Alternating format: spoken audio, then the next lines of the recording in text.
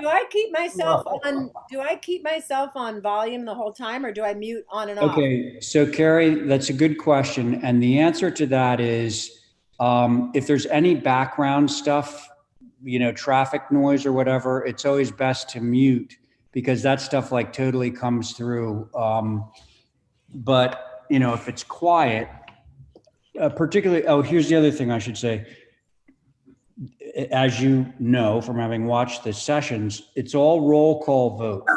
The one thing that it would expedite is if you are muted and you're on an application and I start doing the roll call, unmute. Okay. I'll say Carrie Thornwell, and then, if you're muted, I can't hear you say, yeah, I, so Okay. unmute, and then we can hear you say I, and then I can just move it forward. Okay. But I'm sure you'll pick up. I'm sorry to use this time, but the other thing I'm concerned about is seeing That's the the door. drawings well. Seeing what? The drawings well. Well, so here you go. Holly Backus is manning the drawing thing. Mm-hmm. And so she'll put it up on the screen and she'll sort of scroll down while the applicant is describing what's happening. And then if any member says, oh gosh, like I'd like to see the north elevation again, then she'll scroll back to the north elevation. Okay. Or boy, I'd like to see that up close, she can scroll in. So she basically is responsive to what the board members are looking for on a particular drawing. So. Got it. You guys are live. Stephen Welch, oh, thank you. So Stephen Welch has just joined us. So I'm gonna get this going. Hey, everybody. Hi, Stephen. Hi. Hi. Welcome, Carrie. Thank you. So folks, I'm going to read my script that Governor Baker provided me with. As a preliminary matter, this is Ray Pohl, Chairman of the Nantucket Historic District Commission. Permit me to confirm that all members and persons anticipated on the agenda are present and can hear me. Members, when I call your names, please respond in the affirmative. Val Oliver. Here. Thank you. Diane Coombs. Yeah. Thank you, Diane. Hi. Thank you. Stephen Welch. Hi. Thank you. And Carrie Thornwell. Yes, I hear. Thank you very much, Carrie. And Yeah, this is Ray Pohl. For the record, I'm on. And staff, when I call your names, please respond in the affirmative. Kathy Flynn. Hi. Thank you, Kathy. And Holly Backus. Present. Very good. And I just noticed that Abby Camp is wanting to get in, so I just let her in. So let's make sure that we get her on as a board member that is present. Abby, can you hear us? Can you hear me? She's muted. Oh, Abby, if you can hear me, please unmute. Yeah, I'm just trying to, my something's screwy. Well, that's okay. Just say aye because we're entering who the members are. Aye. Okay, thanks, Abby. Okay, so those are all the members and anticipated staff. Anticipated speakers will be announced as they appear. Good afternoon. This is an open meeting of the Nantucket Historic District Commission. It's being conducted remotely, consistent with Governor Baker's executive order of March 12, 2020, due to the current state of emergency in the Commonwealth due to the outbreak of COVID-19. In order to mitigate the transmission of the COVID-19 virus, we have been advised and directed by the Commonwealth to suspend public gatherings. And as such, the governor's order suspends the requirement of the open meeting law to have all meetings in a publicly accessible physical location. Further, all members of public bodies are allowed and encouraged to participate remotely. The order, which you can find posted with agenda materials for this meeting, allows public bodies to meet entirely remotely so long as reasonable public access is afforded so that the public can follow along with the deliberations of the meeting. Ensuring public access does not ensure public participation unless such participation is required by law. This meeting will not feature public comment. And for this meeting, the Nantucket Historic District Commission is convening by video conference via Zoom app as posted on the town's website, identifying how the public may join. Please note that this meeting is being recorded and that all attendees are participating by video conference. Accordingly, please be aware that other folks may be able to see you and to take care not to screen share your computer. Anything that you broadcast could be captured by the recording. All supporting materials that have been provided members of this body are available on the town's website unless otherwise noted. The public is encouraged to follow along using the posted agenda unless the chair notes otherwise. So we're turning to the first item of the agenda, but before we do so, permit me to cover some ground rules for effective and clear conduct of our business and to ensure accurate meeting minutes.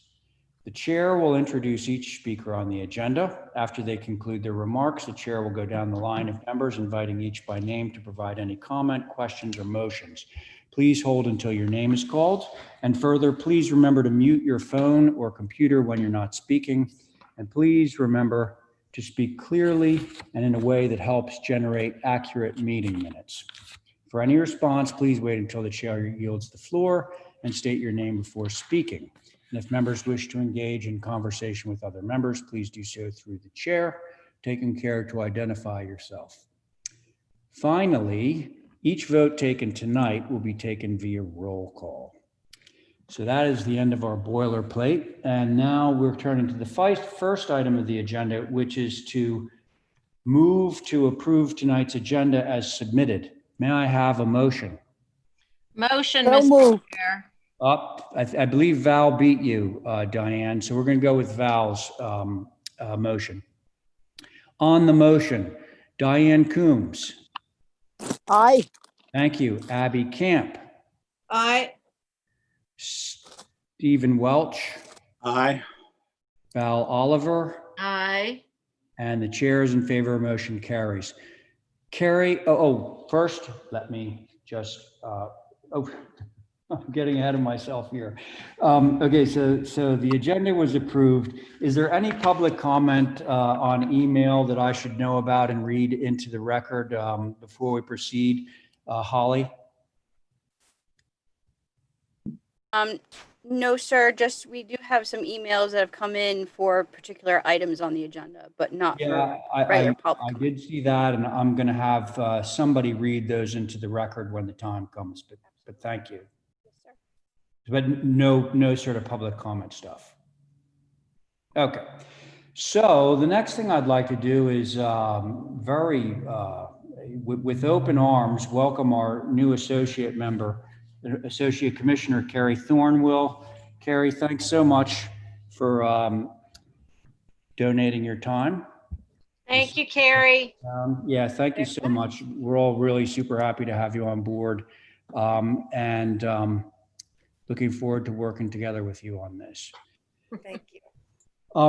Carrie, just FYI, so the boards generally, and I'm telling you a lot of what I'm sure you already know, but so generally we have a 5-member board on each application, unless it's an old business application where the board has sort of gotten drawn down to a lesser number because of absences and so forth. So what's going to happen tonight, because we have 4 regular members and we have 2 associates, is generally what we do is we alternate associates on any new business items, okay?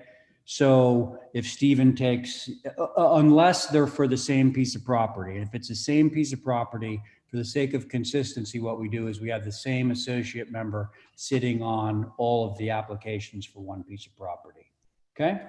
So as of right now, we're going to alternate, or I will alternate between you and Stephen sitting on an application, okay? Okay. So the next order of business is the consent agenda, and before I even started that, I would really like to thank Val and Stephen Welch, who assisted in reviewing all these applications, and were able to get a fairly extensive consent agenda, which certainly saves us handfuls of time, which we really need right now with the amount of applications coming in. So really, thanks so much, you guys, for helping out with that. Thank you. Really appreciate it. So now we're on to the consent agenda, and Val clearly needs to recuse, and Ray clearly needs to recuse. Does anyone else need to recuse that you're aware of? Okay, so I don't see any I else. don't either, Diane. So what I would like you to do is I'd like you Ray? to, yes? Sorry to interrupt. I do have one on there. Which one is it, Carrie? It's blah, number 15. 15. Okay, Is that, yeah, all right. So let's see. So we have Stephen is open. We have Abby is open. Diane is open. That is a quorum. So theoretically, we could proceed with the quorum with Val and myself and Carrie recused. Should we just do that? Okay, I'll make a motion to approve the consent agenda. Oh, am I No, muted? no, you're not muted. You got it. So, but Diane is chairing this because I'm recused. Okay. Madam Chair, okay. Yes, uh, yes, can I make Abby, that? that motion, yes. Yes, can I make that motion to, okay, the consent agenda? No problem. Okay, Thank you. Steve. Stephen. Let's see. You're Steve- muted. I am muted. Aye. Okay, Abby, aye, and I also chairman. Great. So that should take care of that. It does, Diane. And- Thank you very much. So now we have consent with conditions, and Val would need to recuse from this, but I believe that Val is the only person that needs to recuse from consent with conditions. So that would leave a board. I think so. Yeah, I'm pretty sure. So that would leave a board of Stephen, Carrie, Abby, Diane, and myself. So I Right. think we can move forward with that board on this. Would somebody care to make a motion on consent with conditions? so moved. Thank you, Abby. On Abby's motion, Carrie, Aye. thank you. Stephen, Aye. thank you. Diane, Aye. thank you. Abby, Aye, great. And the chair's in favor, motion carries. Okay, great. Thanks again for helping to review that stuff, Val and Stephen. We now have one sign application. Kathy, can you give us a little heads up on that? What's going on? It was approved with conditions, basically. Well, with sign advisory comments. So we can do an approval as per sign advisory, correct? Yes. Okay, so how Yes, about, I so moved.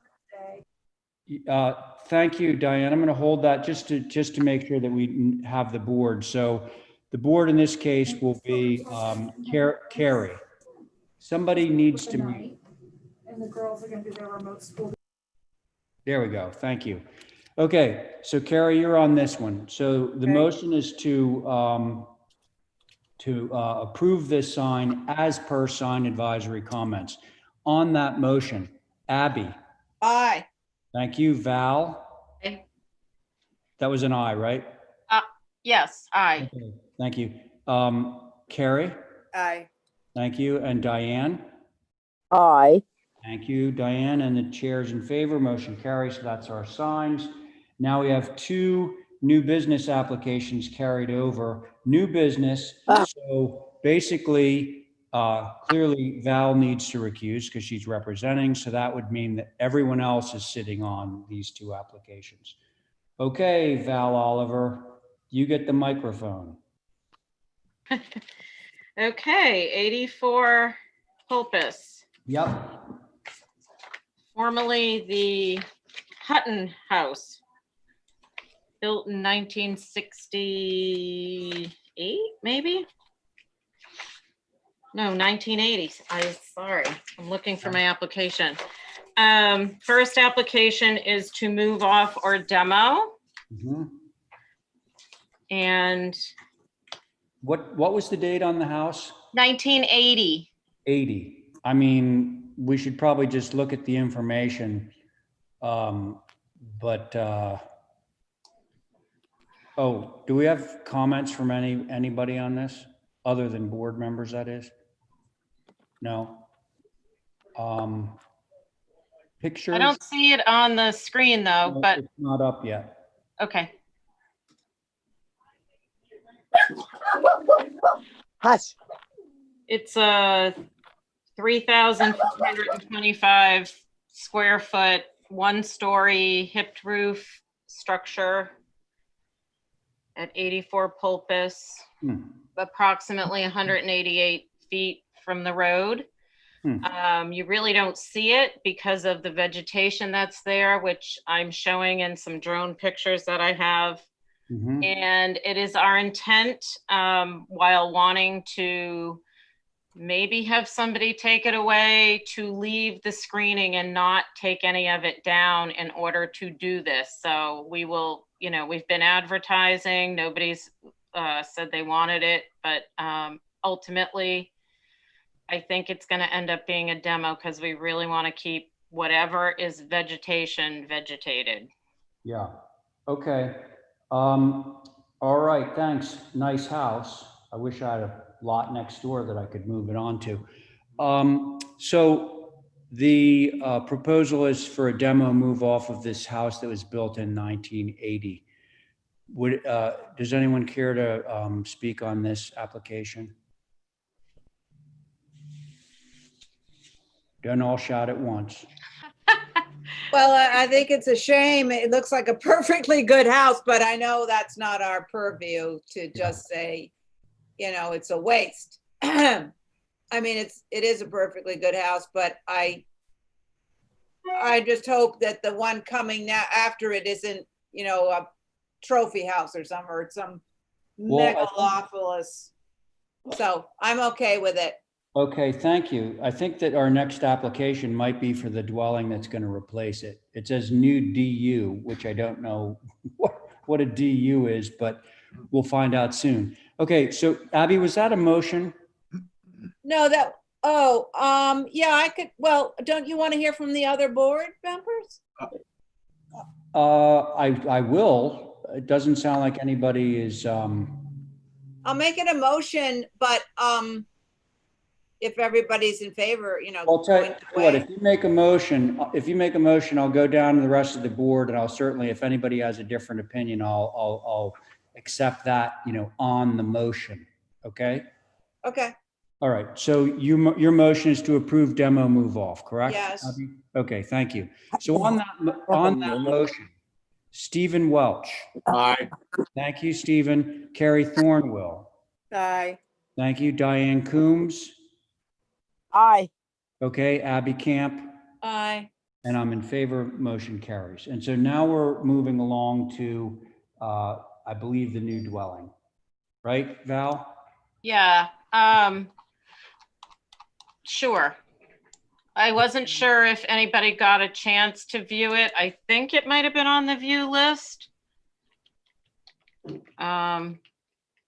Well, is it going where the house we just approved for? It's actually coming a little bit, tiny bit forward, like maybe, Oh, I 20 see. feet, so that it's, the house that's there presently sits on a precipice that then slopes down.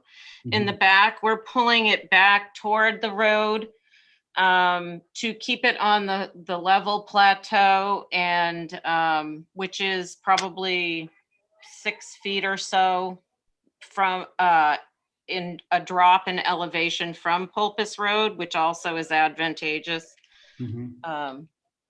Okay, So let's take a look.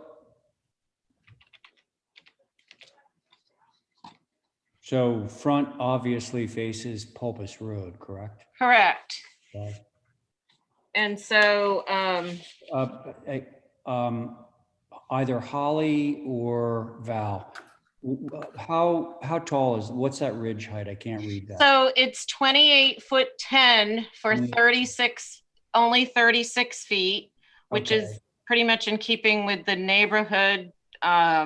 in the immediate area. I did send them a PowerPoint, but I wasn't sure if that would be advantageous to use or have you guys view. So the bulk of this structure, 30 feet of it to the left of the front door is 16.8. Okay. Single story, clearly. 2810 is just the main box, and then it dies down from there. The next ridge down for 8 feet is 26.1, and the farthest right is 23 something, I think. Okay. So while that is the overall main height, the bulk of the building is grounded and lower. And let's see what you guys think, or if you want to view, and we'll put polls up. So let's scroll down and see the rest, although I think really the only side that's visible will be the side facing Pulpus Road. And I think that would just be the roof Uh-huh. of the main structure. Tend to agree. Hey, Val. Yeah. I'm just curious, why is the first floor that's underneath of porch rendered as shingle, but the rest of it isn't? It's supposed to be a shadow to show that it's like open below. Okay, got it. So actually on that rear elevation, the north elevation, that 4-bay thing actually is not under a roof. It sort of projects forward, right? Yeah, above the writing, you mean? Yes. Yeah. Okay. That's just a bump. Yep. Got it. So maybe the shadow was a bad idea. I don't know. No, I was just curious because it was Yeah. a little different than the rest. Okay, so those are the 4 elevations. Colors? I'm looking for my application. Help me out here, guys. Black sash, gray trim. What's that? Black sash, gray trim. Thank you. Wood roof. And a wood roof? Yeah. All right. Okay, I'm going to open it up to the board now. Anybody? Mr. Chairman, had I put this on consent, I would have asked the applicant to downsize the gable window in the north elevation and the uppermost portion of the gable in case it's visible from Rabbit Run Road. Downsize on the north elevations. Can we see the north? Oh, there it is. Rear. Oh. Just ever so slightly, maybe 3 or 4 inches in width and height. Actually, yeah, the pane size doesn't really match the pane size of the other ones. Yeah, and that was actually noting the lack of visibility. And it's a nice design. Yeah, okay. Well, good point, Stephen. Thank you for the comments. Let's see, Diane. I think that it's going to be hard to see going down Rabbit Run and whatever, because the land goes up and down. It's very uneven along there.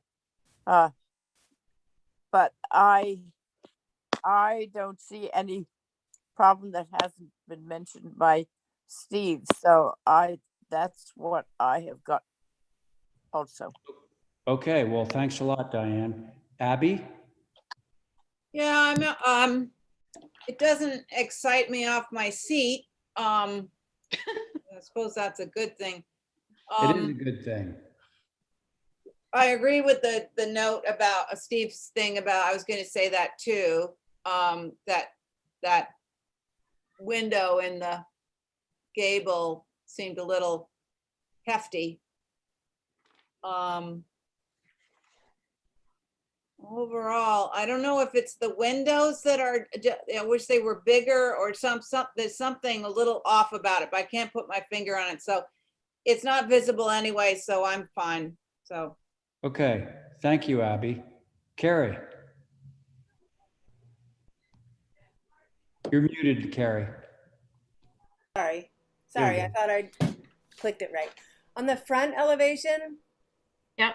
I think it would look better without the faux corner board. On the right-hand mass, the middle size mat, yeah. Is that a faux corner board, Val? It is. I just think that, Yes. yeah. where the little arrow is, where Holly's arrow is, that's basically underneath that window, just to the right of that, Yep, that's a flush corner board. yep. And that can actually go away, well, in my I think opinion. I think it accentuates the narrowness of that piece, and I would say it's not necessary. Okay. Good point. Okay, well, thanks, Carrie. And I think that Holly, if you could just scroll down for a second, I have a thought. On this big window, this gable end window. Yep. Val, how would you feel about just using the same size 4-light window that you have in the garage mass there? Sure. You know, then it's scaled down and it's Yeah, consistent. that's fine. Okay, so I think that we could probably approve this if we took that window that's in the gable end on the, or the gable facing north, and had it match the window in the other gable, the single story gable. And then we did away with that extra corner board on the south elevation. I think we'd be good to go. Would somebody care to make that motion? I'll make that motion. Thank you, Diane. On Diane's motion, Stephen. Aye. Thank you. Carrie. Aye. Thank you. Abby. Aye. Great. Diane. Aye. And I'm in favor. Motion carries. Okay, great. True. So we just knocked off our new business carried over. So we're already on to number 7 of the agenda. Wow, we're just totally Holy moly. really killing it. Okay, so this is old business carried over. First application on the old business. I'm not on for whatever reason. I don't know. Maybe I wasn't here, but Diane is chairing. And it is apparently it's Val and Stephen are the other 2 members. So Diane, it's to you now. Thank you. Yep. Thank you. Thank you. Thank you. Okay. Do we have the new drawings up? Thank you. What did you change between the last viewing? Well, Stephen asked if I would put in where the trees would be, or the bushes, and also Yep. shade in where the guest house would block it from the street view. And so that's what you have before you tonight, is the alley of the trees. And in the photographs, you can see they put in some temporary cedar trees they're only about 8 feet tall, but when they get much larger, you can see way in the back on the upper street. That's how tall they get. And so you can see that you can't see any of the ribbons. You can't see any of the edge markers of where the stone walls are.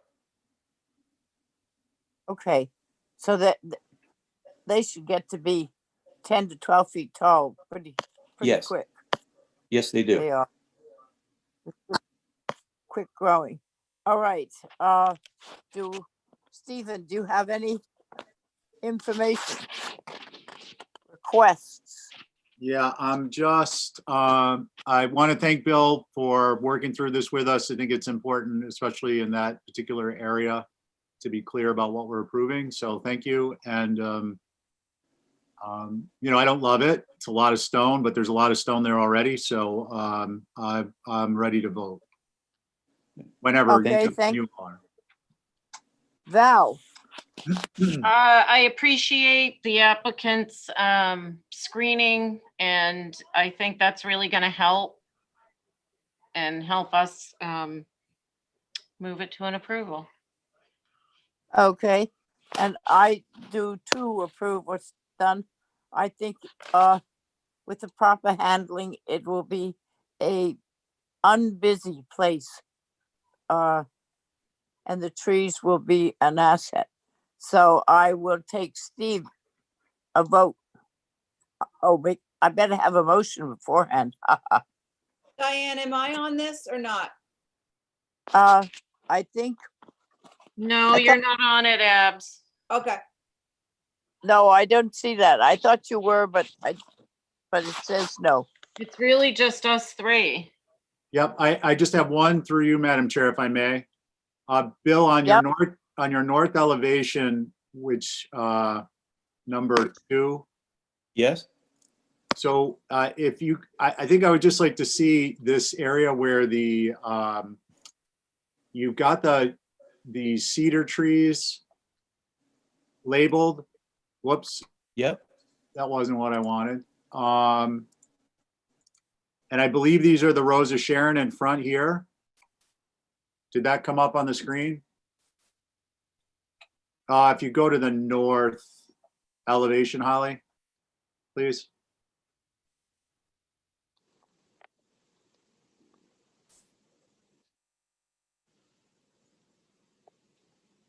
That was the north elevation. Oh, I tried to see if it came up on the screen in the YouTube, but it didn't. Sorry, Yeah. I left you. Oh, okay.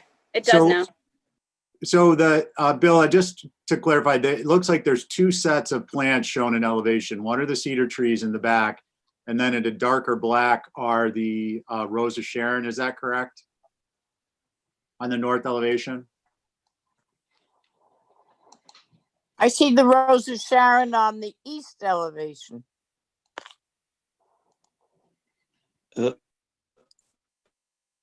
Why is this Sorry. back? These were frozen for a moment, so I didn't hear any of that. So in the plan, the Rose of Sharon are shown forward and adjacent to the drive of the wall and the cedar trees.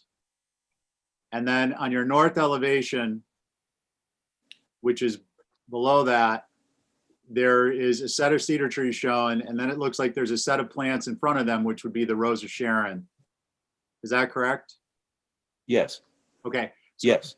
I would ask that those be labeled and make them like a light gray or something, just so they show up on the plan, because otherwise it only shows the cedars, which are behind the wall, versus the Rose of Sharon, which are in front of the wall. Correct? Okay. Yep. But yeah, and it's already labeled like that on the plan itself. Right, but the elevation. But that was the only icon I had for the trees. The elevation doesn't show the Rose of Sharon in the north elevation. It shows them darker than the cedar trees, but they're not labeled. Right. And on Okay. my, Sure. in On our plan they are, but not in the elevation. Yeah. Right. So that would be my only comment. Okay, so how are we going to make this a motion and approve what he submitted plus what you have asked for? So I would make that motion if you'd entertain it, Madam Chair. I'll entertain it for sure. Okay, great. So motion to approve through staff with the north elevation amended to show the Rose of Sharon in front of the cedar trees, in front of the stone wall, and adjacent to the drive. Right, now I see it. Now I understand it. Thank you, thank you, thank you. Val, Aye. Stephen, Aye. and I am an I also. Thank you very much. Thank you, Bill. You're welcome. Thank you, guys. Thanks again, Bill. You're welcome. Thank you. Okay, so next up is 26 Westchester. Mirka representing this, I saw her on board, and the board on this one is myself, Diane, Abby, and Stephen. Okay, let's see, Mirka, let's wait until we get your stuff up on the screen, and then you can tell us what's going on.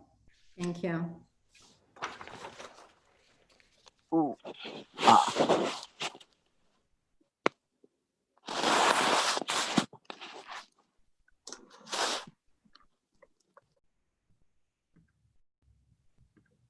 Oh, shoot.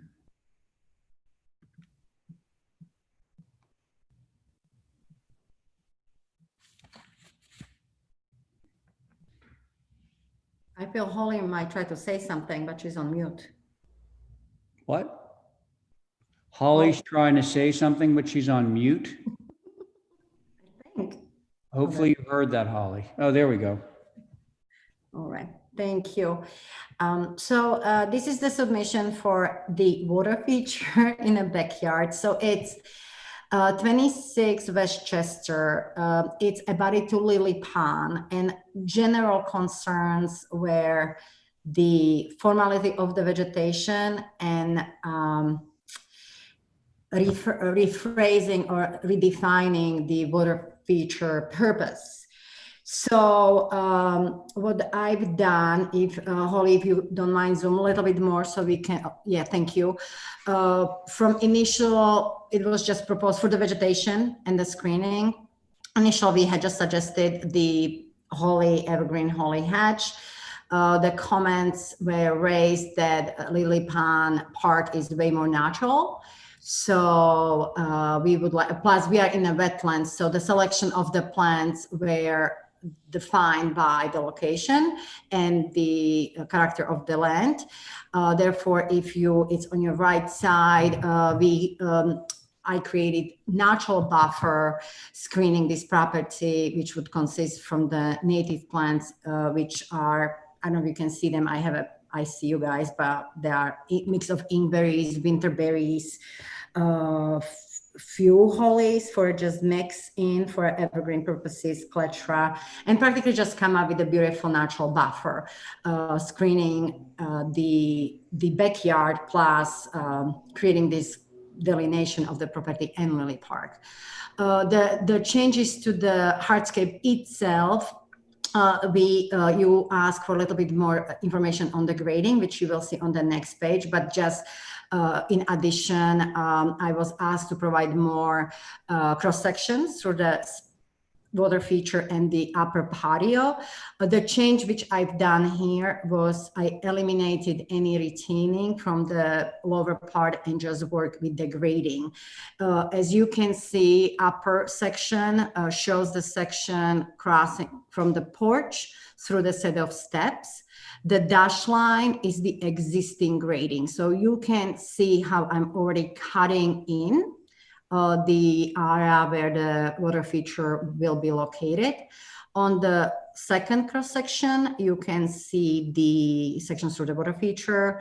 Again, we'll have a little retaining of the upper patio where the water feature will be installed and spill over to the lower receiving pool, and the grading after that is brought up to the water feature, which would be fully planted at the same time.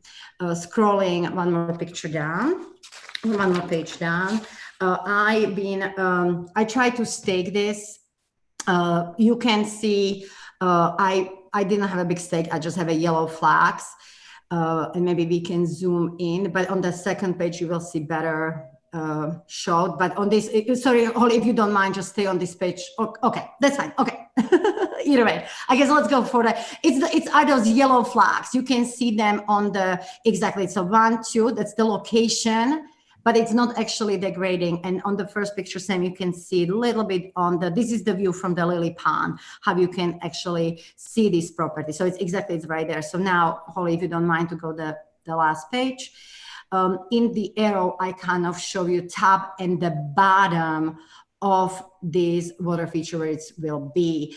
As you can see, the top is where the lawn is right now situated. Then I'm cutting into the lawn another 18 inches, and practically all the area of this upper lawn is going to be taken for the medium area. The lawn will be untouched, and the planting, which is right now already hugging this lawn area on the top, will be spilling and filling in even in the front of the water feature. So I created 2 layers of the screening. One is directly along the property line, combination of the native plants to create beautiful buffer. The second is the planting right directly against the middle level where is the water feature located. And I hope this explain the project and address the concern of the board from the first meeting. I think it does.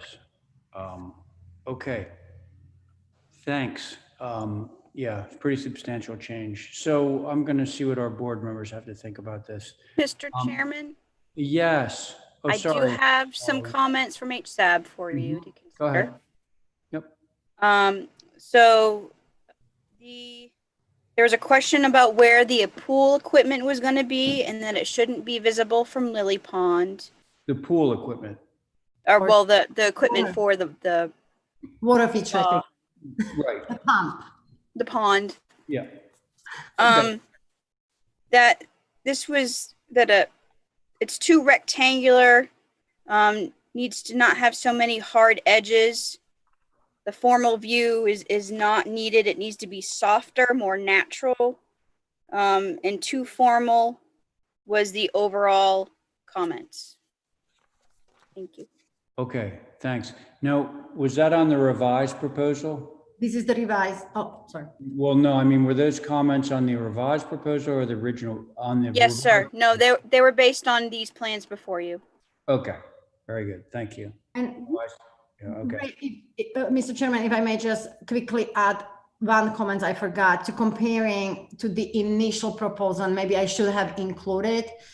The water feature was rotated the 90 degrees and it was going closer to the lily pond and was more pursuing. So I even rotated it and put it closer to the house at the same time.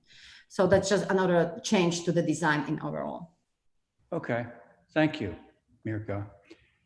All right, and thank you, Holly, for those comments. Okay, board members, let's see. Abby, comments? I agree with HSAB on this. I think it's looking back from the Lily Pond up to this house, I'd like to see a lot softer approach.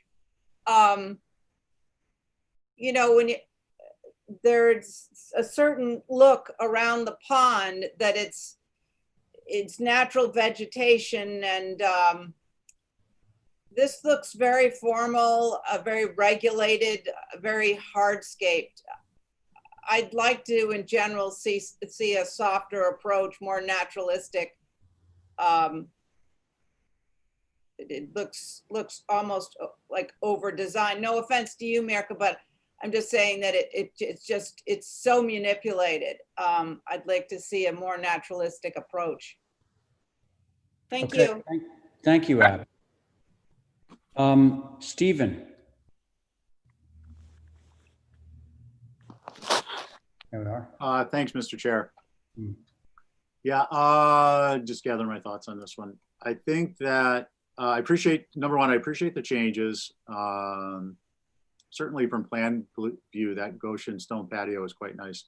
I think softer edges on if Mirka, those granite risers are meant to reflect what would be installed. I think those will be visible. So any vertical, any plane where you have a corner meeting a horizontal and vertical plane made of granite, I would think that that would need to be like an antiqued edge. I do believe that otherwise, based on the natural screening and any other additional vegetation that's been proposed, that the water feature itself won't be visible. So I guess those are my comments. Thank you, Mr. Chair. Thank you, Stephen. How about you, Diane? I agree with Abby on the more naturalistic walls and whatever. I think that the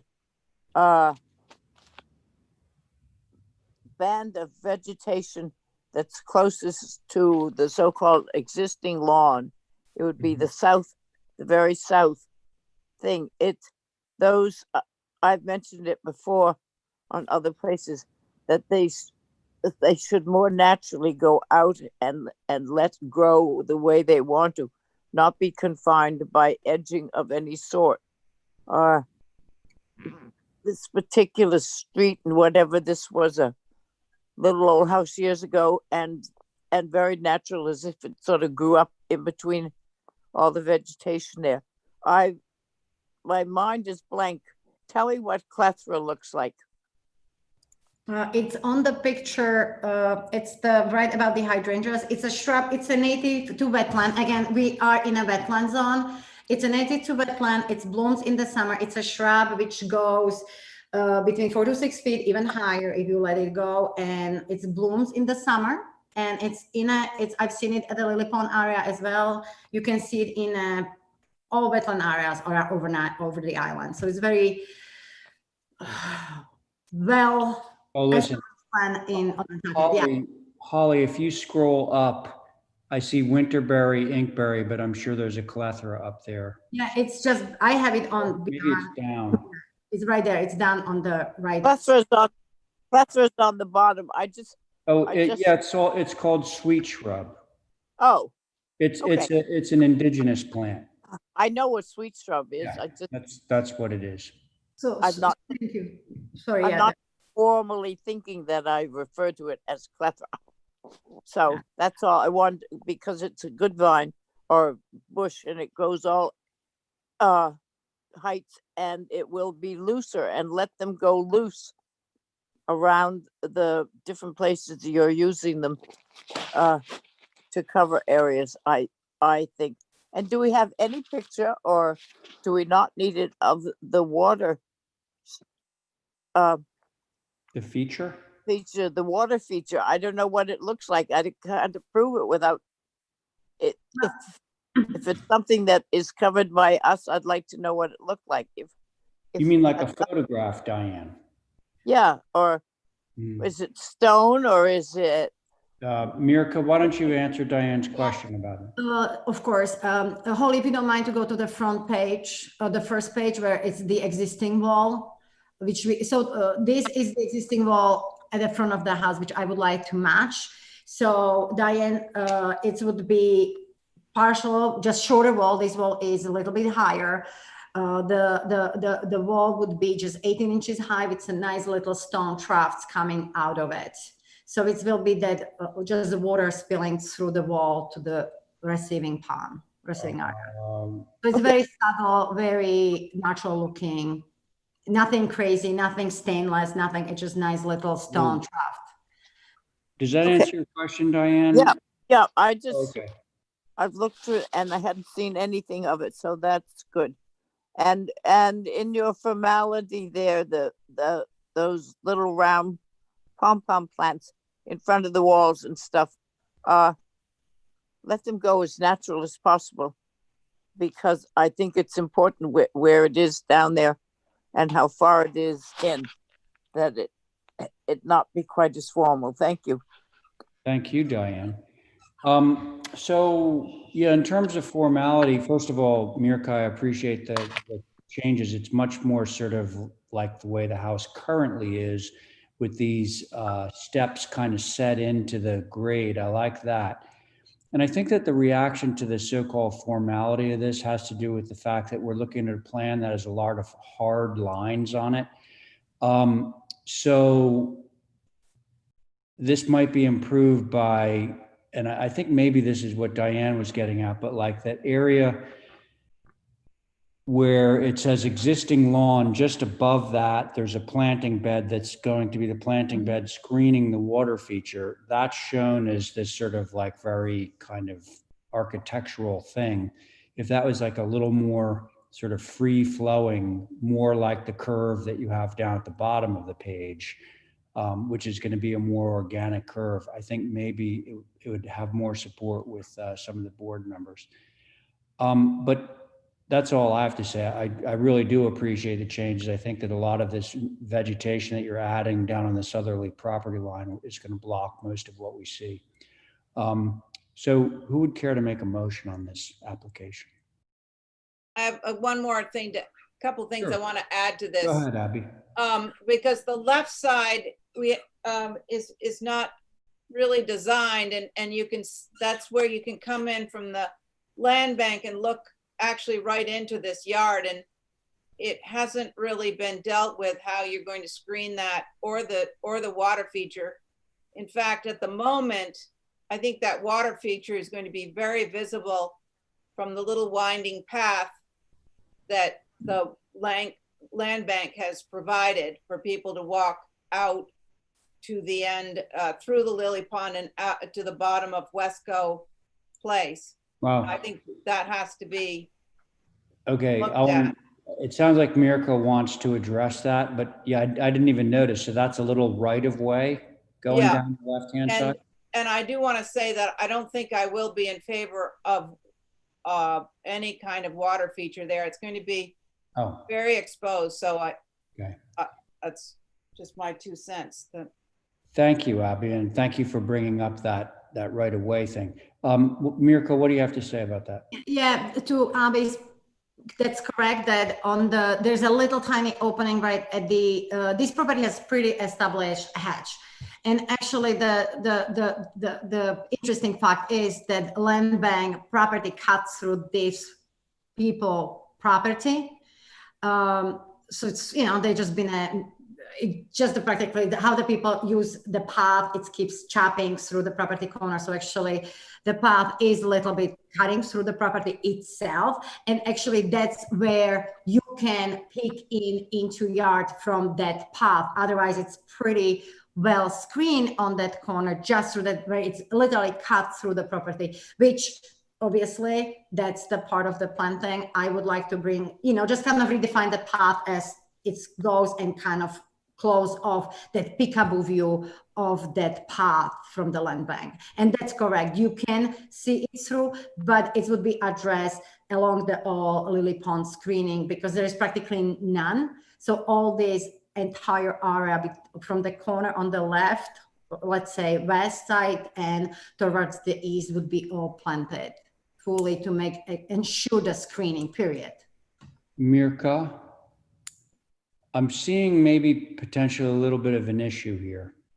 So correct me if I'm wrong, but the black dashed lines, particularly the ones that go up the left-hand side of your drawing, indicate where the official right of what that one. Yes. No, that's just a setback. That's bad print. That's just a setback. The right of way, just to correct, it comes from the other properties from Westco. I don't know if I have a GIS map, but there's no access along this property. That's just my setback line. I was just checking. Oh, well, you're doing yourself a disservice because I know that's it certainly looked like okay, Westco is right. I see Westco. So it's cut through the end of the Westco, kind of along through as you see that green line. I see if I can. We need to zoom in just a little bit on that, Holly. I can maybe right where you are and zoom in a little bit. I might try this trick what Matt McEachern did last time. Maybe I can use it's this way. Comes this way in this corner. Well, I'm not seeing. That. That's that path what Abby's referring. There's nothing here. There's just a little bit path here. We just cut in this corner and then leads to all right. So that's way down the bottom of the property. Absolutely. So this is that little opening, which definitely would be part of the screening. Screen buffer. Thank you. Thank you for the clarification. Mr. Chair, I think this needs a view. I honestly do. I don't know. I don't think that we know what we're looking at here. And I think you should have to go in, you have to go into the lily pond and look back. It's a sort of a shared property that everybody walks around. It's very subtle the way people have backed up to the pond, the way they landscaped. And this looks very formal and I think it's worth a view. Abby? Yes. You want to make that motion? Yes, I do very much. Okay, so Abby has made a motion to view this. And I would just say, Mirka, too, like if you want to move it along and expedite, there also seems to have been some discussion about the formality, the edges, and things. So for what it's worth. Okay, so on that motion, Diane. Hi. Thank you. Stephen. Just a brief, very brief discussion. Yeah, right. So I would just suggest that perhaps along with addressing the formality, as you said, Mr. Chair, Mirka, if you could put in maybe a couple of posts or something to show where you're going to be enhancing and creating the privacy screen. Maybe some marking tape or something strung between them at the approximate height. of what will be there. I think that that would be helpful for us in a view. So I would ask that we include that in the motion if possible. Okay, so I'm just going to make sure that Abby's okay with adding that to the motion. I'm sure she is, but are you, Abby? Yes, I think that would be very helpful, especially the water feature. Yeah. Okay, so on the modified motion, Stephen? Aye. Diane? Aye. Thank you, Diane. And Abby? Aye.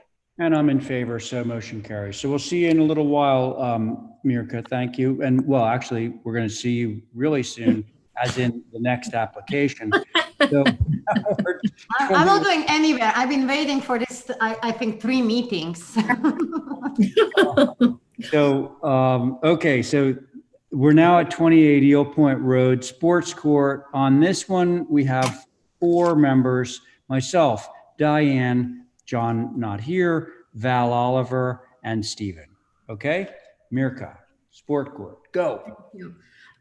So I guess because the character of the project, the major concern, first of all, beside the visibility and the location, was the grading proposed and grading approved, and mark up how we are addressing the change. So just to walk us through the plans which I provided. So this is the proposed, which is already a little bit altered from initial first application. I already adjusted the grades, but just to understand the plan, the green is all what is vegetated and reinforcing the screening. The orange line is proposed grading. The darker like gray line is the like pre-existing pre-construction grading we were working off. That's just to understand this plan. If you scroll to the next page, this will show this is going to be a really busy plan, and I know I did it for Steve only because he loves this stuff. I overlay the propose as part of the submission with which is a red color, with the red lines, which is the initial grading, which was submitted when the house was getting approved. Okay. So, this is really messy. Once you zoom in, it's all makes sense. You just have to really analyze it. But there is a cross section above it, which again illustrates in a dash line. So this is the house and the garage and the cross section. And Holly, if it's possible to zoom a little bit more into cross section. I can't read the writing, and I wish I could, because all these different I can lines. zoom it a little bit. Yeah, I want to zoom it a little bit. So and if you send us, that's perfect. If you can just move it a little bit higher so we can see that. A little bit to the left. To the left. So the house and the garage, that's where it was approved, and I didn't alter that grade. As you can see, it's the consistent with every another line on the plan. The dash line suggests where the existing grade kind of was pre-construction. Then the red line suggests how the grade initially dropped when we didn't have a sports court. The dark black line is the line where I would like to have it now. The blue line is, and this is where the change happened. Initially, when I came in front of you in May, the sports court was at the 32 elevation. And you've been asked if the 30 is the pre-existing grade, work with the existing grade. So I dropped the sports court to 30.5 just because of the drainage. So I dropped it 18 inches. And at the same time, the blue line shows how the grading was proposed then in May, and the change to the grading I've done to this submission you have in front of you. I still would like, I can make it work without any grading, that's correct. However, I feel to filling that little bump out, the difference between the space between the red and black line, allow for this property have a little bit more consistent stretch look so it doesn't feel so steep, and also allow for a little better screening of the court. And at the same time, another change was initially I had 4 feet retained for this court, I dropped that retaining to 24 inches only. So I negotiated the grading. I dropped the sports court. I negotiated the fill. I negotiated the retaining, and I am beefing up the planting along the sports court, which at the end of the day is approximately 262 feet away from Hill Point. So, and I hope this, I hope at least, because it was, the application was just confusing because of the grading, and I tried to make this as clear to understand where we were, where I was 6 months ago or 4 months ago, and where I am now, and see the changes which I try to reflect to get this in front of you. Okay, thank you, Mirka. I also noticed that John McLaughlin has joined us. Nice to see you, John. Now, John is on this application. So, John, did you come in? You're muted right now. Let me see if I can unmute you.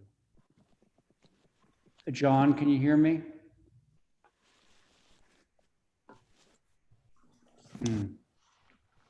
I just want to see whether he came in midway through that discussion. Mr. Chair, he was actually here for the whole discussion. He was. Okay. Yes, sir. Yep. All right. So I'm going to ask for his input on this because he is sitting on it. Okay. So, hey, Stephen, why don't we start with you, because I do recall that you had some concerns about the grading. Would you care to start? Sure, Mr. Chair. Thanks. So Mirka, I appreciate the additional information. I think that this really is the standard we need for these type of applications. Just mention that in passing. I am concerned about the grade change. I think that the elevation on the screen kind of tells the whole story. And my concern isn't just because it's in this one vertical plane, it's because it extends around the front of the house. If this were towards the rear of the house, if you were looking in plan view that this grade change occurred, as opposed to up and across the up to join and expand the height of the front yard area, I think I would have less concern. But this is just hand in hand. I'm not going to get on my little pedestal with a house on a hill. This is just making more of a hill, and it's not really honoring the existing topography. And I think that that's, at least for me, that's problematic. So those are my comments. Thank you, Mr. Chair. Thank you, Stephen. How about you, Val? Actually, I went out and took a picture, which I just sent to Holly. I don't know if anybody's interested in looking at it, because I think that will help. Let's look at it. Yeah. If Holly can you? Yeah.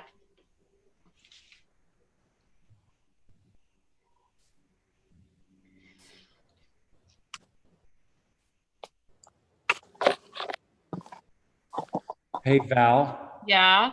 Just so as not to keep us all in suspense, what will, oh, here we go. I was going to ask you what Well, so my question was actually going to be with regard to this photo that I took from the road yesterday, is where the van is, where the sports court is going, because I just can't really tell what's going on here. It looks like there's a mountain next to it. And so I don't have a comment until I really understand what's going on over there. So Mirka, can you? So that's correct, Val. That's exactly correct. It's a little bit deeper, but it's exactly where the van is moving forward. It's, I mean, farther away from the Hill Point. So it's really, I'm on attack. It's in the location of the existing driveway, which this driveway is going to be relocated and removed. Yeah. The driveway will be cut through the middle of the meadow, where you have those black tracks. That's the septic leaching field going to be. But yes, this driveway is going to be removed, and where the van here is, there actually was initially big vegetation pre-existing, which got removed because of the excavation and everything else. But that's correct. I would like to tuck this sports court as close to this existing vegetation. Again, I am working with the wetland buffer lines. So this is as far as I can go with the sports court and stay out of 50. And that's when I thought kind of bring the berm a little bit closer to the sports court and wrap around it to just help. It would just help with the initial screening. I don't need to do nothing with the grading, and I can just do everything based on the vegetation. And I surely can just do that. I just really actually thought by a little stretching in the mount will allow for easier. I know what Steven's concern is of the house on the hill, and I feel steeper the hill is, more pronounced it is, the feel of it is. So I just want to belly up a little bit more the grading, so it's actually, beside its help with the sports court, be tucked in more. But I also feel it's improvement in a general landing that house on this higher elevation. And it was very steep, and that's correct. I just thought to kind of little massage it and bring that grade a little bit around it more. Okay. So with that in mind, sorry, because I don't have the plan in front of me. I prefer to have this screened, and so we don't know it's a sports court, and I almost would rather have you keep it at the grade that it's at and just plant out in front of it and have some sort of stair to the main level rather than keep bringing the grade up. Does that make sense? She won't need a stair. Well, if she brings the grade up, she won't, but if she leaves it like where the van is, then and you correct, Val, I have a little path at the on the plan. If you know, there's a little path in a back to access the sports court, so it doesn't really, the sports court will be accessed from the back, not from the street side. So yes, I will have a little path in a back. And as I said, I just thought with a little bit grading, like 24 inches, I just would be initially more successful to screen the 8-foot tall fence. But again, I am comfortable to just work with the existing, with the natural vegetation and just keep the grades where they are and just really plant it. What I intended, what is part of the submission, just to take buffer and screen the court with the plants. I just will use the height. I will just use the plants. Okay. How about you, Diane?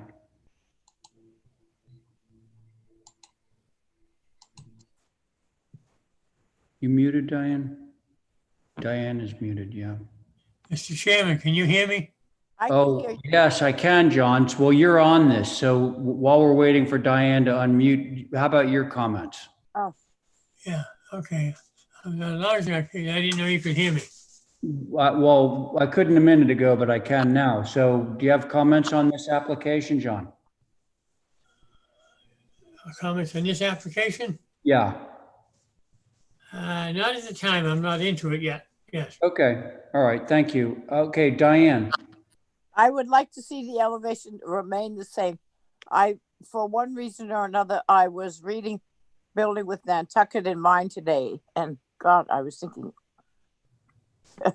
we got to read it ourselves. But anyway, the house is built on the highest part, which we're not supposed to allow, and the dropping of the land makes it look even taller on a piece of land. So I would like to see the land stay the same, not at the same elevation, and not dig it out and cover it with, I hope, the rebuilding of the vegetation in that whole area, because it looks to me, from seeing America's photographs and stuff, it's been stripped, unfortunately, to such an extent that it's kind of too bad. So that's what my opinion is of it. Okay. Thank you, Diane.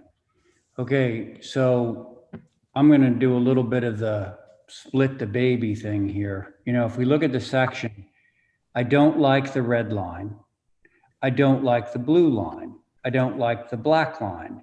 What I like is if you went midway between the red line and the black line, so that you're introducing a slight amount of fill, but it's only to make that feel less concave than it's looking, the red line that is. So I'm sort of, it sounds like most people are interested in not having any fill. I'm having just enough fill so that it doesn't look like a scoured landscape. So if that makes any sense, that's my preference. So can somebody give me a motion on this application? Could we have a motion to hold for revisions? Yeah, I think that's like the perfect motion. Thank you, Diane. Thank you. Okay. So on that motion, Stephen.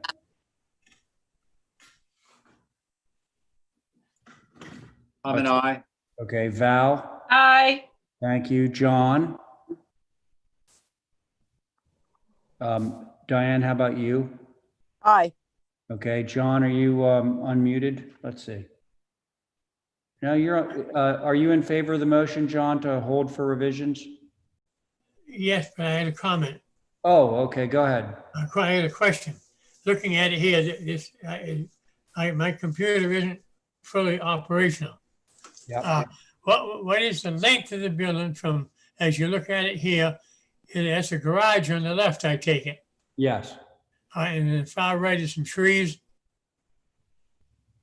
Well, so John, the house and the garage aren't really part of this application. We're talking about a sports court. I'm sure that Mirka could get you the length of the building for next time, but in the interest of moving it forward, so you're in favor of holding the sport court for revisions, right? That was Diane's motion. Okay, I'm trying to find it on the plot plan. Where to go? The sports. But John, you're going to have another crack at this. You're going to be able to. Okay, fine. Right. I'm in favor. So John's in favor of the motion, and Diane, of course, you're in favor of your motion, right? Yes. All right, and I am too, so the motion carries. All right, so we'll see you next time, Mirka. And I'm sorry, I wasn't quite sure if I understood what John was looking for. So I He can wants provide the length of the house. Oh, the length, okay, got it. Ask Matt just to have that information for next. I can measure it, yeah, no problem. Okay, yeah, thank you.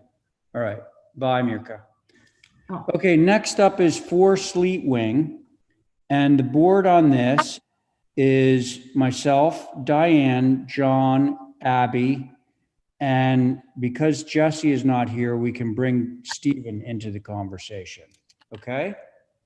Mr. Chairman, I've been asked by Mike Luftweisberg to help to present because he doesn't have a voice at the moment. He is there.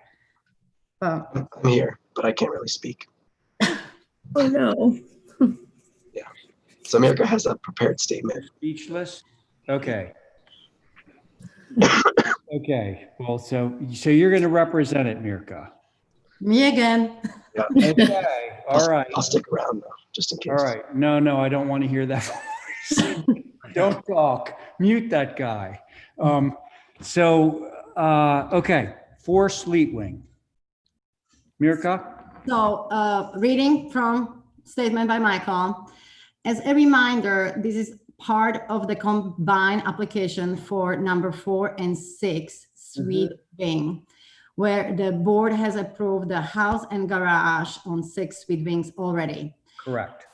We set height walls for the cabana for a viewing as requested after the last meeting. We also revised the north, I don't know if I will follow up, north elevation facing to the street to have additional windows to feel more appropriate. That's what the elevation. And remove the opening in the roof per the request of some board members. Okay. All right. Yep.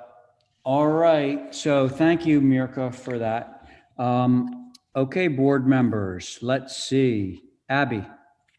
We scroll down to the site plan again. I just want to see the pool in relationship to the.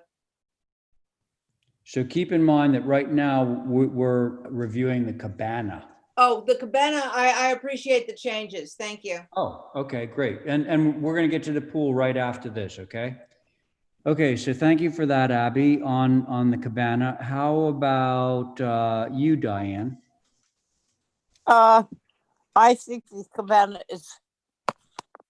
is simple enough, and I appreciate the roof being filled in. Thank you. All right, sounds good. How about you, Stephen? Yep, no other comments. All right, good. John, how about you? I have no comment. All right, so I think we can do a motion on this because I agree that I think that they've taken care of the things that were problematic for me. Motion to approve. As submitted, right? To approve as submitted. Well, Abby beat you to it, Diane, but so are you okay with Abby's motion? Yep. Okay, great. Stephen? Aye. Thank you. John? John?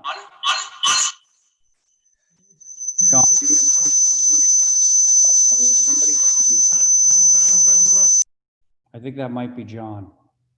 Ooh. John was feeding back.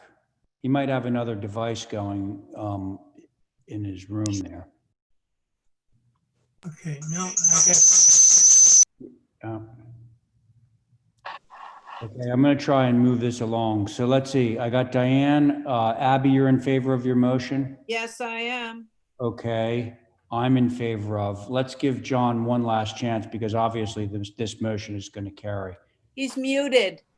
Well, I know, but see when he unmutes, he's got something else playing in the background that's making him feed back.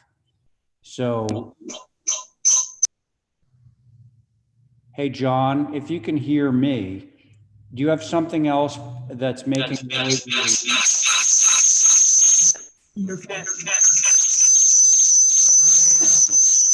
Yeah, we're going to need to mute him. Try again. What? Holly, what did you just say? He was in here twice, so I just got rid of the other one. Hopefully he'll come. I can't scroll. There we go. There, John. Thanks, Holly. Now that I have you, thank you, great. Are you in favor of the motion? The motion was to approve the cabana as submitted. Yes. Okay, very good. So motion carries. That's that. Now we're going to go to the pool on the same piece of real estate. Okay? Mr. Chair, I just wanted to let the commission know that Sconset Advisory did look at this property for these two applications and they had no further concerns. Oh, okay, that's good to know. Thank you, Holly, and I'm sorry I didn't get you on the cabana bit. Okay. So Cool. if I make practically the concern were initially just how, to hold with the pool and then provide more information on the planting. So I added one more page to the submission. So this is the same what you've seen in front of last time. Mm-hmm. So first of all, initially, I think I would like to go on the lower side of this page first, if I may, Holly, which shows the pictures from the street, the view from the street. So as you can see, right in a corner of this property, it's huge growth of sassafras. So we would like to cut this driveway. It's right with the property front. So the driveway will kind of hug through this big growth of the sassafras. And I feel like I have a pretty substantial screening as per starters. And I think that was initial, just not a concern, but why you wanted to view the property in the first place. I would like to work with all this existing. So I already feel I have a pretty good base of creating nice buffer to the backyard. In addition, I included a little bit more information for the planting, which is directly to the pool, a cabana, near the pool cabana, which would be a combination of the privet hedge, the inkberries in the front, which is evergreen, semi-evergreen shrub, which can grow up to 4 or 5 feet, then privet behind, and the grasses are facing to the pool. In addition, any additional natural screening I would use the native plants or like plants commonly used on Nantucket between pines, cedars, bayberries, viburnum. If any additional screening will be needed after the construction is completed. Okay, Mirka, thank you. Comments from the board? Can I start, Mr. Chair? Sure can. I'd just like to thank the applicant for pointing out that there's substantial screening and there will be substantial screening. And when someone is ready or everyone's ready, I will make a motion to approve as submitted. Okay, great. Any further comment on this application? No. Okay, Stephen, I think we can entertain your motion then. Oh, Motion to approve is submitted. okay, Stephen has made a motion to approve as submitted. On that motion, Well, so hold on just 1 second. Steve said he was okay with it because of the retainage of the vegetation. So isn't that part of your thing, Stephen? oh, you mean to keep the existing vegetation? Yeah, that it, Okay, well, fair isn't enough, that- Abby. Yeah, What go ahead, Mr. Chair, I'm sorry. no, you go, Stephen. No, so I'm saying that there is screening, there is existing vegetation and there will be vegetation. And I think that this is not going to be something that's visible, or even if it is, it's not objectionable. It's a small little gable that would be above the vegetation. So I have no concerns. That's why I motioned to approve. I think that there was a question of visibility. Part of that question had to do with an open gable feature that has since been eliminated. I was on this as an alternate, but Steve, we're on the pool, you know. oh, I thought we were doing the cabana. We did that. Oh, well, I would motion to approve the pool like 10 minutes ago then. Okay. well, I'm going to imagine for the same reason because of the vegetation, but Abby, go ahead. no, I just think retaining the vegetation that's there on the street is a good idea. And it, Yeah, along with the, okay, approval. I think we all agree with that. Yeah, Okay. particularly with Well, I this just- huge tupelo grove out there. Okay, so Stephen's motion is to approve this with the understanding that the existing vegetation will remain. On that motion, let's see, Abby, why don't we start with you? Aye. Thank you. Diane? I would say aye, but I want the vegetation to be in place at time of inspection and to remain in perpetuity. Okay. Stephen, are you okay with that language for your motion? Yeah, Yes?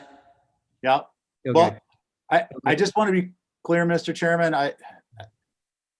In the landscape plan that's shown in front of us, I mean, because we should, I think, be clear, with the vegetation that's shown on the road side of the cabana, which would be towards the bottom of the page, Correct. is what's between the road and that vegetation and the cabana are what's between the pool and the road. So existing vegetation is primarily around the perimeter of the lot. Right, so the only viewpoint would be up the driveway. And Mirka, that is the existing along the circle? Yeah. Okay, just want to make sure. Okay, happy with that motion, thank you. The motion being revised to include the language about, now this is Diane's language now, that would have the existing vegetation maintained at time of inspection in perpetuity, right? Yes, sir. Okay, so now I'm going to do now that motion has been revised. So on the revised motion, Abby. Aye. Thank you. Diane. Aye. Thank you. John. Is John muted? Stephen, let's go with you just for now. Aye. Okay, and I'm in favor. And do we have John yet?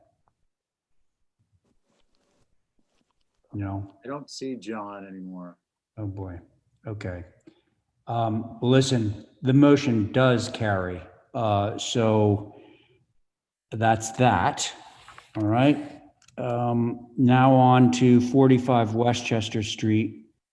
Board being myself, Diane, Abby, Val, and Stephen. Okay, Structures Unlimited. Mr. Chair, I do have HSAB comments. Okay, very good.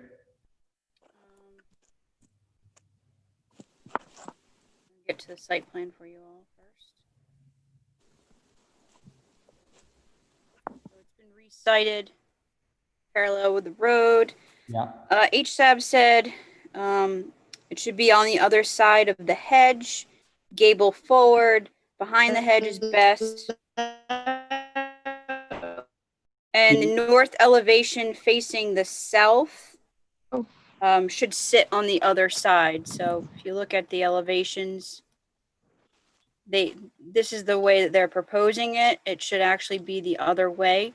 So the south elevation would actually be facing the house, so it's not facing the street. That was the recommendation of HSAB. Yeah, let's make sure that I get this. So if we go back, Holly, and I know you're multitasking right now. So right now, the shed is proposed as being essentially parallel to Westchester Street, and HSAB is suggesting that it be perpendicular, correct? Correct. Okay, perpendicular with the doors facing west, right? Yes. The double doors, that is, the double doors. Correct. Yes. West instead of south. Okay. Now, I'm going to guess that there's a hedge there and that this is breaking the hedge, and therefore that part would be visible like through the hedge so that they're going to access it right directly from the drive. Now, in this case, if you turn, well, there you go. So if you turn the doors to the side, how do you actually access it? Know what I mean? They were saying that you'd be accessing it from the inside of the yard and not through the hedge. So instead of it punching through the hedge, it would be behind the hedge. Correct. All right. So again, this is HSAB recommendations. Correct. Yes, sir. Okay, very good. Just wanted to make sure what they were looking for. All right, now, so board members, I'd like to hear from you guys. Let's see. Just to be clear, it's on the other side of the hedge and we're going to be seeing the roof only, not the doors. Okay, so now Abby, Yeah. there's a difference between what's being proposed and what's being recommended by HSAB, and that's why I was trying to get that clear. So what they want to do, if you scroll down, Holly, there's a photograph that showed this. Okay, so see how that shed, the shed doors are like broken, break the hedge, and you just drive the car up and there are the doors. Yeah. And if you scroll down a little bit more, oh, maybe that's the same thing, just seen from a different perspective. But so that's what they want. They want to have the shed doors face to Westchester and be cut into that hedge. And what HSAB is saying is no, have the shed doors face the house. Yeah. Yeah. I don't like the shed doors facing to Westchester. I thought they were putting it behind the hedge and then they could do whatever they wanted, but. Well, clearly, like if they put it behind the hedge, the doors wouldn't face south because you couldn't open them because there'd be a hedge there. So, Right. Okay, but so you would prefer to follow HSAB's comments, right? Yes. Okay, thank you, Abby. Let's see, Val? I think I need to abstain because I helped Nancy redraw the plan. Oh, okay. That would be a recusal, by the way. Okay. But, okay, so now we are myself, Diane, Abby, and Stephen. So Diane, where are you on this?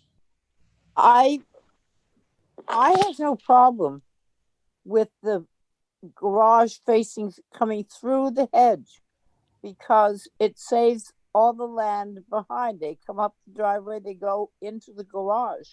If they have to go around and behind, that's a bunch of extra nonsense. And I don't think it's necessary in this thing. It's a very simple 2-door garage. Faces right in they're going to drive into it. They don't take up land on the other side of the hedge, which is green land. So I'd rather see it be direct through the hedge. Okay, thank you, Diane. How about you, Stephen? I agree with H7. I'd actually like to see it shorter. I think that would be appropriate. It's kind of tall. Shorter in the length, because you know, when you, Height-wise, sorry. oh, that, I'm sorry. Yeah, I should have figured. Okay, got it. All right. So you want to reorient it so the doors are facing the side like HSAB, correct? Yeah, and behind the privet and shorter. That top plate height is kind of tall. There aren't sheds in the front yards in that area. Well, actually, they just showed you a photograph of one on the same street. But I'm not aware that that's an HTC approval. Oh, no, I'm sorry. You know, I stand corrected. This is actually on Orange Street. And is that one also on Orange Street? I don't know. Anyway, No. So Stephen, you're yeah, it's shorter. The one on Orange Street is also 81 Orange is also shorter. okay. All right. So your two concerns: one is get it behind the hedge, and two, have it shorter. Okay. Very good. And I'm actually going to side with Diane on this one. I think this is a charming detail. And it is an efficient use of space instead of having somebody walking all the way around. I certainly wouldn't mind it going shorter too, but I'll just throw that in. So right at the moment, we have a little bit of a split board. So I think maybe we should try and get some revisions here. Hey, you know what just occurred to me? Do we have anyone representing this project? I'm here if you can hear me. Oh my gosh, I'm so sorry, Nancy. Yeah, No, well, I can hear you. This is my first Zooming, so don't expect much, I'm afraid. And my phone looks like it's running out of juice. But well, so listen, the one Nancy, thing I would like to bring up. Oh, go ahead. The one thing I would like to mention is this particular shed does mimic a garage. And I went up and down North Liberty Street. In fact, the neighbor across the street has a garage facing the street. North Liberty has any number of them, including the police barracks up there, and Derrymore and Delaney as well. So it is something that is in that neighborhood and seems to have been there for many years. So we're trying to really economize because our setback is so bad that there's no room on that house. If you look at the site plan, you know, they're hardly meeting the setbacks. It's an odd lot. So Nancy, let me just, I'm gonna ask you, did you hear the discussion that we just had? Yes, I Okay, did. good. And So- we could make it lower. I agree with that. That would Okay. not So be here's what I would like you to do. We're going to motion for some revisions on this, and you know where the various board members stand on this issue. And I would encourage you, if there are other examples in the neighborhood of what you're trying to accomplish, we would certainly like to see those. Okay, so why don't you take some photographs and think about what sort of revisions you can do to satisfy a majority of your board, which at this point is a 4-member board. Okay. All right. Well, I thank you all. Thank you, Nancy. And so could I have a motion on this one from one of my, I make a motion to hold for revisions. Thank you very much, Diane. On that motion, Abby. Aye. Okay, thanks, Abby. Stephen. Aye. Very good. Diane. Aye. Very good. And I'm in favor. Motion carries. Great. Now we're on to 32. Thank you. Thank you, Nancy. Sorry that I didn't let you speak earlier. Next up, 32 North Liberty. Board on this one is myself, Diane, Abby, Val, and Stephen. So I guess the first question is, do we have somebody to represent? I think I saw come on. Did I? Yeah, I'm here. Okay, great. Thanks, Matt. And Holly, do we have HSAB on this one? I'm gonna let Kathy speak. Okay. Hi. Well, I think that maybe Matt will. There was an issue with the abutters notifications. Matt, right? Yeah, sure. So we got a call from an abutter through the HTC staff that they weren't notified through the abutter notification process.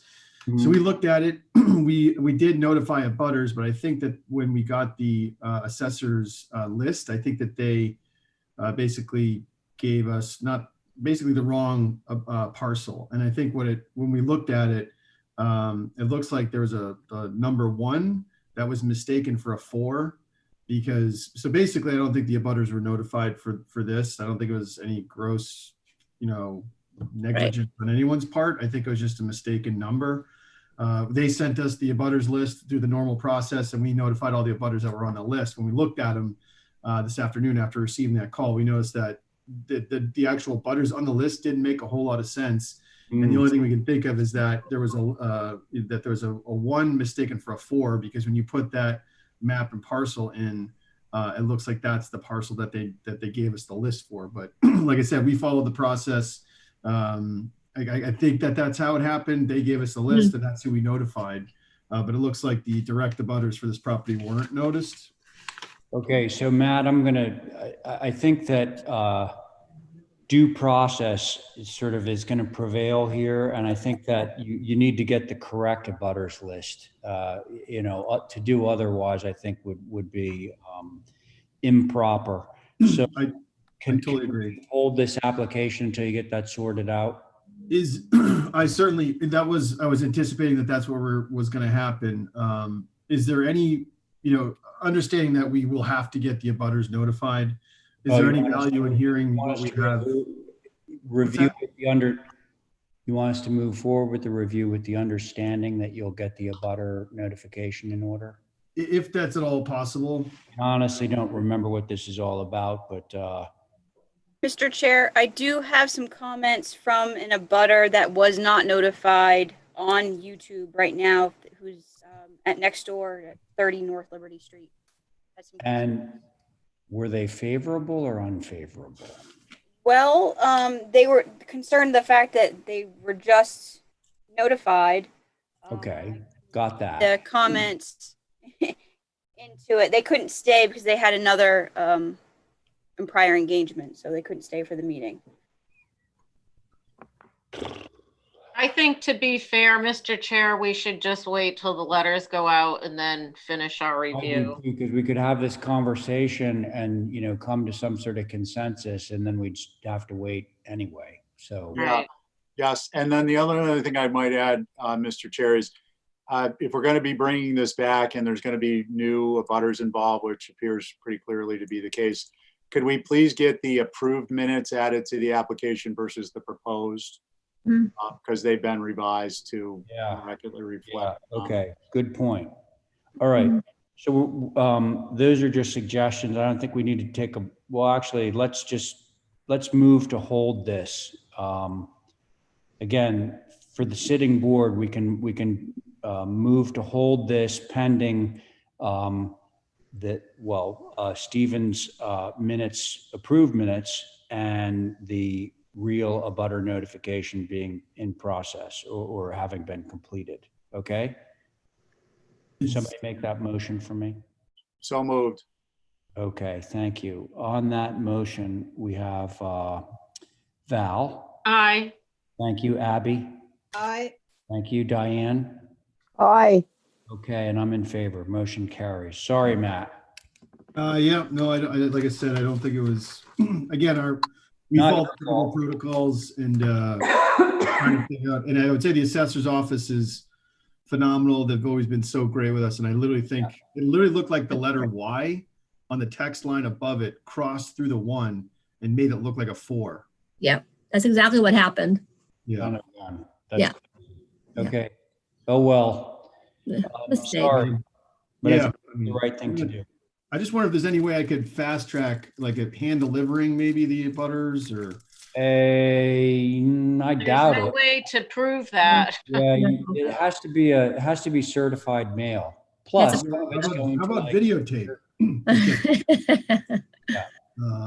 Okay.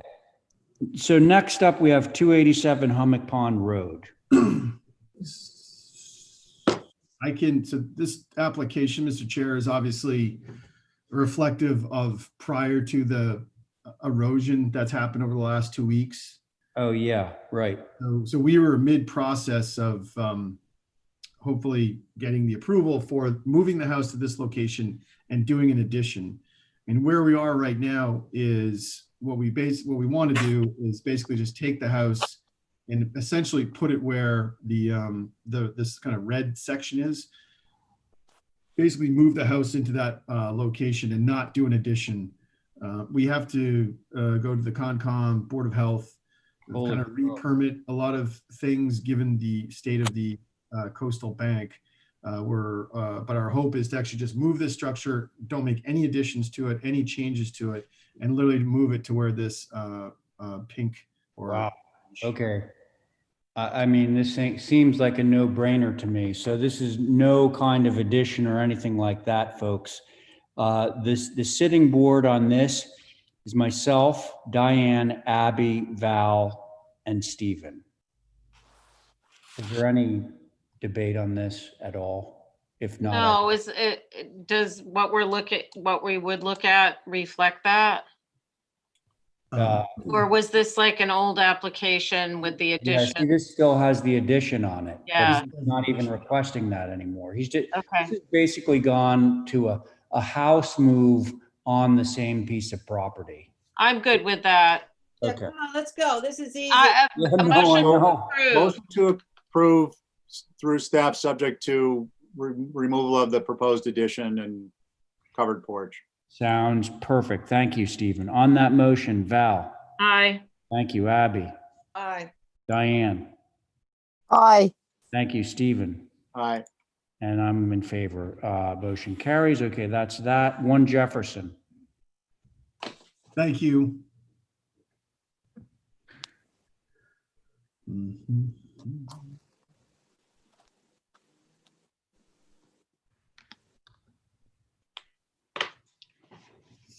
So, Mr. Chair, this is an application for a change to a front door for a house at 1 Jefferson, which is in town. The previous approval was this door with a pent roof over it. As I pointed out, the brackets weren't actually built to our detail. And so as part of this application, it's actually not part of the application because it simply will just be built to the previous approval. But the owner wanted to change the front door and add some side lights. The feedback we received was to widen the trim and also add a 12-inch panel on the bottom of the side lights. And I don't know if there's another perspective in there that we added. It's just kind of 3D perspective. Hopefully it's there. So Matt, the door itself is now a 6-panel door, no glass in it? The previous approval was, it did have 3 lights. Well, no, I know the previous approval did, but this one doesn't, right? I don't believe it does. I don't think it does. I mean, it certainly doesn't read that way. Yeah. Okay. I don't recall about the side lights, but let's see what the board members have to say. So that's it, right, Matt? Yeah, and I think there might be one perspective extra. No, I'd keep going. And there's that terrible front screen door. which Yeah, so this is actually built. Yes. Right. So I guess there is no. Not the door, though. Well, yeah, but the pent roof is, and that I think some people had a problem with the way it was rendered. All right, so this one, was that you, Diane? Yeah, You want to speak I'll first? make a comment. Yeah, go ahead. Yeah. I don't like the pent roof. Okay, I think the pent roof was approved originally, was it not, Matt? It was, Mr. Chair. But the problem is that it wasn't built the way that it was approved, if I remember things correctly. The roof itself was built. It's just the brackets. Well, that's what I mean. The brackets were The brackets didn't have any like mounting plates on the walls, so correct. But we are going to remedy that. Okay, You're gonna make straight brackets? No, the bracket, there's no real change to the bracket itself, other than there's no mounting block on the wall, which was what it was missing. So I don't plan to change the profile of the bracket itself. It's missing essentially kind of like a ledger board, if you will, on the wall. So it just looks like it's missing a piece of trim as it actually touches the sidewall, which Okay, is that's reflected in there. that's what you're going to do. Yeah, and you also asked us to widen the trim, Okay. which I think was a great suggestion. Widen the trim? Yeah, the trim. Yeah, on the side lights. Previously, the trim was instead of the brackets, and so it just looked underdeveloped. Yeah, no, this is much better. But so Diane, continue, sorry. No, that's right. I mentioned those side lights and the stuff. It's just and if on his brackets, if he's just going to put in that board, that's fine. Yeah. I just don't particularly thrilled with the roof thing. Yeah. So that's it. Thank you. Okay, thank you. Abby? I'm okay with it. Okay, Val? I actually don't mind the pent roof in any way, shape, or form. It's the side lights. I think it's too much, and they don't really align with the door that's being proposed. I think the door that's there is perfect. Okay, so your issue is with the side lights and the amount of glass in the side lights, it sounds like. Yeah, it just doesn't correspond with the door. Well, I hear you, and that was actually a comment I was going to make too, but so it will surface again in a moment. Thank you, Val. Stephen? Thank you, Mr. Chair. Matt, I appreciate incorporating the brackets into the trim. It starts to have this speak in a connected way. I agree with the concept of changing the side lights to have a panel matching the height of the proposed door panel, the 6-panel door. And I don't see it in the application itself, but I see it in the door schedule that these are TDL, and I would just ask that TDL be added to the application. Thank you. Okay.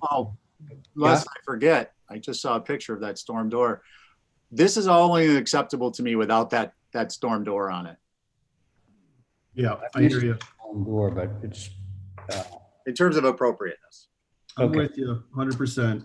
I can't stand those storms. It's got to be one of those metal storms. Yeah, it's horrible.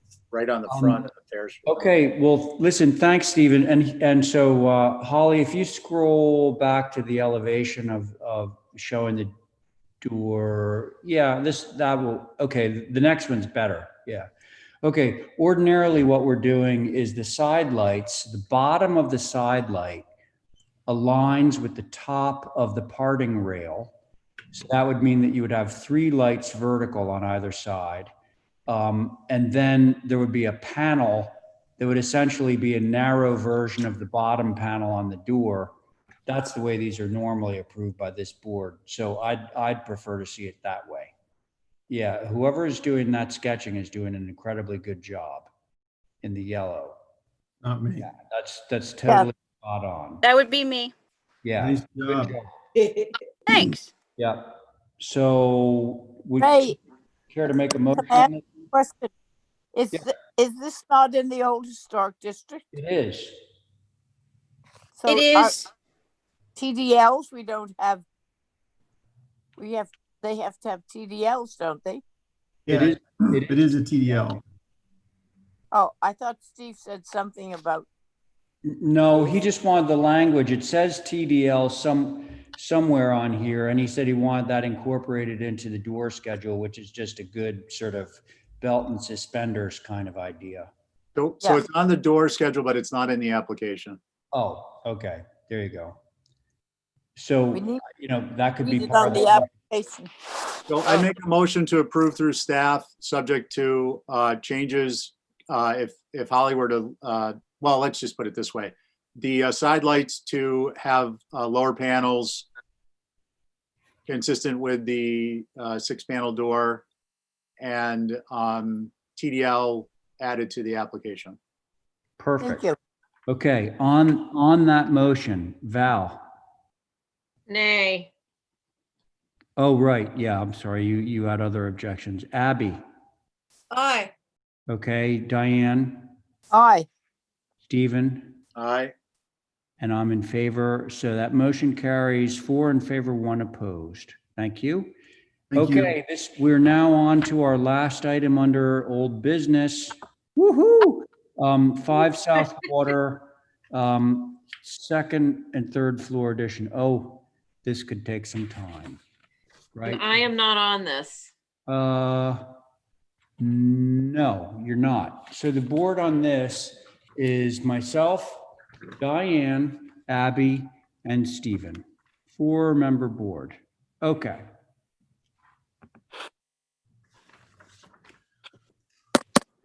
Mr. Chair, Yes.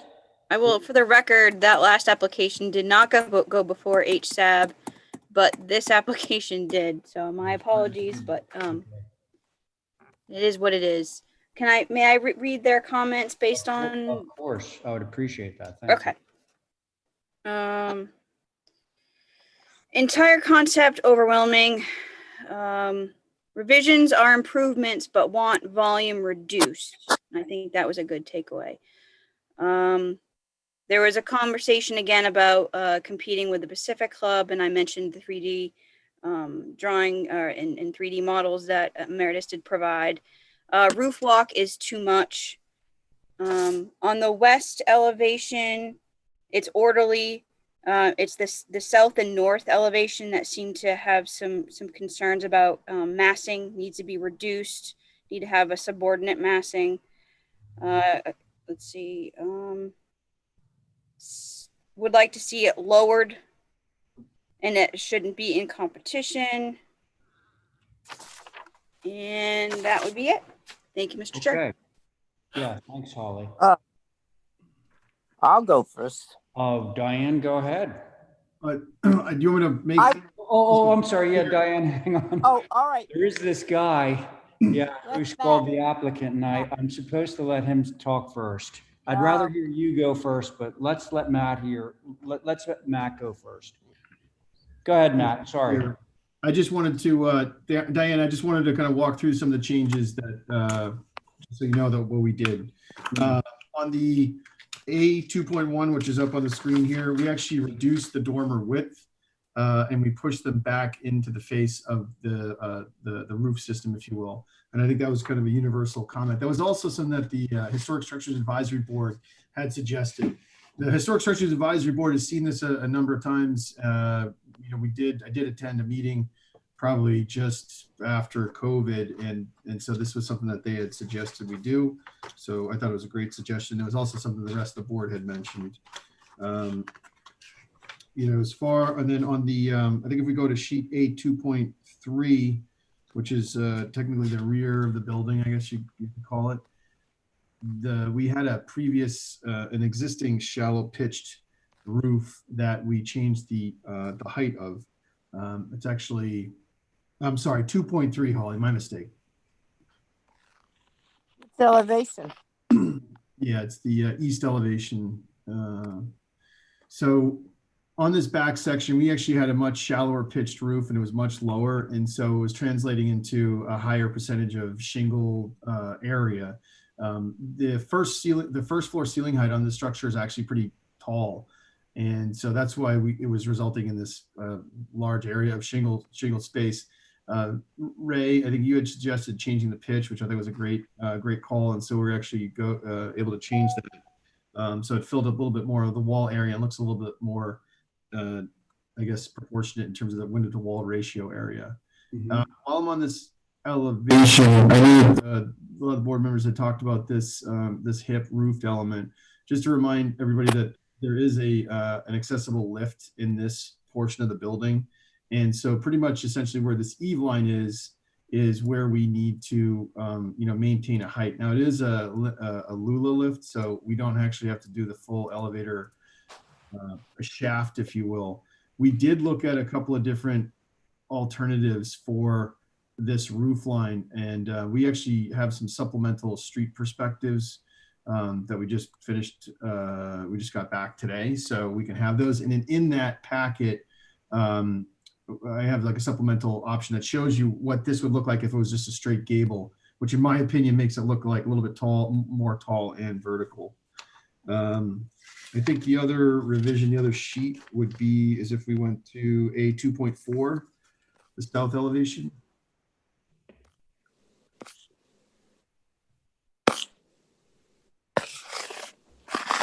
Eliminated the deck.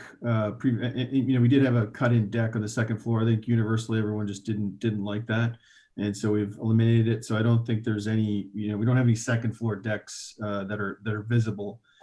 Well, these roof lines just run straight across. There are these recessed areas in the second floor, but it's expressed as part of the building massing, if you will. There's no visible, top rail or anything like that. So those are the big changes, Mr. Chair. I do have some supplemental perspectives that. Yeah, why don't we take a look at those, because I am, continue to be a little concerned about that hip roof thing in the back. Sure. Let's see here. Do you want me to do it, Holly, or? Was it something that was provided to us already? It wasn't before the deadline. Like I said, we had it done. We've been working on it since the submission. So, yeah, Matt, why don't you just pull it up? Sure. You have it right there. Yep. Just give me 1 second.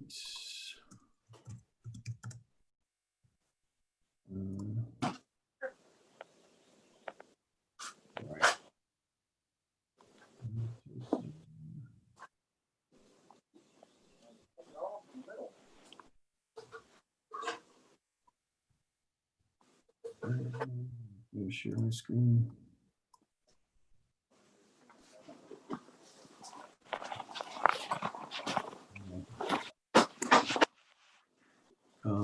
So again, these are street perspectives, and these are reflective of the most recent set of changes. On the third floor, you'll see these dormers. I think it was a great suggestion, just kind of shrinking the width of them and pushing them back. Again, you're familiar with the existing elevation here along Cambridge Street, which is pretty massive. It's a pretty, imposing 2-story wall. And ironically, I think as part of this project, we are breaking up that massing in a way which I think is, fairly convincing. Again, this is that elevation, which I think we would all agree is not a very attractive elevation, but it is a 2-story element. And again, we are changing it to this. So we are really getting I think a better depth of masses, if you will. This is looking at the building from the other perspective. You'll see we've got this existing deck that's been just completely eliminated. We could play around with the fenestration changes here. Just looking at that, we could spread that out a little bit more, or maybe even minimize it a little bit. But again, I think that the building, by integrating this entablature and some more elaborate trim details in terms of the, corner boards or pilasters, I think that it's in keeping with the street and the streetscape and the scale. Just to go back, you can see that the scale, we did actually model and measure all the buildings around the structure. And so we are, obviously they're abstracted, but the height and the roof pitches are all accurate. We went to the building department, pulled files, and we actually did site measurements where we could. It's not like, survey accurate, but we really thought it was important to get as accurate as possible. So the buildings in the context are shown as white, which I think just demonstrate the contextual nature. Again, close-up view of that porch. Again, there's an existing porch here, but it's shallower. Again, we're dealing with a very tall first floor ceiling height, but I think that this integrates fairly well. Again, we're introducing massing schematics so that the impression is that from the second floor up, it's actually a series. It almost looks as if it's like 2 buildings, and the recess provides some depth perception there, as opposed to like one larger building mass, which the existing footprint is. Again, the streetscape, which I think is, again, I think the entablature works to help define the street scale, and that is more successful than the existing. Back view. Again, this portion of the structure is not part of, it's not under the same ownership, so there's no change to this back section. We did maintain this deck because there is a water view up there, but again, looking forward to your comments on that one. And then this is the revised rear porch that the board, I think, said this pitch was originally, the header beam was much lower. and the pitch was much shallower. And so this shingle area was much more significant. But again, I would just point out the existing contextual neighboring buildings. One other thing about that rear element, again, this is the existing Cambridge Street elevation, and that's the proposed, which I think is more successful. And then finally, this is a gable version of that hip. And I just wanted to show you what it looked like because, again, I felt that the hip that we initially submitted is just more successful in that it draws less attention to it. So those are the drawings, Mr. Chair. Okay, thanks, Matt. Okay, again, board on this is Stephen, Abby, and Diane, and myself. Right. Diane, you ready? Yep, I'm ready. Okay. I'd like to just read something into it and then continue in bits and pieces.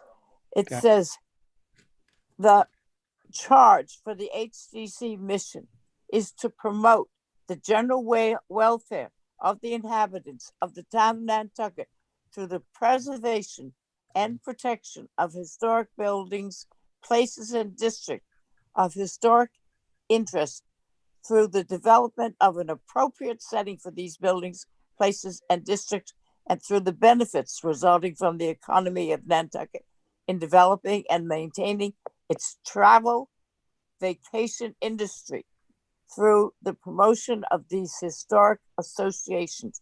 In these matters, the HDC is the sole adjudicatory authority. I think that although Matt always produces lovely looking buildings, this building is not appropriate where it is. It is in competition because it's the next building, or one you see first, is the Pacific Club, which is a big brick and very simple building. This building, it would be wonderful somewhere else, but in the center of our historic district, it is, I feel, not appropriate. It has on one elevation, which I can't find, there were 7 gables. This is not simple. It is in competition with the Pacific Club. The front is maybe what we don't think of as historic, but it is because it's been there for a long time. The front is hanging, the front second floor is hanging right over it. The side going down the little alley in your drawing, it certainly looks wider than it exists, but there are dormers all over the place. I can't get, if I could get another elevation, if I could get the east elevation, perhaps it would be good and I could show what I'm saying. Yeah, Holly can get you the east elevation. So if you just hang on a second, Diane, she'll pull that up for you. I got you and you don't look like the east elevation. Okay. All right. There is the, okay. you got 1, 2, 4, 5, 6, 7, 7 different gables on this is the proposed 1, 2, and you have the elevator, which is, I don't know, I'd like to see it squared off as a shed, but this building is in downtown. It shouldn't be in competition with anything. It's not, unfortunately, a historic building, but it's part of the history of our main street. And I find this, although it's a well-designed, great building, it is inappropriate for its location. I think that the thing that houses the elevators should be done somewhere else. I think it needs to be simpler. I think you need some drop in the eave. I think the walk, although it hides things, that's not our responsibility to say they can have a widow walk, roof walk to hide the ventilation or whatever. There isn't the simplest elevation, I believe, is along Easy Street, which would be your elevation here. The south elevation is also as complicated, but the east elevation, north elevation, the north elevation is the quietest. I don't have any problems with it being quiet, except dropping the roof down. This building is at 30, at least from what I can read on the thing, at 28 feet. But it is too busy. Look might at the be north. We don't have the historic district area doesn't have decks with French doors coming out to it. This belongs, as good as it is, somewhere else. The north elevation, as I said, is to me the best one, but it needs the roof broken in some way. So I'm sure have more to say, but that's my say for now. Okay, thank you, Diane. I want to, Matt, I can't read this. How tall is the ridge? I think it's got to be more than 28 feet. It is 20. It's 30. I believe it's 33.6. Okay, thank you. All right. Well, I couldn't. Thank you. Thank you, Thank Diane. you. Ray. Okay, next up, Abby. Well, yeah, I'll take a swing at it. I originally had written down that all the third floor dormers are just overly done, which Diane already said, but I thought especially on the east, it's just they're just overwhelming. I wouldn't mind seeing a lot of roof up there with no dormers, but I'm not trying to, I mean, I don't know what's pushing this to be what it is. Like, is somebody trying to make condos? I mean, just visually for downtown, I think Diane is right. It's just starting to look like condos, and I'm missing some of the really large windows that you see on Easy Street, this sort of casual, just handsome, like the windows you might see in the Athenaeum or some of the bigger buildings, Pacific, not the bank at the top of the street, Pacific Bank. It looks very residential. So I don't know what's pushing this, but it's starting to look condoed out. One of the features I'm having trouble with is this sort of the porch, this long area of porch. If you just go up a little bit more, well, actually it's on the south, and then maybe it's on the next one down the south again. So that porch, it just looks like you've walked into a Western movie, and it's just missing the little things that go up on the side. So I don't really know how, I don't know. I thought maybe you could do like a hip roof instead of a porch, but then I was wondering, do you need a porch at all? Do we have to have all these porches on the first floor? Could we have more of those big, large, relaxed, decorative windows that you see in a store shop? Mm-hmm. I think the roof walk is kind of, I don't even know if we're going to see it, but I think I don't know. It just, you don't really need it. I like bigger windows, and this project is so overwhelming. I wish we could sit down at a table and swish drawings around and look at them, and everybody had a chance to talk about it. I hate to be the only one. You really need more than a 4-person board on this. This is so important. I'm happy to, I mean, I don't disagree, and I'm happy to sit down and do a separate, meeting. I know that that's happened in the past, especially in deference to other, applicants. I definitely get that. So I'd be happy about that as well, because I think that's a very productive procedure, and I can actually have, the 3D model open and Okay, get but more the, comments. the fact is, two things. One, the fact is, as of right now, you're limited to a 4-person board. That would not change unless you withdrew and reapplied. That's item number one. Item number two is clearly nobody loves the Zoom format, but that's the way we're going to have to conduct these operations for the foreseeable future. So it kind of is what it is. So as for having a separate meeting, maybe, but right now, I think here we are, we're reviewing this. Abby, I hear, just what you're saying. It's a very large project in a very, very highly trafficked area of Nantucket. So it deserves a great deal of scrutiny. But, let's stay the course on this for a little while. Do you have anything further that you would like to say, Abby? No, Okay, and if you do, let me know and I'll let you speak again. So we need to hear from Stephen. Thanks, Mr. Chair. So kind of in reverse order, I think, yes, a very large project in a highly trafficked area.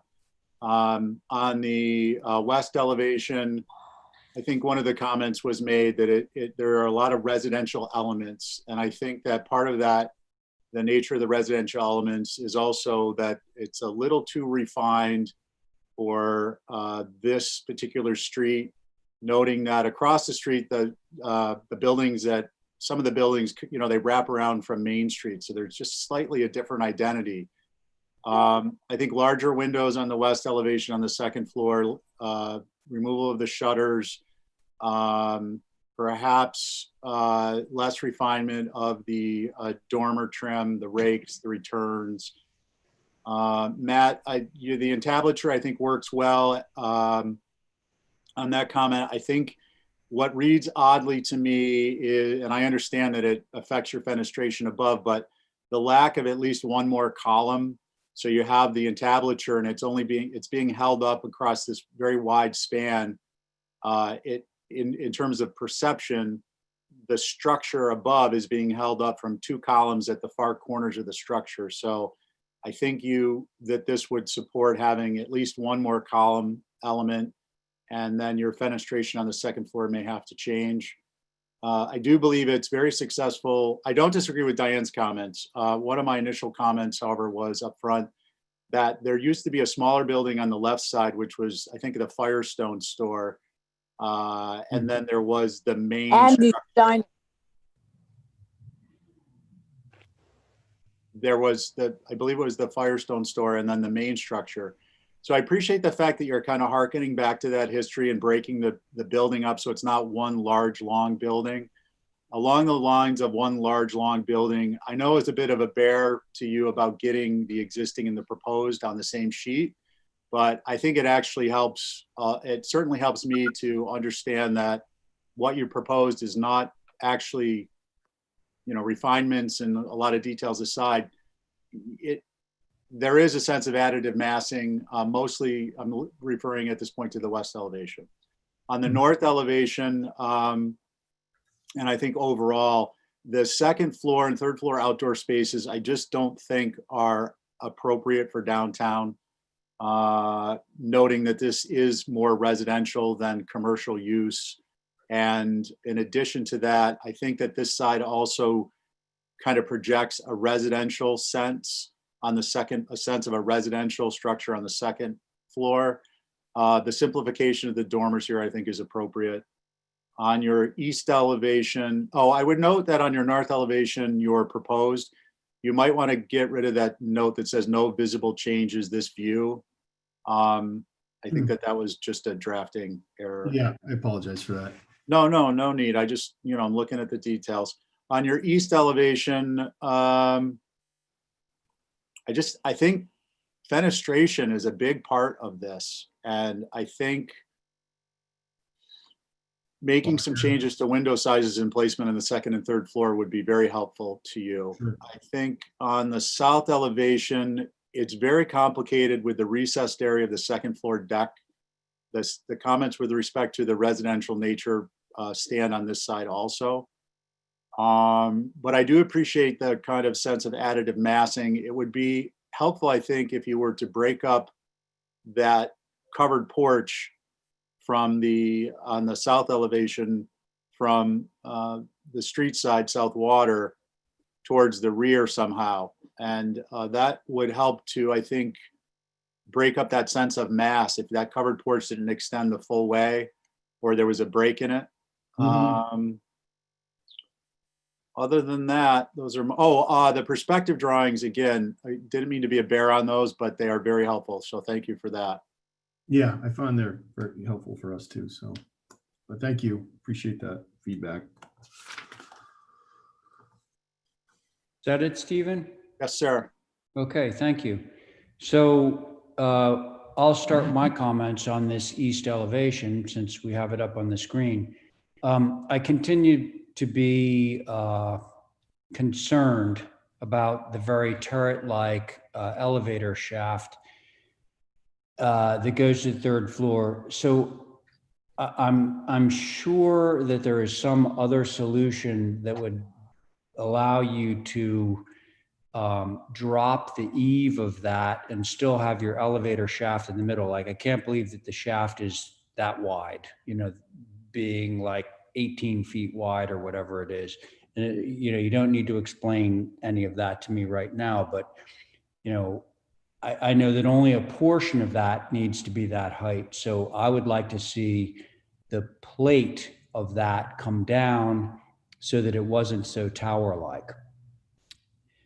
The other thing is it's apparent that you have sort of reasonable window sizes on other elevations. And for some reason on this east elevation, the windows are quite small. Like I was doing my little, trying to use my scale here on the computer screen.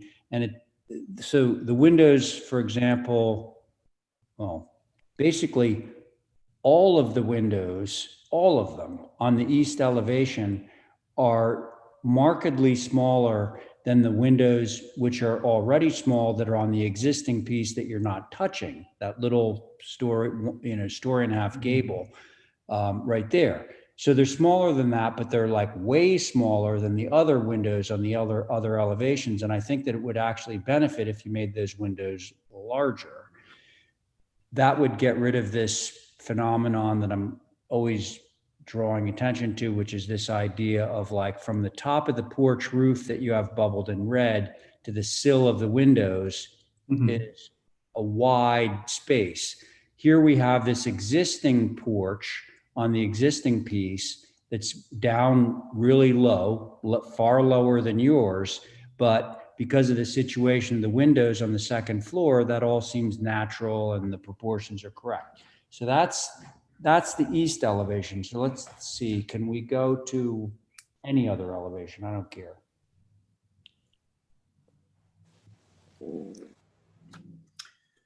I mean, I think on the second floor, Mr. Chair, I think that totally makes sense. The dormers and the third floor dormers, they're smaller to fit in there, but I totally. Okay, yeah, caveat, or not caveat, sort of the dormer windows are okay. I'm really talking about the windows that are on the second floor. Yeah, those I think are way too small and Yeah. out of proportion with the building. And frankly, you know, it's this thing about proportion. If you have larger windows, it's actually going to make the mass feel smaller.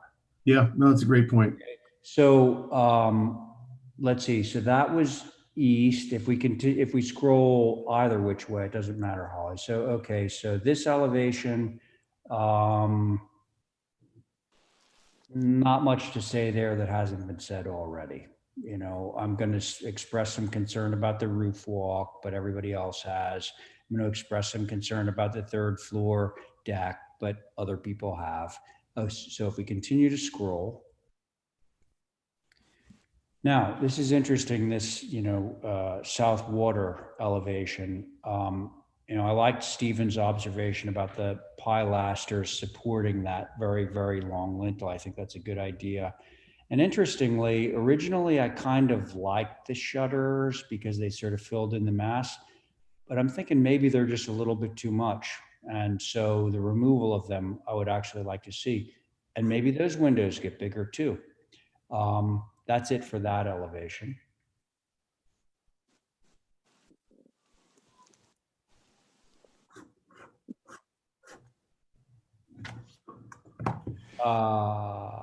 There we go. Okay, so I did want to talk about this elevation. So this is that sort of little side street that goes between the club car and this building. And there actually is a porch there right now.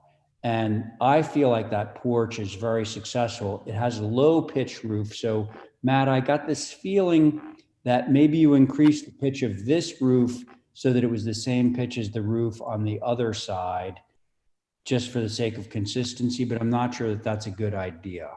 Because what it's done is it's now made you make all these windows sort of in the main gable on the left-hand side really small. And I'd rather see those bigger. I'd rather see those windows the same size as the windows that are on the South Water Street side. So yeah, I get that. Porch, I think the porch is successful right now. I mean, it works in front of Lily Pulitzer right now. So as an element, I like it. I would like to see that roof pitch shallower because that's what it is right now. And I would like to see those windows get bigger. And I think in the process of getting larger, you're probably going to want to reduce the number of them. Sure. So that's all I have to say for now. Ray, could I ask one more question? Of course you can, Diane. Go ahead. I can't seem to get, but it would be the north and south, I guess, because what have we got here? That has the long roof eave. It's north to south. How long is that? You mean the length of the porch, Diane, on the south elevation? Talking about the ridge. The roof ridge, how long is it? I'd have to get to that specific dimension, but it's long. Yeah. it's long. Yeah. I mean, the good news is I feel like it's going to be kind of hidden between these two primary gables, but I can get you that dimension, Diane. We're always asking for dimensions on these drawings, and oftentimes we can't read them like now. Yeah. But getting an overall of that would be a good idea. Right, and the north side is very much more clear than the south side because that's correct. It has a facade. So I'd like to know what that is. I would also like to go along, if possible, with Abby's suggestion that we do this on a Thursday, not this coming Thursday, but the next Thursday, that we could spend some time, because this is such a important building. Yep. It has to have reason why we want such and such. And I think that would be a very good way to do it. And we would certainly have fulfilled the requirements that we have for being on the HDC. Thank you, Diane. So what we'll do is we'll try and arrange that, because obviously if we can sort of separate this out due to its scale, with the stipulation that 4 members, the sitting 4 members, I think we're now at an absolute minimum on this. And I want to make sure that everybody is able to stay on this application with whatever we do. So the comments have been made. I would love to have a motion from one of the members. I'll make a motion to hold for revisions. Great. Thank you, Diane. And so on that motion, Stephen. Aye. Thank you, Abby. I was just going to say, on the getting together, if we were to have a copy of this somewhere in the Plus building where we could each go at our own time within the week and see it and make comments, so we could really sit and shuffle the papers around. Then we could come and have a group meeting, and it would be more. Yeah, so listen, Right. I don't think that Matt would object to running a set of these plans and having them available to us. Point of clarification, Mr. Chair. Oh, yeah, go ahead. So the submission policy has not changed. They still submit for large and a reduced. So everything is here in the So office. they're down there. Yes. Including his 3D little showcase. Okay, great. There is a 3D printed model that's down at Yes. the town buildings for everyone to look at. Yeah, I always object to those because they're always so cute that like you can't help but love them.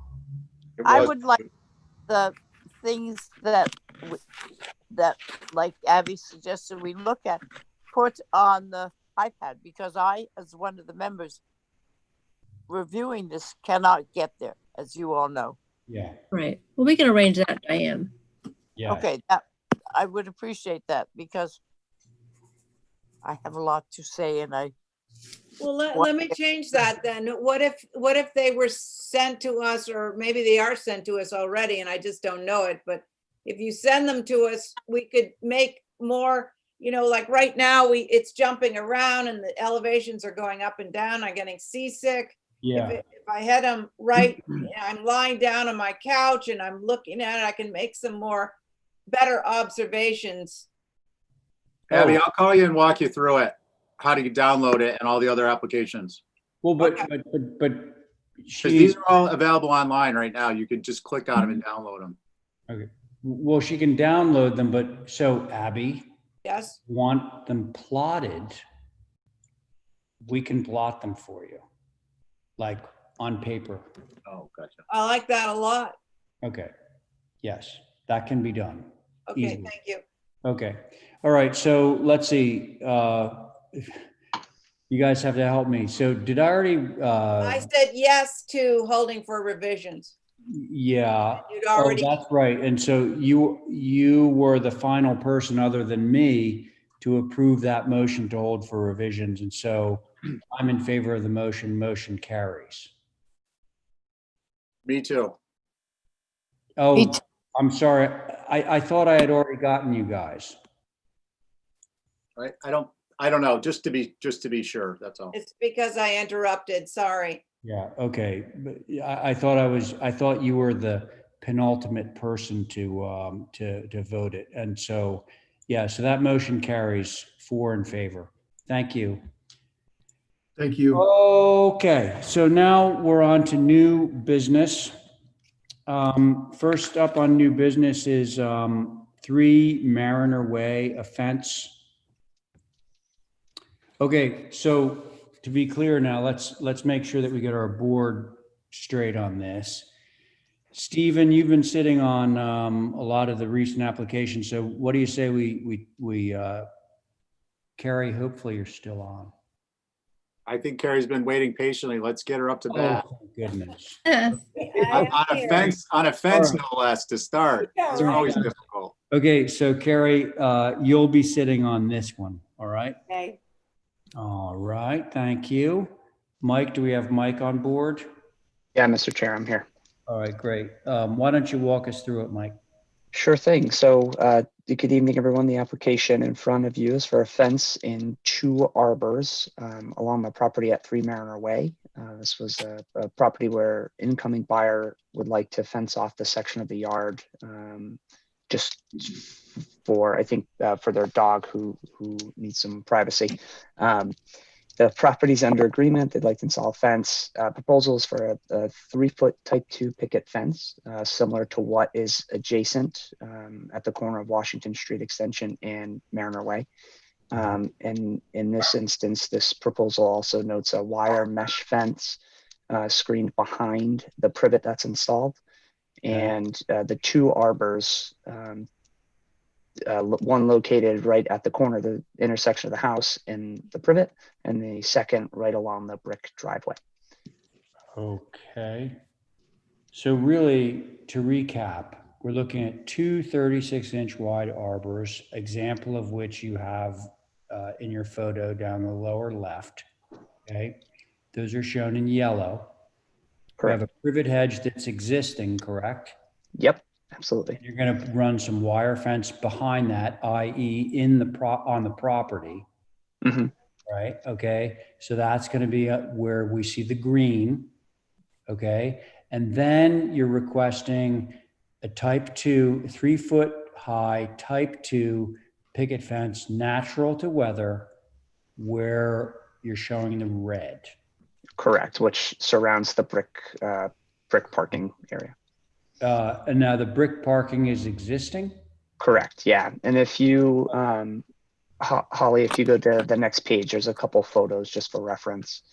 Looking down the street toward the back of the house, view down Mariner Way. Keep in mind, Mariner Way is a one-way street going toward the water. So as you're moving down the street. Oh, and come then, on. Oh, I forgot I had a leak in this. Shit. Hey, who said shit? Oh, I just did. What, was that you, Kathy? No. Kathy, did you say shit? Somebody mute Kathy. Now it's been said 3 times. I muted her after she said it. So, all right. Board members, thank you for the presentation, Mike. Board members. And I think you know who you are: Val, Diane, Abby, Carrie, and me. I have to choose somebody. Val. Oh, I can go. I can go. I think it's okay. Abby, go ahead. Go. I think it's okay. At first, I thought it was going to be a board fence, like a 6-foot, plank thing. So nope. I'm happy that it's just a little cottagey thing. Yeah, I'm okay with it. Okay, great. Val. I am as well. Is it necessary to have 2 arbors? I'd say no, we could include, we'd keep the arbor toward the building side and just put a latched gate on the brick parking area. I think that would be more in keeping with the area. Sure. Good point. And that's natural, right, Mike? Yes. Absolutely, yeah. Okay. Yep. Right. Okay, thanks. Good point, Val. Diane. You there with us, Diane? She's muted. She's Yeah, muted. I think that's a good point also. Okay, great. One and natural to weather will be good. Okay. Carrie. I find no problem with it. I just wonder, it seems like it's quite tight to the parking, and hitting it and having to maintain it could be an issue. Just because it does look so tight to the parking, but that's not my problem really. That is true. Yeah. But you're okay with it as submitted, correct? Yeah. Okay. I'm fine with the modified version. So how about a motion from someone? I'll make a motion to approve through staff, removing the arbor closest to the parking and making that just a gate that ties in with the capped picket. Everything natural to weather. Correct. Very good, Val. Thank you. On that motion, Diane. Aye. Great. Abby. Aye. Carrie. Aye. Val. Aye. All right. And I'm in favor. Motion carries. Perfect. Thanks, Mike. Thanks, appreciate it. Okay. Now we're back to Matt with something going on at 36 Low Beach Road. Resite structure. Now, okay, so to be clear, we're now jumping over to Stephen as the associate, okay?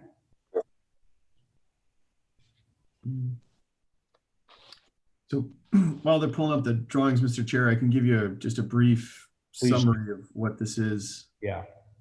So this is a house that that the board has previously approved. I think this is actually the guest house. We could do this first if you prefer. Oh, is there more than one? Let's see. There's a main house and a guest house. I think one was on the view pack and one was not. So So essentially what it is that you've approved this house and guest house, and we're basically just looking to resite it on the property slightly, actually pull it further away from the road from Low Beach. And then we actually mirrored the plan. So, from the street facade, it basically looks the same. It's just been mirrored, if you will, and it's being pushed back. There's a couple other minor changes that I can point out, but that's essentially Okay, it. so let's take a look.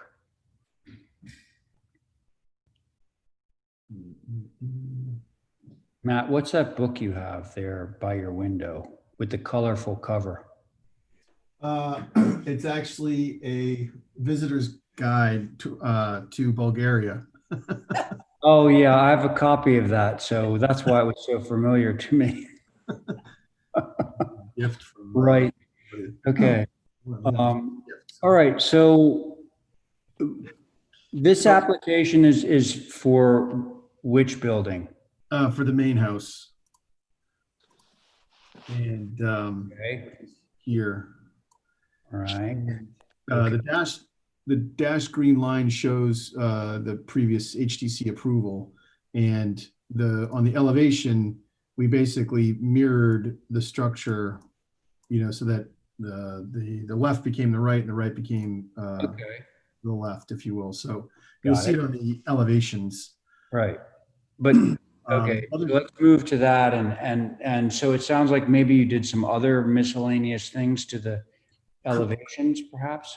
Correct, Mr. Chair. Yeah. So and we can kind of go, I can point those out. There's a couple of minor ones. So if you look at the previous approval on the north, it's just the reverse. The other change was increasing the size of the deck on the front. If you look at the previous approval compared to the proposed.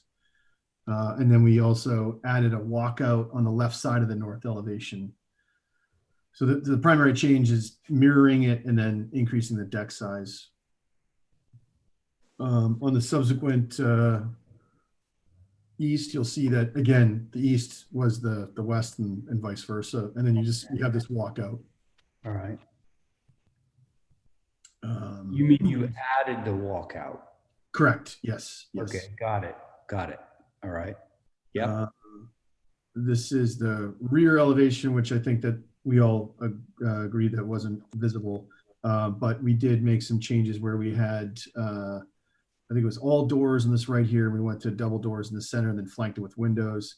And then in the center mass, we switched. We had a center set of French doors with windows, made some first floor fenestration changes.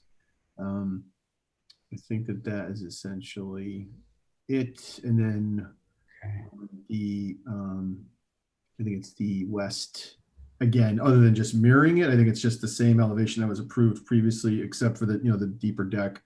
But other than that, it's just been mirrored, if you will. Okay. That's all. Okay. Good. Mr. Right. Chair, Yes. Johnson Advisory did not have any concerns on the application before you. I'm not surprised. Thank you. Board members. Diane. I don't see anything that is wrong with this. It fits in. It's a switcheroo, and it's good. Thank you. Okay. Thanks, Diane. Abby. I'd like on the south elevation, even though you can't see it, I'd like to see less spindles, and I like the way the shingle part of the upper deck there comes around, and it's a little more subtle on the far left. I'd like to see more of that. Otherwise, I'm talking about the second floor. No, I understand, but Yeah, like that. I'm comparing it to what was already approved. Right. But the ones, they're two circled in red that we can comment on, right? Well, yeah, okay, but that doesn't, okay, so it gets a little confusing because. Oh, it's just the fenestration? Exactly, because if you look at the amount of balusters that are on the previously approved versus what we're looking at now, they're exactly the same, they're just a mirror image. Are they? Yes, they are. So what has actually changed is the fenestration, and that's why that's bubbled. Looks like there's a little more shingle on the previous, but But I don't deck? think so. So what you have to do is you have to take, like, all right, going from the previous, if you look at the left Oh, side you of the flip previous flop it. and the right side of the new, and the middle of the previous and the middle of the new, and the right side of the previous and the left side of the new. Sorry. Okay, never mind. Okay. Okay, so you're okay with it? Yeah. Thank you. Val? Yeah, I think it's fine, except I liked the former west elevation had a cover over the stairway to the basement. Well, maybe there wasn't a stairway to the basement then, but Right. it just sort of helped to mitigate that wall plane. Right now, without the porch roof, it just looks kind of, the windows are out of balance. And with the roof there, that sort of mitigated that. So is there any way to put that roof back over there? We could. I mean, previously it wasn't really doing anything, and so when we flipped it, we said, let's just get rid of it. I guess it could provide some protection for the walkout. Or shift the windows? I think if we're confronted with either option, I think we might just add the porch on that side. The way it's shown in the previous. Correct. Yeah, I think that worked well, and We can do that. they seem like the windows were different sizes too, but just putting the porch back would be great. Yeah, they don't align. We spent so much time with the floor plan; it's like pretty well worked out. So, but adding the porch back, I think, is something we could certainly do. Okay. Okay. Thank you, Val. Let's see, Stephen, I think you're on this. Yeah, sure, Mr. Chair. So I agree with Val's comments. I agree with Abby's comments. I know we're not necessarily looking at it, but on that south elevation, I think the sidewall railing portion should be more proportionate. Matt, if you could see your way to that. Just looks odd. One second story rail has a proportionately wider railing of shingle than the others. I could align them. I think what we did is we tried to align them with the fenestration so that the open spindle portion aligns with the fenestration. And that's where you get that varied size, if you will. Right. But on the south elevation of the rightmost gable, it looks like that could support having them brought in, and then the center one could stay in alignment on the trim. I have no concerns with the flip. And then just, Mr. Chair, while we're on this, I would comment that for the sake of efficiency, I did this to Matt the other day, but in reverse. 36 Low Beach Road, this same property has a cabana being relocated later in the agenda. Oh. So I don't know if you want to take that up after this just for consistency and to move forward, but I thought I'd mention it. Okay, that's good to know. It's not in the first block of emeritus stuff here. So yeah, it must be much further down. I'm going to kind of hold on that because there's a lot of people waiting. Yeah, no worries. All right. But so look, I think, Matt, if you're not averse to this, having the symmetry between the east and west sides as seen on the south elevation with these shingled rails, I think that would be favorable for the board. Now, let's see. Did I get everybody? Because that would Val, Diane, Abby, Stephen, and myself. Did I cover everyone? Yeah. Yeah. Okay. So can somebody give me a motion on this? Motion to approve through staff with the porch roof being added to, now I'm confused. I gotta go look back, sorry. Which elevation is that? It was formerly the west, now I guess is the east. Correct. And some more shingle segments to the south. Second floor. Yeah, so to be more specific, if it's south, the east deck shingled sidewalls will match the west side shingled. Yeah, that's my motion. Okay, thanks, Val. On that motion, Abby. Abby, and I'm stepping out for a bit. Okay, you're in. Okay, thank you, Abby. Diane, Aye. thank you. Stephen, Aye. great. Val, Aye. all right, and I'm in favor. Motion carries. Thank you. Okay.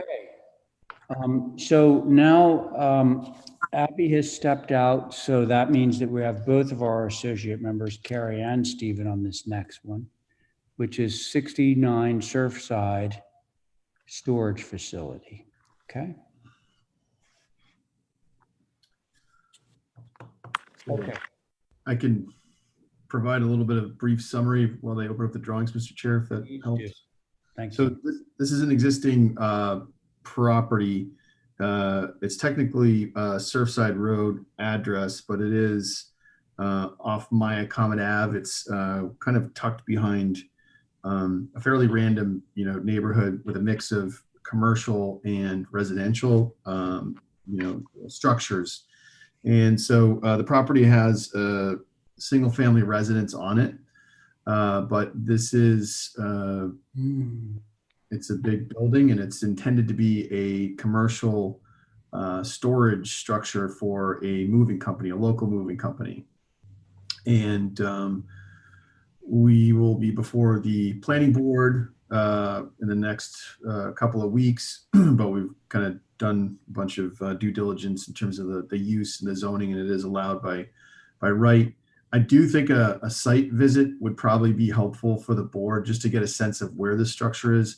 Again, it is a big structure. The applicant is trying to maximize the available floor area. You can't go down into the basement. The water table is fairly high, and so a basement's not an option. So we are trying to get 2.5 stories out of it, and it is a fairly it's a large structure, like I said. But I would say that it is actually set behind a number of other buildings, and it is set topographically lower than the adjacent, more highly traveled way there. But again, I do think a site visit would be helpful. Again, open to comments. Clearly, we're trying to maximize the amount of square footage we can get inside the building, which does include a partial third floor. So with that, look forward to hearing comments from the board. Thank you, Mr. Chair. Okay, thanks. Holly, you may want to scroll down. My first question is, how long is that ridge? It's about 82 feet. Brother. Yep. I'm drawing a blank as to where this is because I'm looking at the locus and there aren't any streets identified. Yeah, No, I was behind my Common Ave. I can try to pull up a map for you there. I mean, there's locus, but there's no street name, so I'm kind of stuck. It's I believe it's an access easement, to be honest. It's my Comet Ave. Yeah. That's where Miles Reese was at the corner. Yeah, exactly. Right here. Right.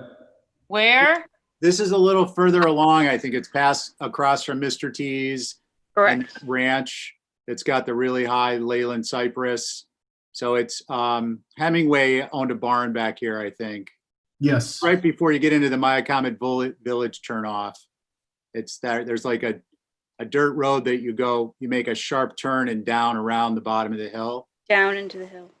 Yep. Yeah, I definitely would like to view it. Yeah, I think that would be really helpful because obviously it's a larger building. We try to keep it simple in terms of the economy and try to make it utilitarian, if you will, but then still have some level of design to it. We don't want to over-fenestrate the building either. But again, I think a site visit would be helpful to kind of demonstrate where it is, how low it is. It is kind of tucked behind this area that does have a pretty good mix of commercial and residential uses. So. And could we get a site plan that had the street names on it so we can identify it better? Sure. I mean, a lot of them are, the GIS is what we provided, but I can see if we can provide some additional detail. There's not a, It just There's doesn't not- have the names of the streets, Matt, that's all. Yeah, interesting. I can certainly correct that. I'm okay, wondering thank you. about- Sorry, on the locus, I'm wondering about all the green space, and I'm assuming the short side of that green space is Surfside Road. The Yes. short side is Surfside Road. The long side is it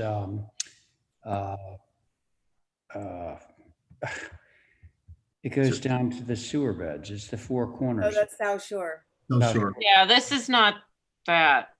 It's not South Shore Road? Oh, No. it's the other Maya comment. Oh, no, this is the one that goes down to Eileen Barth's house. Yeah, so Maya comment Maya Ave, I think. Okatee. Well, So road, all- one of the two. So Yeah. all Maya those, Road. all is those where properties on the Bar- locus, all those properties on the locus that are green are unbuilt as of now? Yes. Yeah, there's actually there's a wetland that goes right through it. You can actually, if you look at, I can actually provide some aerials too to show you, but yes. Yeah, this is, Just yeah. wondering how visible it is from Surfside Road along that angle, since that's the length of the building is sort of on that road, Mhm. across the green space, but There's a pretty potentially, significant elevation change, but we can actually add topo to it. I mean, the GIS topo, which is accurate within, I would say, 1 to 2 feet, but Elevation up or elevation down? down, it's kind of sunk in a bit of a depression, With if you will. respect to the two roads? Excuse me, sorry. I think we should just stop discussing it because Yeah. we don't have enough information. And Well, I Aviva's mean- going to answer a lot of questions on this. Yeah, definitely. I mean, the length of the ridge and the 3 stories and all that and the fenestration, blah, blah, blah. Should we just motion for a view and maybe, how tall is it, Matt? 30 feet? Or It's just more under 30. information. A What view, type of information in terms of like the street names? I mean, I think Well, it's helpful if we have pictures of context. I know I beat that into the ground, but that could really help move applications along. It does help with application. And, I respect the simplicity of this. There used to be some barns in this area, but this is rather large. Mhm. And for me, if we're going to just make comments on it, like the north elevation, the very steep 12 pitch next to this gambrel with a shallow pitch doesn't seem to go together. Just saying. Yeah. I hear you. So let's view, we're going to get some more information from Matt. So contact photos, site plan with, I guess, the street names on it. I didn't realize that the GIS wasn't showing the street names, which is strange, but. Yeah. No, they changed that whole format and it's terrible. Yeah, that is terrible. But I'll, and then, what I'll probably do is just satellite image like Google Earth, I think will probably be good because it, Carrie, I think it'll kind of show you where the wetlands are. And it's kind of a natural depression, if you will. And there's adjacent wetlands which show, I actually think that there was historically a water feature that went through there. So well, the drive-by will help too. I think it'll be very helpful. So I'll get that information. I'll get the street names, some site context, and we'll go from there. Okay. I just have a question before we make a motion. Do Go we ahead. want any posts? Well, yeah, I'd ask that. And it's 30 feet tall, I'm sure, Matt, right? Yes. Okay. Just under. Just under. Okay. Yeah, but it's long, so that's Can the we get reason I'm Can we get asking. some height poles for that? I could certainly do that. Well, why don't we make that part of somebody's motion? Motion to view with some poles on the ends of the longest part of the structure and some more information, context, photos, etc. Okay, thank you. On that motion, Stephen, Aye. Carrie, Aye. Diane, aye. thank you, Val, Aye. And I'm in favor. Motion carries. Okay, so next up is 100 Low Beach Road.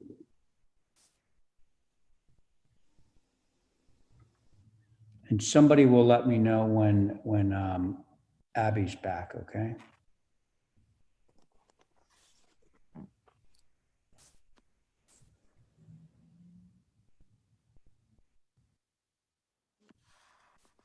I can, I can. We have it.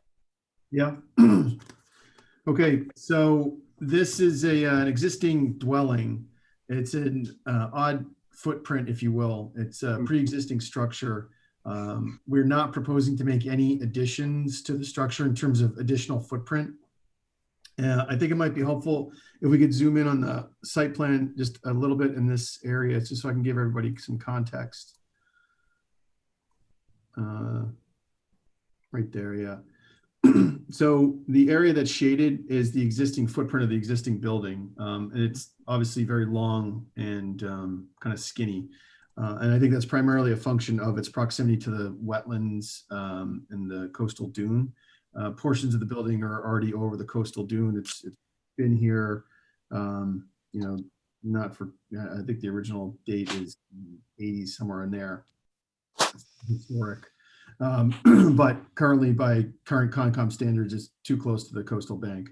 It's also right up on the front setback, which is here. And so again, we're not looking to add any new footprint or new ground cover. We're specifically forced with kind of working with the existing footprint of the building.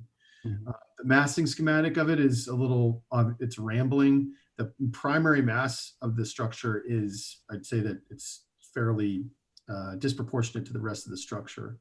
But just to round out some of the additional context, this structure next to it is a freestanding studio slash, guest structure, if you will. That is not part of this scope. It's literally just limited to this existing footprint.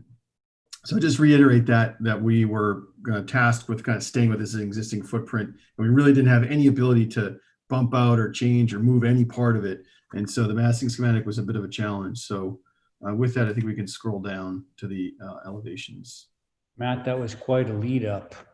Hmm. Yeah. I'm like, oh no, it's okay. All right. I So was imagining something a little different. The existing elevation here on the upper left. And you can see it's a fairly long footprint. That's the north, and that's what faces the Low Beach Road. This is 100 Low Beach Road, so it's pretty far down there. It's a dirt road.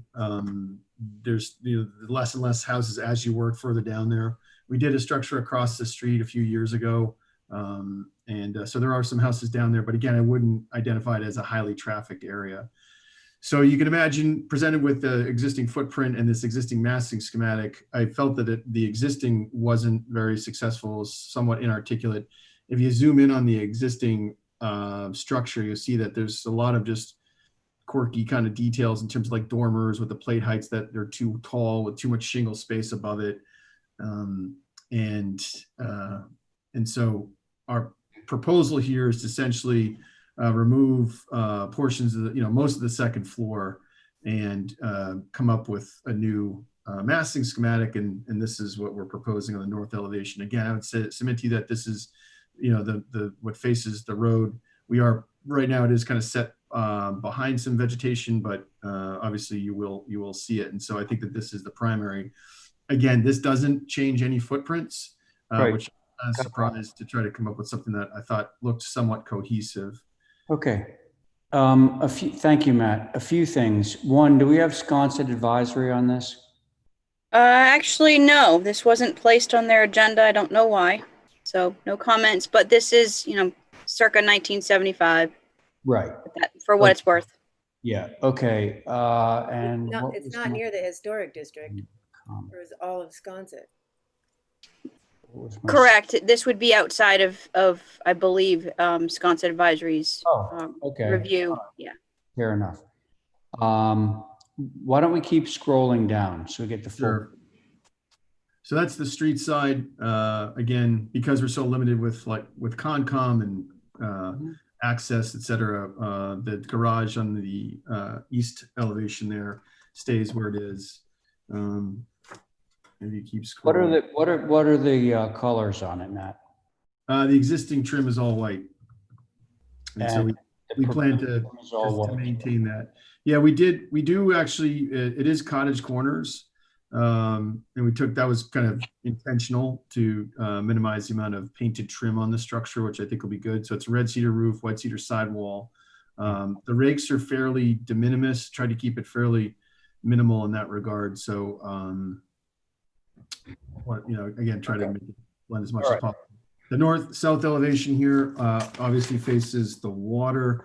The distance between the structure and the beach is, I can get you the dimension, but it's a very significant distance. So I think that the potential to view this from the water would be hard. It's definitely the first floor.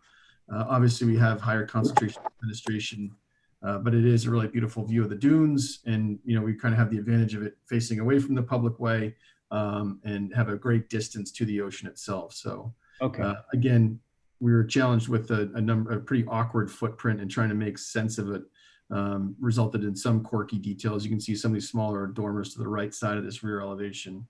A little bit. Okay. Thank you, Matt. I'm going to turn it over to the board right now. So let's see, aside from Abby, who I believe is still out. I'll go. Thank you very much, Val.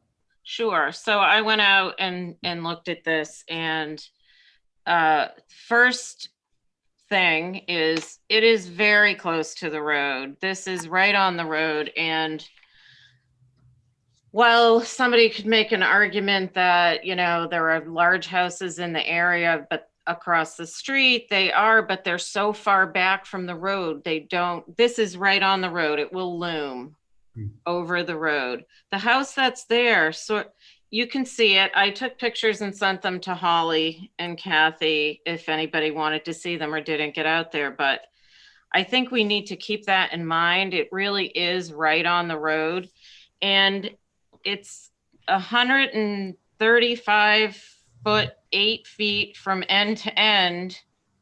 And it's going from 25 feet, 1 inch to 28 foot 6 for over 75% of the structure. So, and I'm not done yet, Matt, please. I also don't think that a roof walk is necessary. You have an unencumbered view of the ocean where you are. The other question I had, because I didn't see any of these things marked on the plans, and I know that I'm a pain in the butt and I ask for this stuff all the time, but it's really hard to figure stuff out. So I printed this plan. And the door, it seems to me the doors are either 7'6" or 8 foot in height. And I wonder what the floor to ceiling height changed from. You may just be taking off the second floor, but you're increasing the first floor height. We are. And so I just think it's too much for this site, in addition to the next item that's coming up, which is a 2-story pool house. So those are my comments, Mr. Chairman. Okay, well, thanks so much for going out and viewing it, Val. That's very informative. Okay. Thank you. Can I just clarify one? Not yet, Matt. Sorry, I want to hear from the rest of the board members. So, Diane. Yeah, I agree with what Val has said. I think that the gables, particularly on, I guess it's the south elevation, make the building look so much heavier and busy.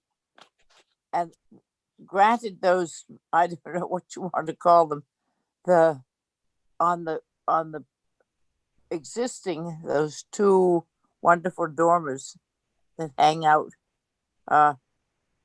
Wonder who was sitting then, but it's too heavy. You had a 1-story extension over there to the right, and that was good. Now everything is 2-story.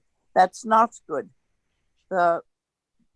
You have made a busy house out of one that was, what is our favorite term, quirky. The one proposed to us is too heavy, too big. That right-hand side of whatever elevation, the north elevation, Mhm. is too heavy. Gotcha. It's a very tenuous place down there. It may have a lot of space now from between the house and the water, but that can change as we know, it could change in a weekend. And to build a house this big along that area is not in keeping with the area. That's Okay. it. Thank you very much, Diane. Carrie? Thanks. I I agree with the others. I think the right side is too big, and if it could stay subtle, then the central mass can be a little bigger, but I agree that it's also a little busy with all the tiny little dormers. The roof walk seems way too big. But maybe just keeping both sides very subtle, then you can have a little bit of size in the center, which I think is more in keeping with what is there now, but will still get you some decent second floor. Just yeah, on the right side, it just seems like it's Mhm. extending the massiveness versus keeping the subtlety of the overall length and just keeping the mass in the center. Sure. Got it. Okay, Carrie, thank you. Stephen?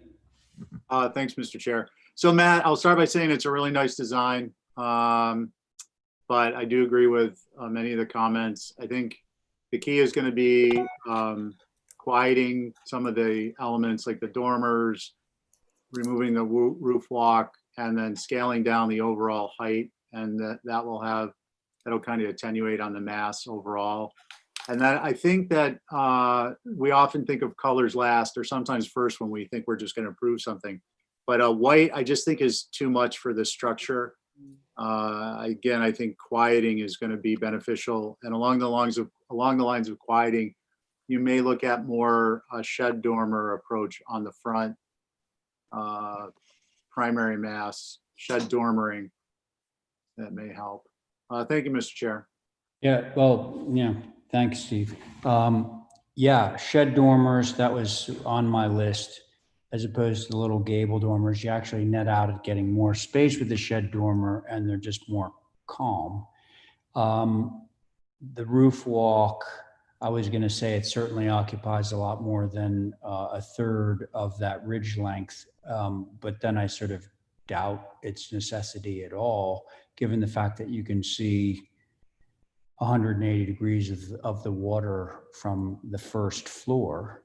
So that's something. And did I have anything else? I generally agree with everybody's comments.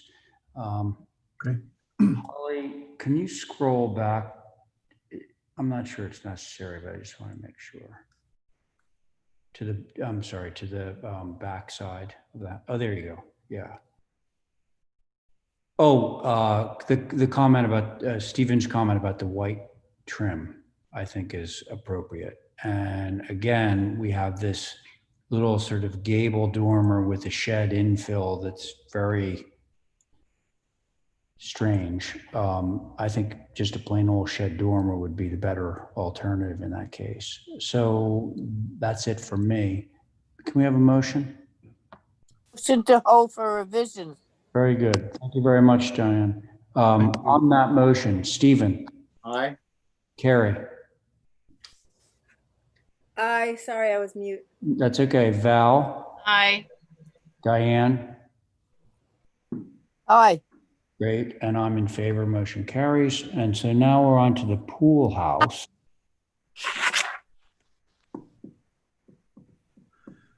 So this is there was actually a previous approval for a pool and a much smaller, like pool shed / cabana. It was actually 2 pods, I think, that were connected by a pergola. Anyways, the building envelope obviously is limited. And so the proposal is to have this, pool house. It is because it is so far away from the main dwelling. The idea is that, that having a supporting structure adjacent to the pool, makes sense. So this footprint does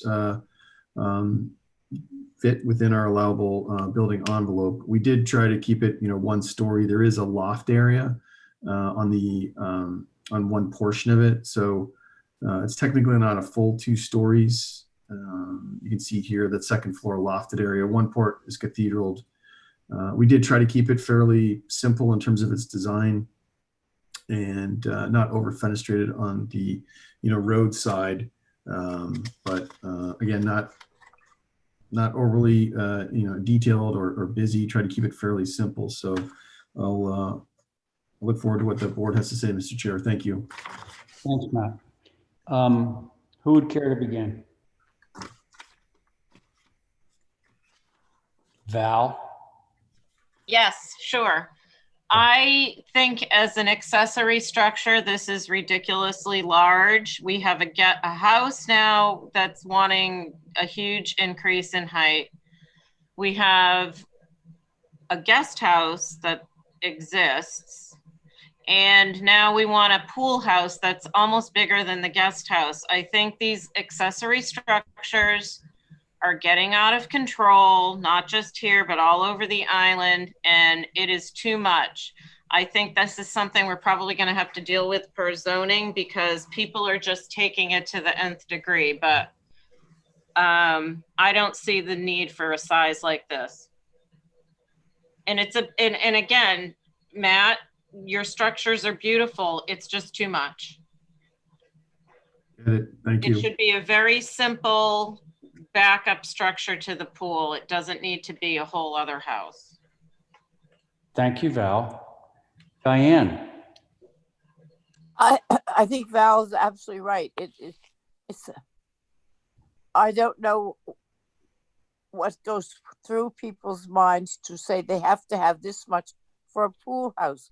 Is it got a bedroom in it? Is it a place for them to live? Then they should say so. It is too big. It's got too many windows. It doesn't need that as a pool house. It doesn't need to look like a second dwelling. Thank you. Thank you very much, Diane. Carrie? I think it's a good looking building. I'm not going to comment on the size of it. I think if some of the main house had some of the simplicity, it would be very successful. I'm only seeing two elevations right now. There you go. The dormer seems a little excessive up there, just because it makes it very top heavy. Okay. But other than that, it's a decent building. Thank you, Carrie. Stephen? Yeah, I agree. Thanks, Mr. Chair. I agree with comments with respect to simplicity.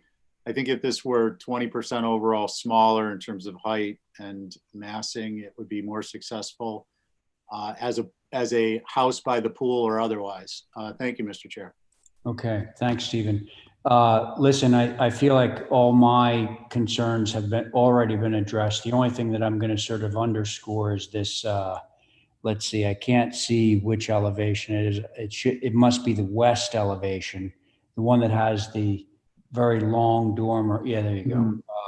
That one's much, but it sounds like sort of a general downsizing of this building would be favorable. Okay.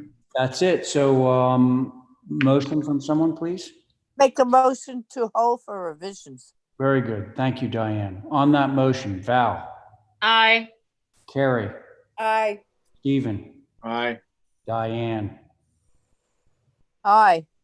And I'm in favor. Motion carries. Okay, thanks. And we have one more from you, right, Matt? And that is at 15 Plainfield. Yes. And somebody tell me if and when Abby comes back, okay? Because I want to make sure she gets back. If and when. Well, you never know. Oh. Big night. Debate night. Oh my gosh. That's like in 15 minutes. I'm going to have to sign off and Start taping. Nobody 12 minutes. His voice. Blah. Yeah. Okay, So I could just run through this really quickly, Mr. Chair. that would be great. This is a 15 Plainfield in Sconset. It's at the end of the cul-de-sac, or at the end of the cul-de-sac. It's a one-story addition. It's a house that was built in, I think, late 90s. And the family is going to be spending more time here. And so they need a little bit more room. And so we're doing it in the form of a one-story addition to the side of the building, to the west side. And I think if we just look at the existing versus proposed elevations, it'll be pretty telling. So this is the proposed south. This is the street side. In the middle of the page on the right side, you'll see the existing condition. And then this is a one-story addition to the left. It does run all the way back towards the back of the property, but we thought a one-story addition was more appropriate than trying to go two. This original structure was designed by Graham Goldsmith, and I found that there was an initial idea to actually have a second floor gable on the left side, but we just thought this was a bit more understated and conducive to the concept of additive massing. Okay. That's all I have, Mr. Chair. Matt, just when you say it runs all the way back, what did Sorry. that mean? I mean, from the front, if you look at the, probably the, let me just get the right elevation here. If you look at the west elevation, it runs kind of like, 60 feet. Oh, okay, got it. it goes Yeah. towards the back. We went, it's kind of rambling towards the back of the property, so. Okay. Got And it. Mr. Chair, I do have Yes. Sconset advisory comments. Okay. They were actually okay with it. The fact that it was, it's a one-story addition Yeah. and that it seems to be balanced, so no concerns. Okay. Good to know. Thank you, Holly. Okay, board members. You know what? I think I'm going to pick on Carrie first. Okay, let me see if I'm not muted. I'm not. You're not. I think it's fine. I Okay. think it's, yeah, it's subtle. Okay. Thank you. Stephen. I agree with our new commissioner. Okay. How about you, Val? I think it's nice as well. It's just 10 feet longer than we usually allow for a ridge. Yeah, I would agree with that, except for the fact that it's going back into the property and that it's single story. But I hear what you're saying. Is that it? Yep. Okay. Diane? I think it's very good, and I understand about the roof eave. It's very long, but I think it's. It What? is broken. Sorry, the ridge is broken. I know it's broken up. Yes, it is correct. The Oh. intersecting gable is ever so slightly taller than the long ridge. Okay, I see that now. It didn't look specifically, but it still gives you the, if you're standing downtown and looking out there and seeing that, you're not going to see that little thing. But anyway, I think it's simple. I'm glad to see the first one story and not going up to two and going out the back. That seems to answer all our requirements. Thank you. Totally agree. Okay, so I'm fine with this. If we could have a motion on this one, I'd appreciate it. Motion to approve Ah, as submitted, I believe. I think so, Diane. Thank you. On that motion, Val, Aye. Carrie, Aye. Stephen, Aye. Diane, Aye. and I'm in favor. Motion carries. Okay, Matt. Thank you very much. Thanks. Next up at bat is Brooke Muirbergen with an application at 2 Back Street for a renovation. So, good evening, everybody. Thank you for being here. So if, Holly, if you would scroll to the beginning of the as-built elevations, just to give everybody a sense of what is there. Yeah. And then when you see what is being proposed to replace it, you'll Okay. see that it's almost the same scale. you'll see that there's on the as-built elevation on the north, there's an asymmetrical gable roof. And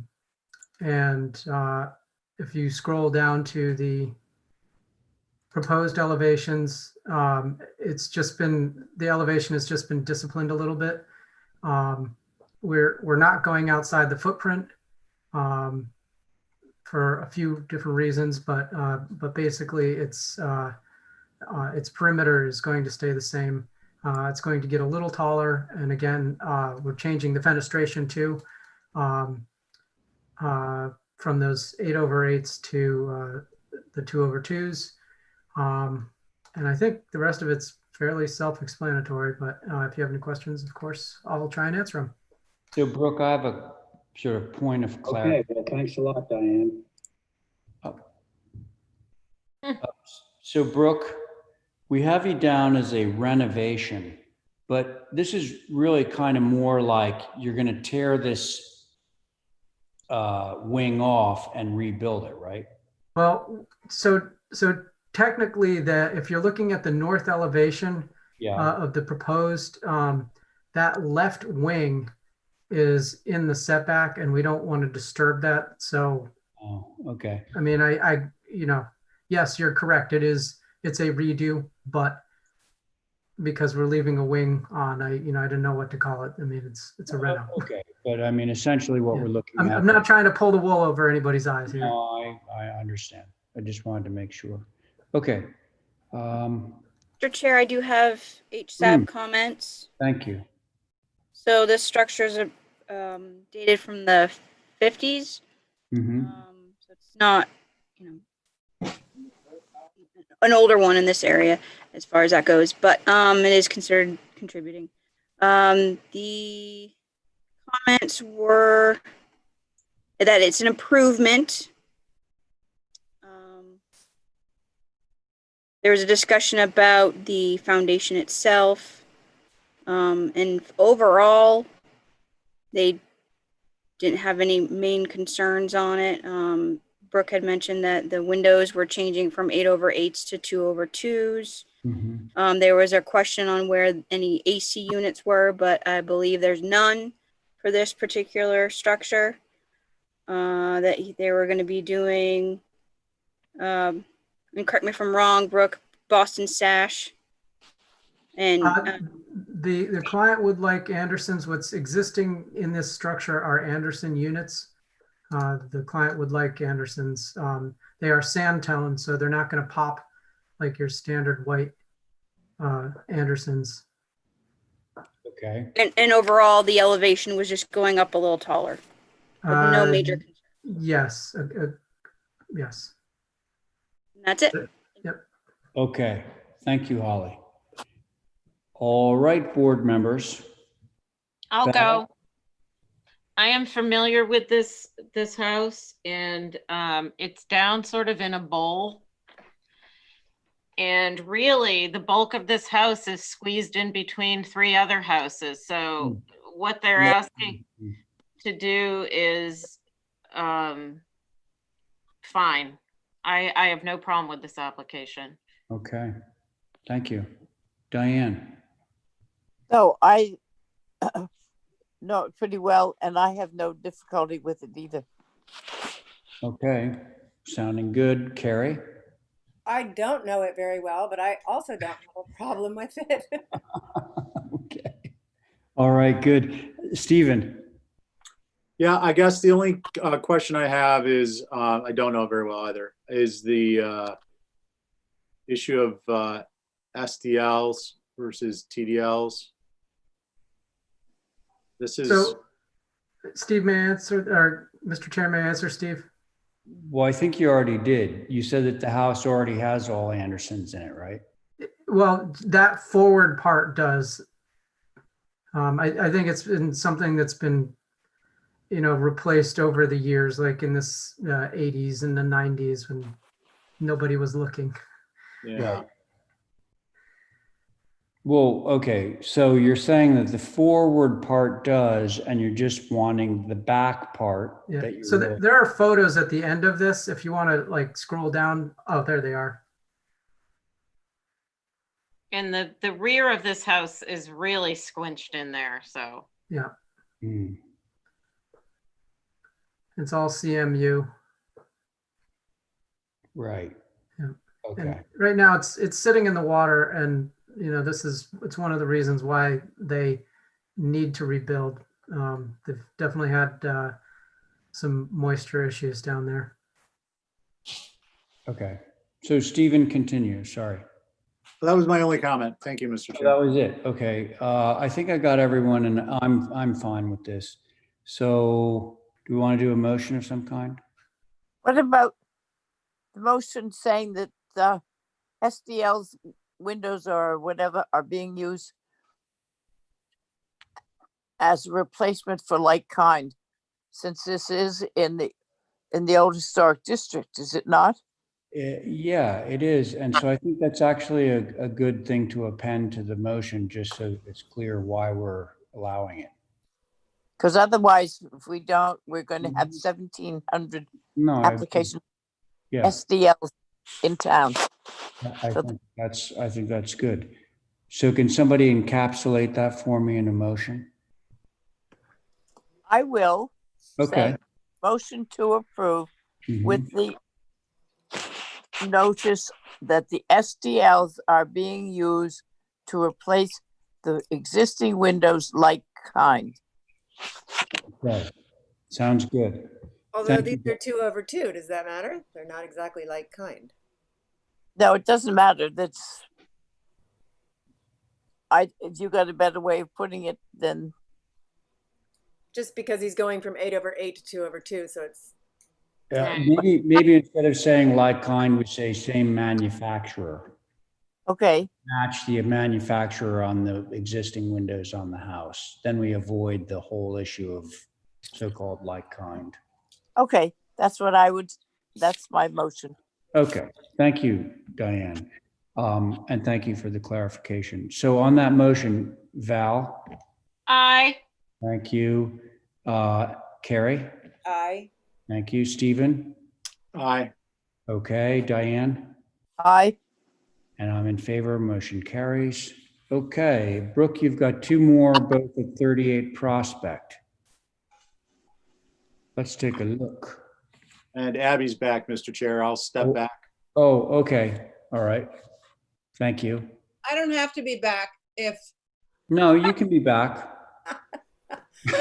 I don't have to be back, but you are back. I'm easily gone. Come on, we have one more hour. Yeah, well, okay, so we're starting to gain a little momentum here, I feel. Mr. Chair, I have comments from HSAB on this. Yeah, okay, Well, go ahead. I'm going to read in some comments that I did receive from another HSAB member this afternoon. Okay. Much too close to the road, structure should be no closer to Prospect than Franker House. Style is inappropriate. House should reflect more of the style in the old historic district, as almost every other house on Prospect does. Little or no retaining wall on Prospect. Traditional construction would have worked with existing grade and not forced a leveled lot. House should face North Mill Street as many other corner lots on Prospect do. As you drive up the hill on Prospect and North Mill Street side would be more visible than Prospect side. Flip house with cottage, so smaller structure is closer to Prospect. This may allow cottage to be a little closer to Prospect. Cottage should have a covered barn-like feel, as others on Prospect Street should be cut into the higher grade in the back rather than level to the grade. Those were pretty much the overall comments, and Brooke was in attendance, so he did hear all that. Thank you, Mr. Chair. But did you say that there was also a comment that came in later? Those were pretty much summing up the overall comments. Oh, okay. That was just via email that I think you and I received. All right, very good. Thank you. Brooke, up, down to you. Okay, there we go. All right. So the first slide, actually, if you scroll back one unit, I just want to show the proposed grade change. On the left is the existing grade. Ignore the retaining wall. That's obviously not there. But those are the existing topo lines. On the right are the topo lines as they're going to be proposed. The main house will sit at the 59-foot topo line, and the second dwelling will sit at the 54-foot topo line. That high corner is 65 feet, at 65 feet. And so there's definitely a lot of, a lot of land up in that upper corner that would need to be managed to be retained in order to have the building sit down into the site. We didn't want to perch this building up at the 65 or 64 because then it would really truly be looming over Prospect Street.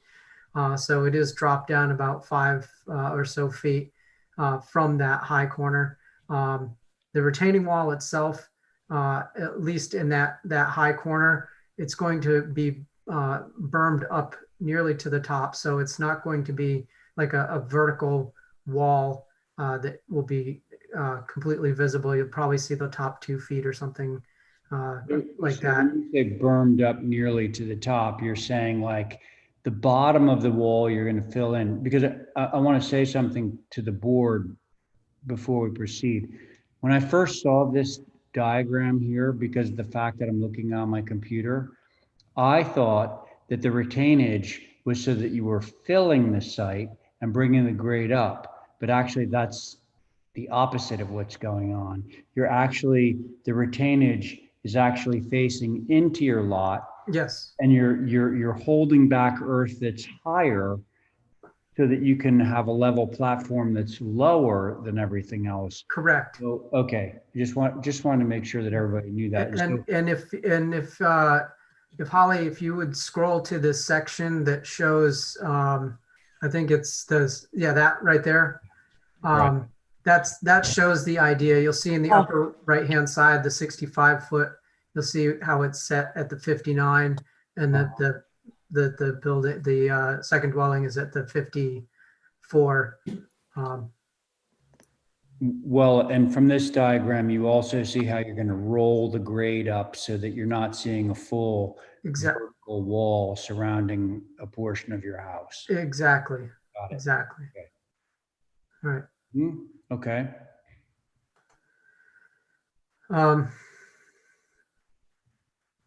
So I think we can start with the elevations, which if you scroll that way. So the top elevation faces Prospect Street.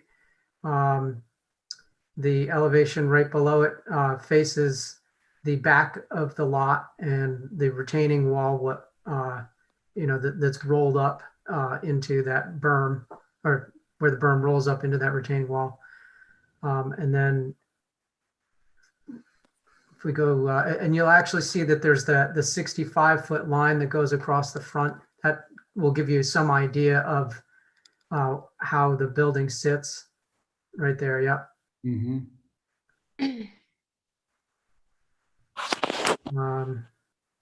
This north elevation, that back area faces the neighboring lot, which eventually will have a house on it. So it may be visible in the near term, but will eventually not be visible. And then the elevation below is the elevation that faces North Mill.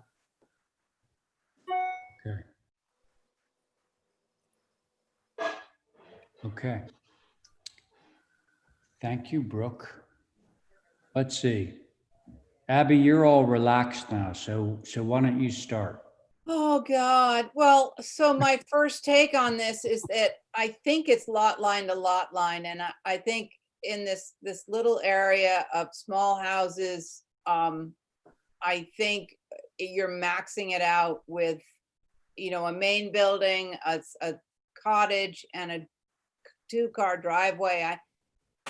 I don't know if it's respect to the area.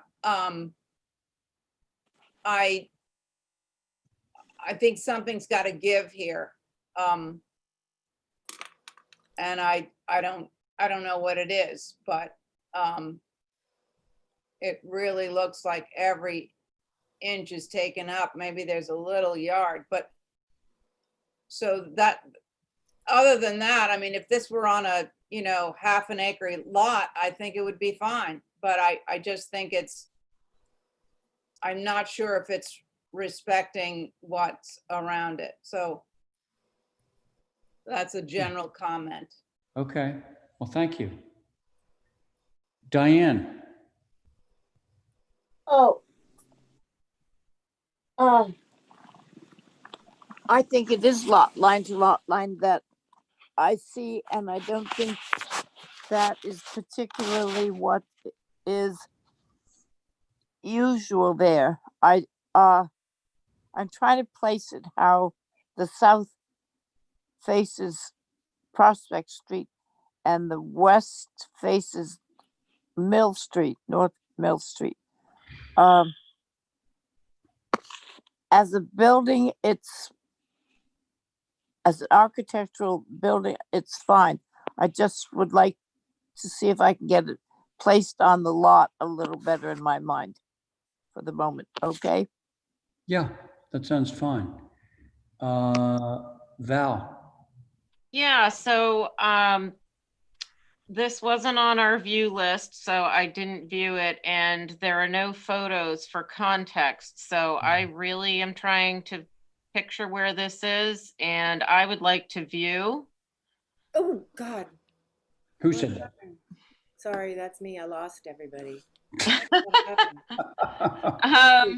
Before I make comments, because I am really drawing a blank at what's around this, and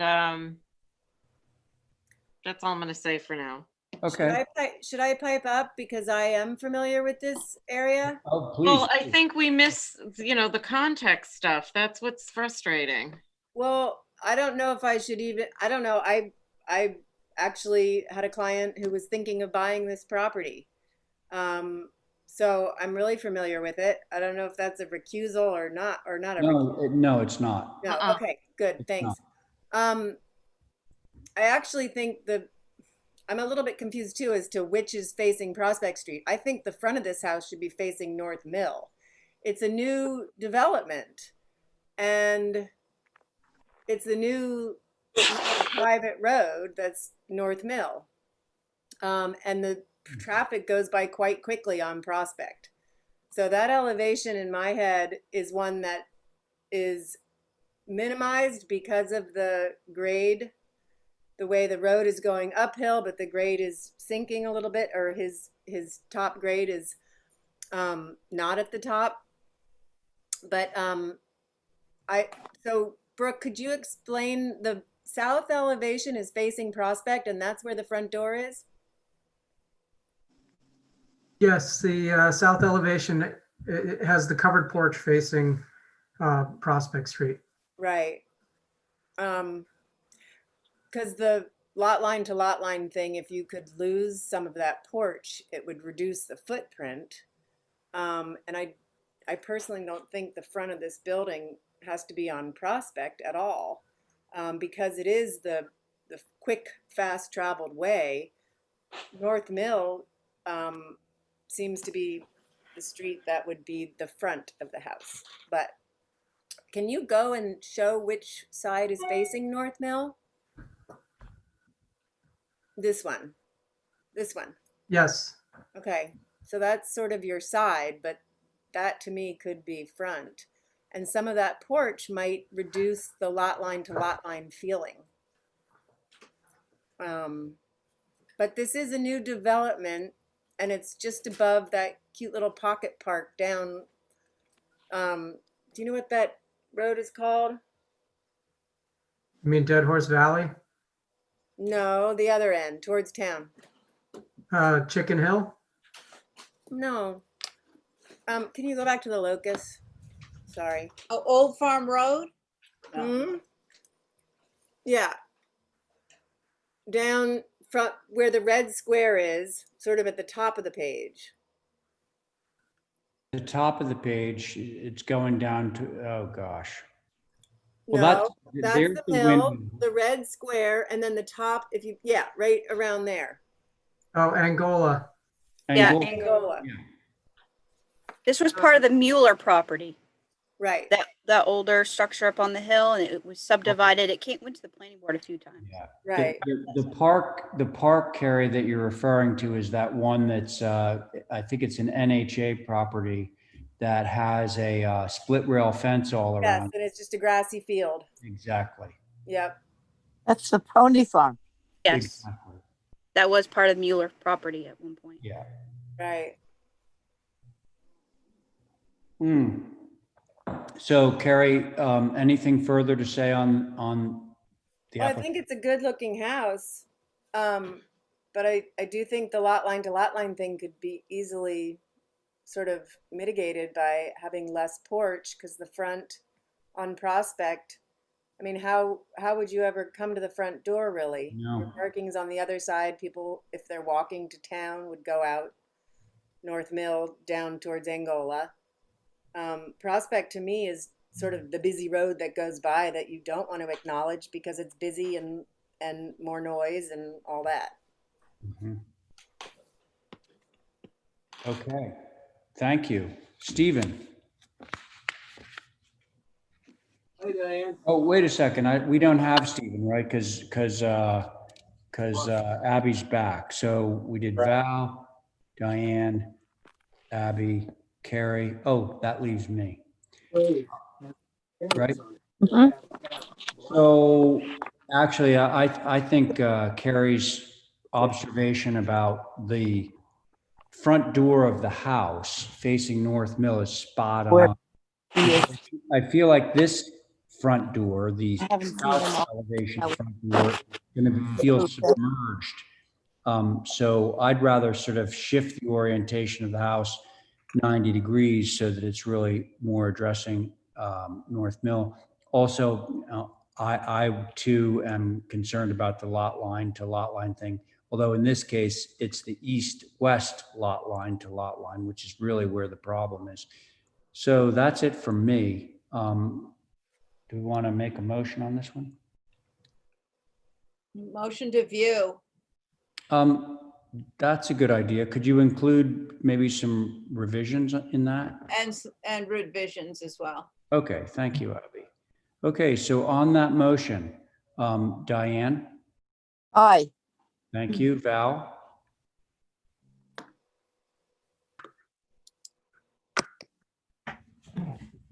Val with us? I'm going to go to, so let's go to Carrie. Sorry, I forgot I was muted.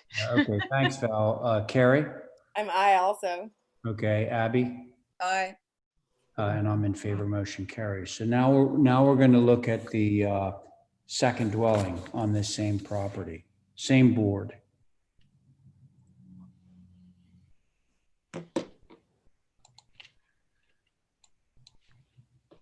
Okay. So this front door faces North Mill.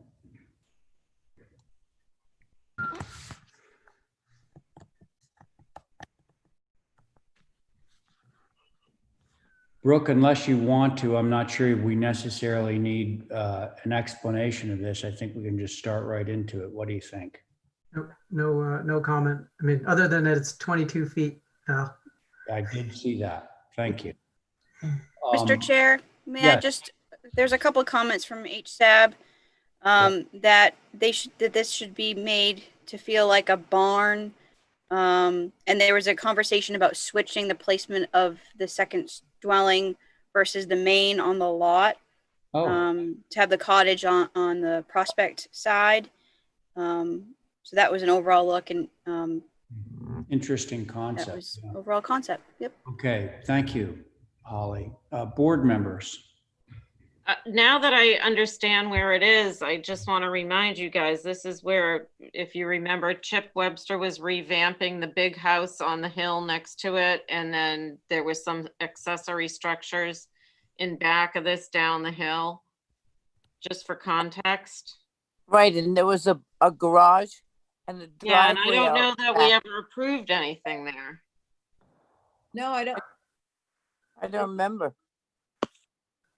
But, okay, so Val, stay on that. So, so I guess I'm just asking for everybody to just give it some thought, real through thought, because this is going to be the catalyst for what comes next. Mm-hmm. Okay. All right. And Ray, did we get any of It's a cute little house.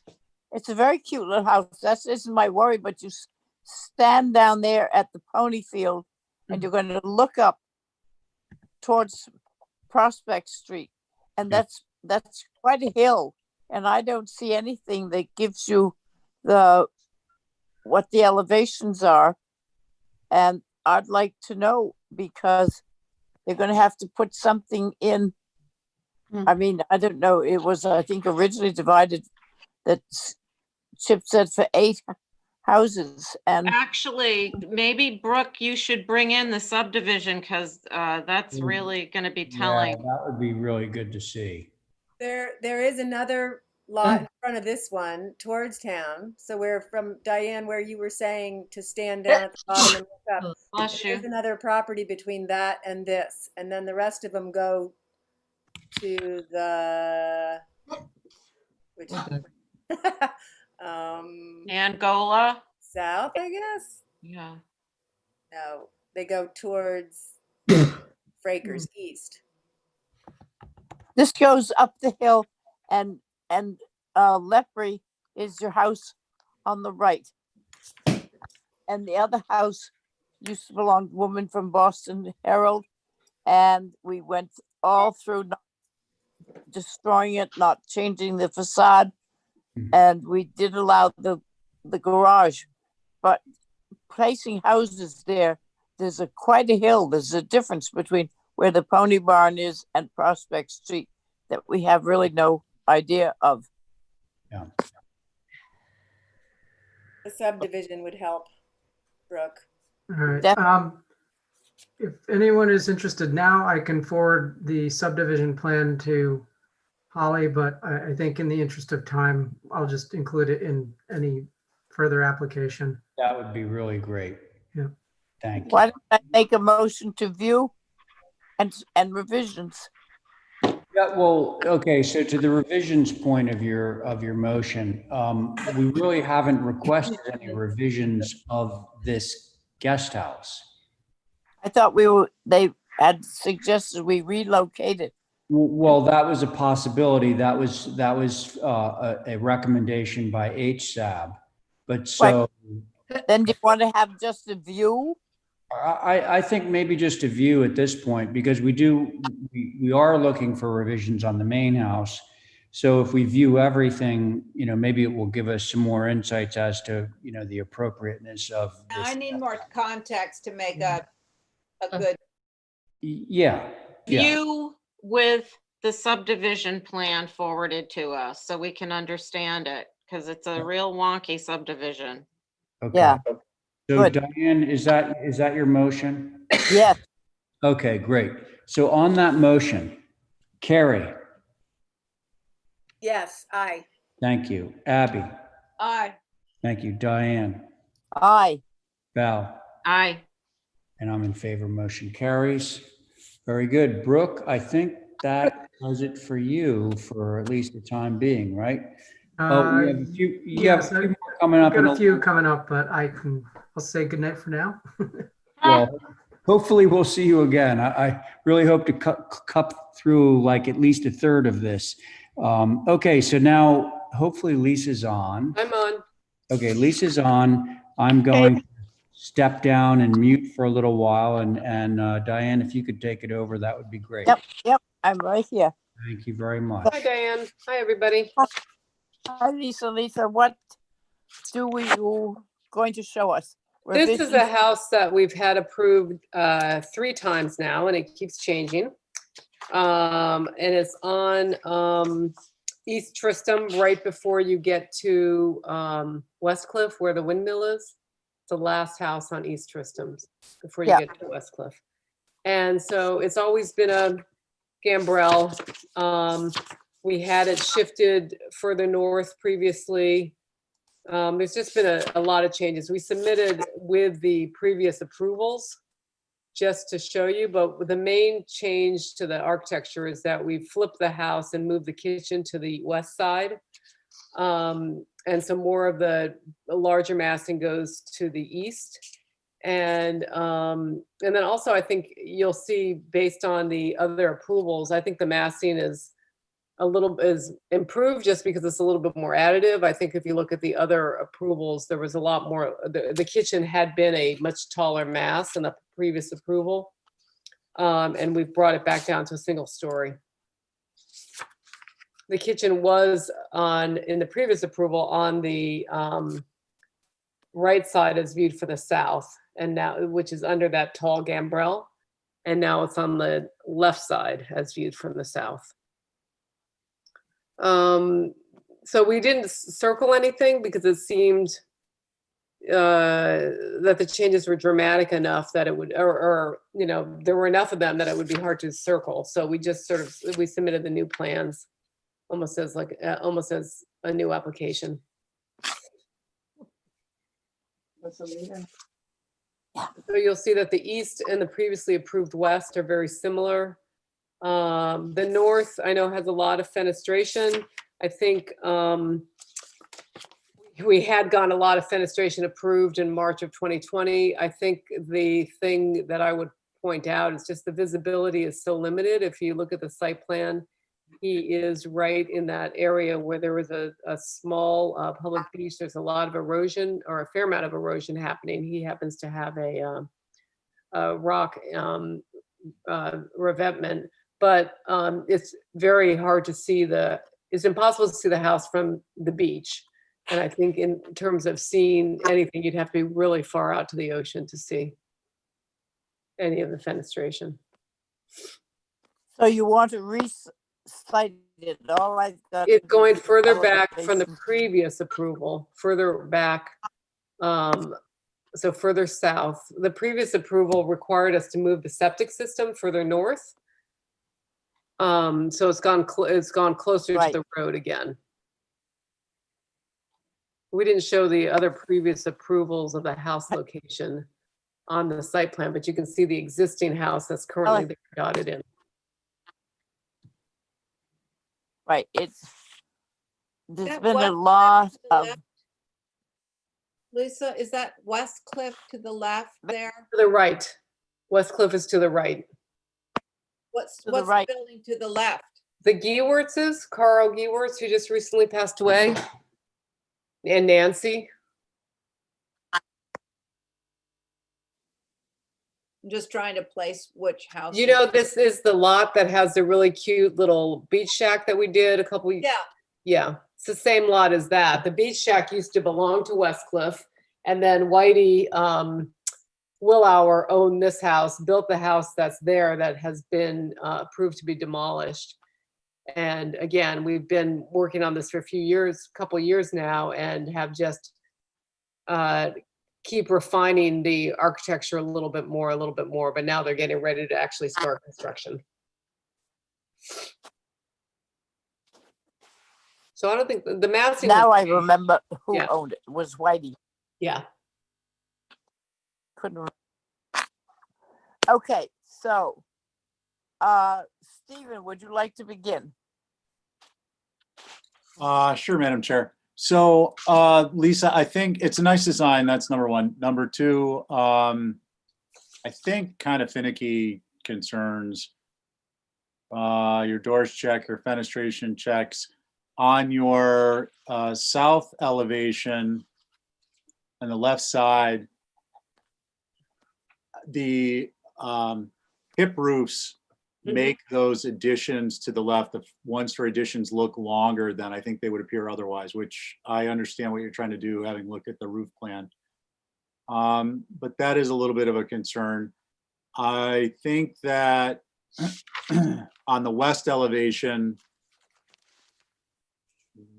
that complexity of those roof planes kind of play out. So I'm wondering, behind that, you've got, there's basically a false roof so that on the west elevation, so that the two windows on the second floor are on a broke back. Yeah, exactly. Exactly. So they will view into that larger hip roof, but there's sort of a cricket. Yeah. I haven't come up with an idea and a solution to suggest to you on that, but it is a little bit of a concern. The other thing I would say is on the east elevation, if it's at all possible to lower the gambrel, the proportions of the uppermost portion of the roof of the addition most viewed on the east elevation, that gambrel, the small gambrel, seems out of proportion. And I think if you were just to lower the uppermost portion of the roof plane slightly, you'd still have plenty of space inside. It won't change your program there, but the proportion of the steep roof to the shallow roof will better track the rest of the home and the typical gambrel proportions. Yeah, the only thing I would need to check is just the head height of those windows. Yeah, I Just think to keep that in line. They're definitely lower than the rest of the windows already. You can Yeah. see that in the east. Yeah. And I just want to make sure that they, remain at 6, 8, or 7 feet. Yeah, and I do note that any view of that is going to be oblique. So as I said, they're kind of detail-y, minor stuff. It's a nice design, and I think it's appropriate for the location. Thank you. Okay. Abby. Yeah, I think my main concern is the north elevation, but since you're moving the house back, I think you're going to see it even less from the ocean. So I think you'll probably only see the second floor. So all those windows in the main mass are not a concern, I guess. And that was my only concern. Thank you. Okay. Carrie.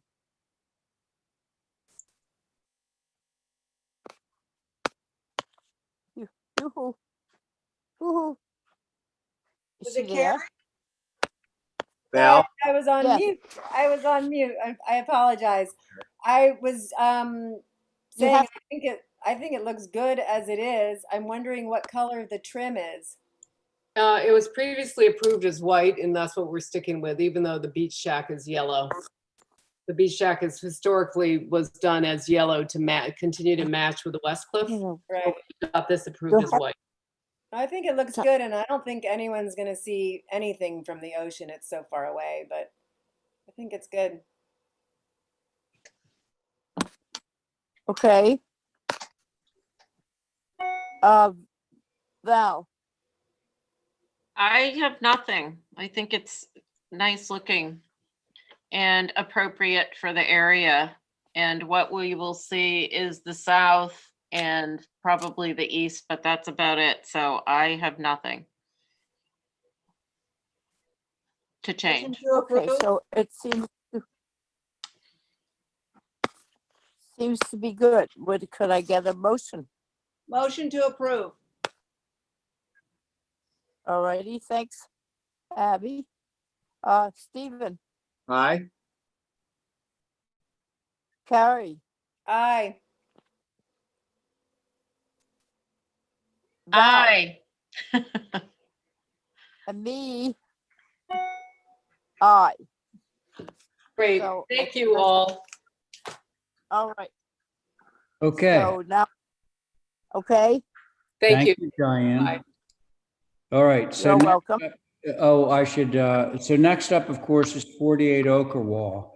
Looks like we have a move on for a building that is coming from 19 Longwood. So the board on this, Carrie, you want to be our associate on this one? She's muted. Let's see. I'm here. Sure. Yes. Sorry. Okay.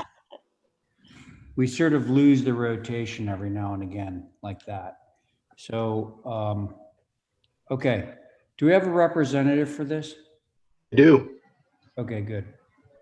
Oh, hi. Hi.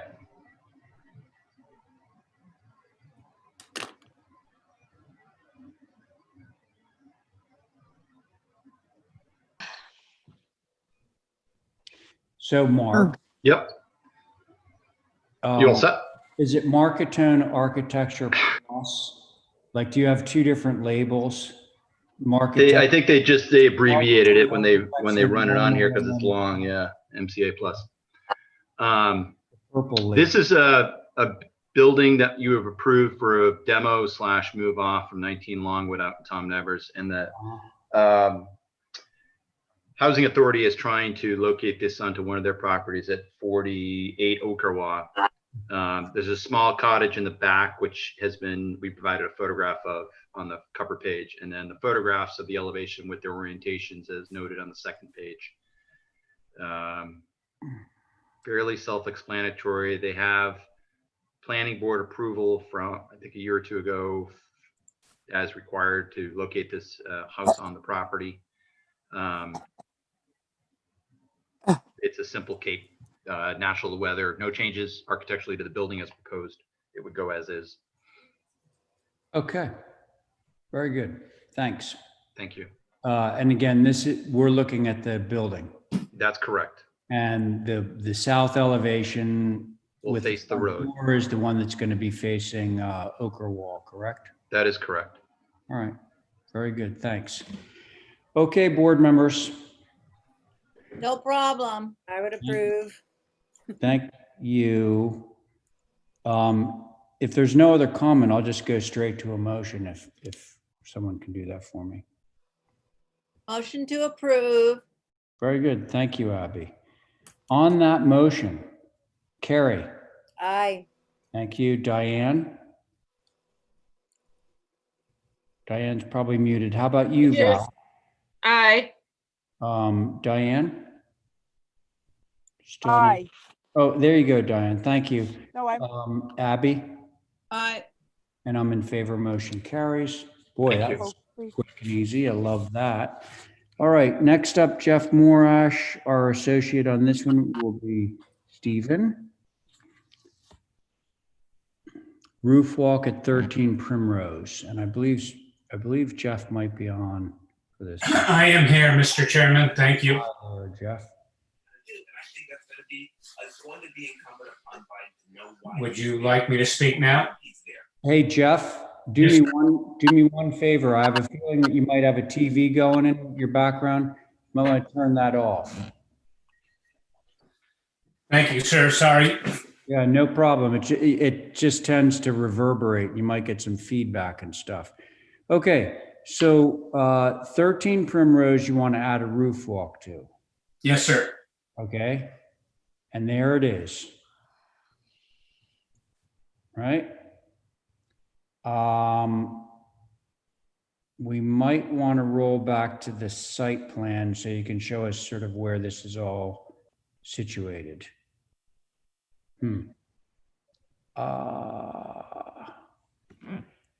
Can we zoom in on this at all? Because like I'm not seeing any roads or anything on this. Okay. We got Primrose. Primrose is on the water side of Eel Point Road, almost before it comes to an end and then turns the big right, turns to the left. Yeah. No, yeah, right. Exactly. Yes, got it. Yep. Thank you, Diane. I don't get it. You don't know where it is? No, No. no. Okay, so Back out, zoom in again. yeah, back out for a minute and then we might be able to see. Okay, all right. I see Eel Point Road off to the right. Yeah. Okay, so Nantucket Road and Eel Point Road, they fork. Yeah. Okay, so the fork is happening just off of the page on the right-hand side. Okay. Yeah. So pretend for a moment that you've just taken that fork and you're heading out Eel Point Road, right? Yeah. Well, on the left-hand side is a little road called Primrose before you get to Swift Rock. Okay? So you have to drive down that. What did Diane mean about it being on the water side, though? Like, I think Primrose might be on both sides. Yeah, this is Primrose is off Eel Point Road? Yes. Yeah, Mr. and and it's off to the left as you're going. Well, it actually goes to both sides, I think. But the side we're looking at is actually on the land side, not the water side. Okay, all right, thank you. Okay, so we go back. So Jeff, Yes. but sorry, Holly, let's stay on, I just want to get clear on all this before we move a little. So we're looking at this sort of strange trapezoidal shaped lot, and we've got a small structure in the front that faces Primrose, and then we have a larger structure in the back. The roof walk that we're discussing here is on that back structure, right? Yes. Okay. Just making sure. Is there any visibility of this building from Swift Rock? Well, sorry. Jeff, you go ahead. When I drove around, I couldn't see. Okay, fair enough. All right, so now we're oriented, I think. And so now we can return to the elevations. Okay, so this elevation, Jeff, does that face Primrose or does that face Swift Rock? I gotta get my bearings. That faces Nantucket Road. Holy shit. Oh, okay, all right. So I can't read, it's too small. Well, that must be the south. Another elevation, I'll show you the front of the house that faces Primrose. Okay, so let's scroll down a little bit more. So that's the front of the house there, sir. Okay. That faces Primrose as you drive up the driveway in through a bunch of forest and trees. Okay, so the part that has this sort of what I'm going to acknowledge is probably the controversial part about this application, this exterior stair that goes down, that's actually facing back to Swift Rock, correct? Yes, correct. Got it. And Okay. it's the back of the house. Right. So now, what are the colors on this roof walk? Natural or whatever colors you want. Okay, fair enough. So I'm going to open this up to the board. I'll go. Okay, great, thanks. I did go out and view from both roads just because I wanted to make sure. This is such a weird thing with the outside stairway, that I wanted to make sure there was no visibility. And I guess I would say I'd vote for it with the caveat that it's because it cannot be seen, because we don't want anyone else to come in with one. Mm-hmm. Fair enough. Sounds good. And natural to weather. Okay, good.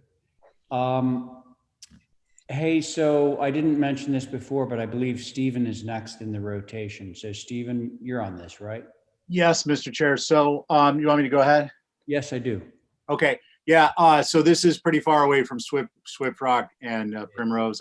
I too was a little concerned just about the rear stair, which because it's atypical, but I can't imagine. It's like 450 feet away from Swift Rock, 500 from Primrose, or maybe I got those reversed, and further from Nantucket Road. The roof walk itself, I don't think there's any concern with, but it was just that stair. I don't think anything's going to be visible, so absolutely no concerns.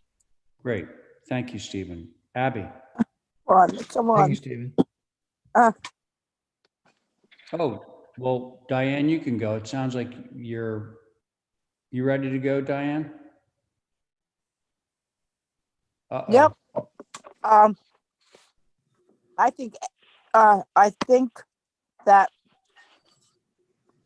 it shouldn't be there. I don't know. If Val says you can't see it, I will go with what she says. It's just, we have one other one that we allowed because they did it and they had some, it was down in the Brant Point area. It's not what roof walks are about, so I don't know. I'm not for it, but if if everybody wants it, then I would go with it. Okay. That's fair. Abby? Yeah, I'm having a hard time digesting it. No comment. Okay.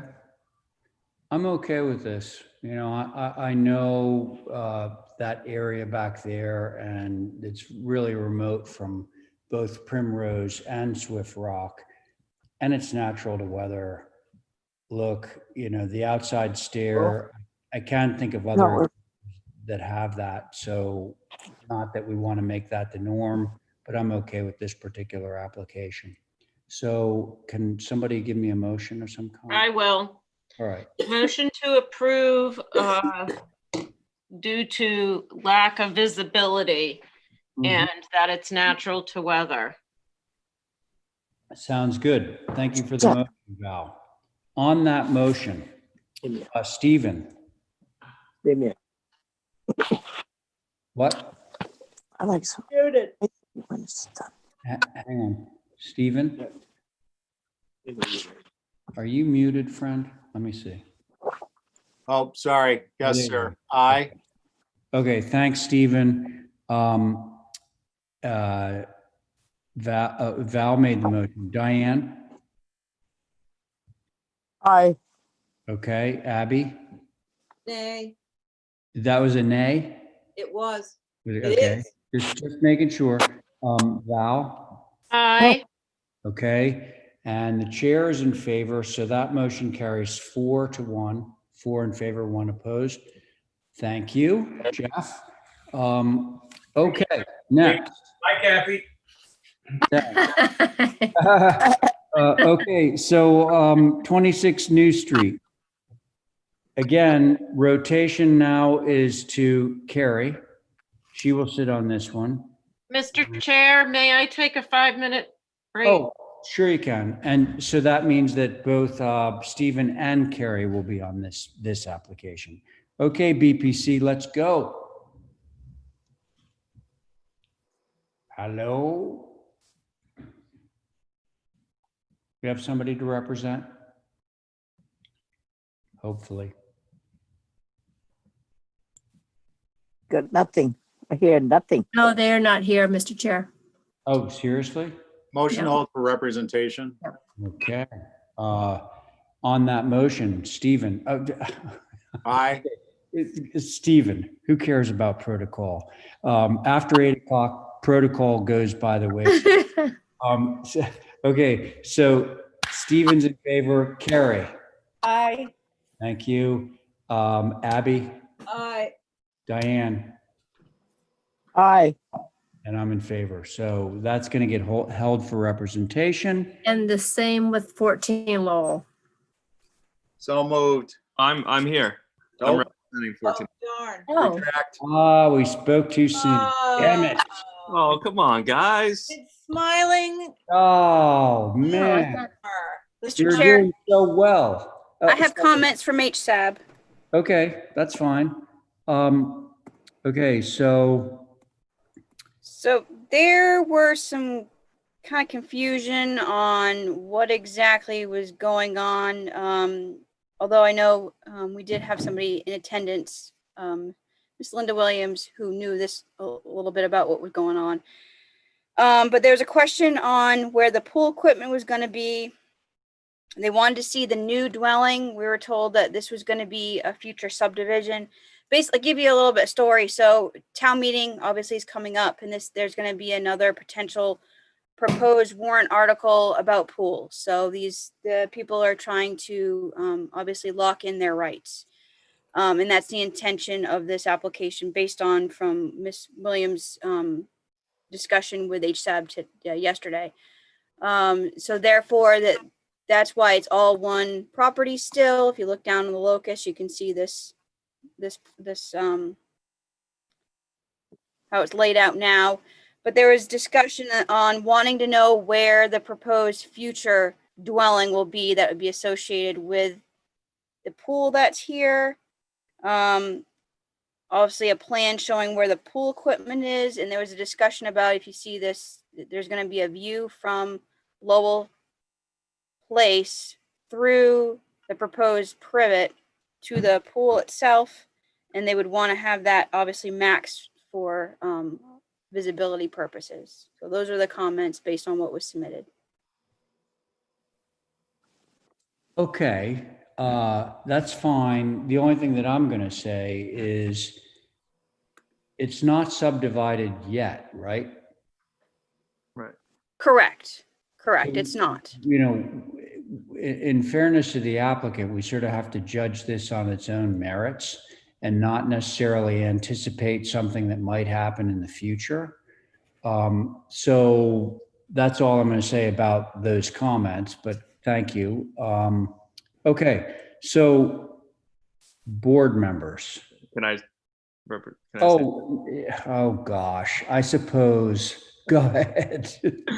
Yeah, so applicants are always getting in the way, I'm noticing. I'm sorry. Yeah. Yeah, so I mean, like, I don't know about a subdivision or a new house or whatever. We're just going in for a pool at the existing property. Mhm. You know, maybe I guess he could if he wanted to, but that's not what we're asking for. Let's not do it. So we kept the pool as far back on the lot in the corner. You know, as you can see, it's pretty far from the road. I think that, you know, we took pictures from, you know, obviously from the front, but then we also went to the back, you know, off of Woodbury, so you could see from there. And I think visibility, like, yeah, you'll kind of have a sight line, like looking down the left side, but it's so far back and we're proposing a hedge and it's at grade that I think visibility would kind of be lacking. And we're not going for like a huge patio or anything like that, just simple grass up to the pool, just like a very simple layout. Okay. But if the board wanted some evergreen screening, you know, I mean, we are calling for a fence to go in front of the privet. So I think the combination of the fence, of the type 2 picket fence and the privet, like, I think that, you know, I think it would provide enough coverage and screening from the roads. Hey, Lindsay, can I get clarification on the fence? Mhm. Okay, so you just said that it's going in front of the privet. Now, does that mean on the outside of the privet, in which case it would be on somebody else's property? Or No, so we're gonna have the fence on the outside of, on the Lowell Place side of the privet. the Lowell Place? Oh, just on that one side. Yeah, on that one side, because Got that's it. where the visibility is. Okay, got it. So not all the way around, just on the No, outside. because we're gonna have an auto cover on this one. Got it. Okay, thank you for that. Okay, thanks. Board members. I'll go. Is Go. Val? Am I muted? No.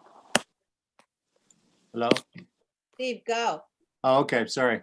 Couldn't hear myself. I didn't know if you could hear me. So I just want to note, Holly, could you scroll down a little bit and show the locus? And yeah, a little bit more, and zoom in if you could. No, locust, right? Yeah, Yeah. a little bit, yeah. So at the corner of Lowell and Main is 149 Main Street. And I'm pretty sure that a pool was approved there. So subject to appropriate screening, you know, not visible time of inspection thereafter, I don't see a concern with this. Thank you, Mr. Chair. Okay. I mean, noise and all the other stuff isn't our purview. I want to be clear about that. But other than that, thank you. Okay, well, thanks, Stephen. Carrie. Yeah, I agree with Stephen. I do, though, wonder where the pool equipment is. Sorry. Going to be behind that structure? It's supposed to go behind that one-story structure. Right. Behind, as in on the lawn portion. Well, Yeah, on the pool side of the one-story structure, okay. on the back side of that. Okay, thank you. Anything else, Carrie? No. Okay. Hey, Diane? Uh, is that front part that isn't in green, is that all part of, what's his name's, Mr. Zag? Or is he sold off the back part, which is in green? The back part is part of the lot. It's all one lot. So we Yes. just highlighted in green the area, you know, kind of the pool area and that part of the property. And he's not in the old historic district? No, he's not. Where does the, I thought, well, it's Right on the other side of the line, I believe. Yeah. And you have those trees. Is there any reason that you're putting it at the far end of that lot? Why you can't bring it up under those trees? Well, we're keeping it as far away from the road as possible and tucking it in the corner, just so that it's as far away from any, you know, visibility and still preserving lawn space. Well, the 3 trees are. Those are going to remain. So those will provide screening, as will the privet hedge and the fence. We're going to do a. Well, that's why I wondered why you didn't turn it and bring it up to those trees, because they are existing. The trees client which would prefer to have it. block The client would prefer to have it in the back corner to preserve as much lawn space as possible. What's the old expression? People in hell would like water, but I don't approve where it is. Anybody care? You do not approve where? Nope. It is. Nope. Okay. All right. Chairman, Yes, Holly. point of clarification, the property is zoned R1, but it is located based on the Old Historic District map, which goes towards New Lane. It is located within it. Okay, so basically what you've just said, I believe, Holly, is that it's in the HDC OHD, but it is not in the zoning OHD. Correct. Yes, sir. I just want to make that clarification. Yeah, at someday, we're actually going to make those two things the same so that we avoid these kind of issues. Absolutely. But thank you. Okay, so Diane, thanks. Abby? Oh, darn, you remembered me. I always remember you. I'm gonna be a nay. Okay. In principle. Okay. Now, okay, thank you. So I think that Val is not on this, right? She's absent. Correct? Yes. Okay. So just talk to Stephen, Carrie, Abby, Diane, and I'm okay with this proposal as submitted. So I've actually lost track of where we are in terms of the vote, but if somebody could give me a motion. I'm not going to give you a motion because I'm going to vote. I know you, I know what motion you would make. So I will entertain a motion of any kind. Go So, ahead, Stephen. I'll make a motion to approve as submitted. I just want to note, I'm looking at these two maps. Yeah. Holly is absolutely correct in terms of the ROH and the Old Historic District. Yes. The core historic district and then the zoning.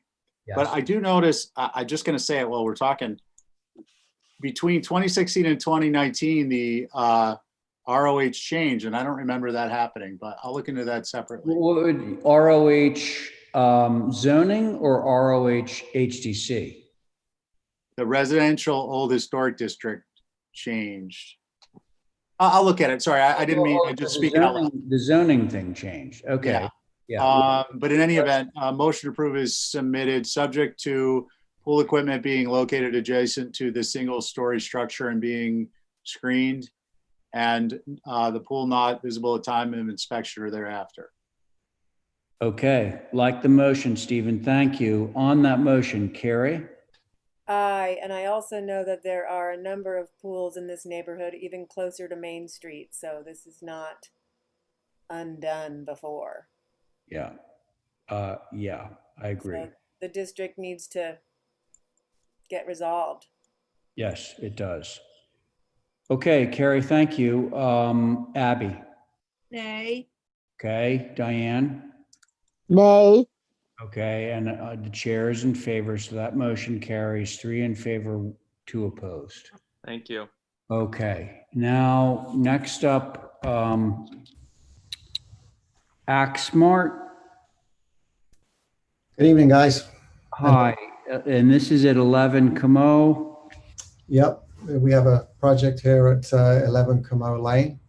Okay, let me just, I want to make sure that we have your board together before we I'm back. Okay, so Val is back.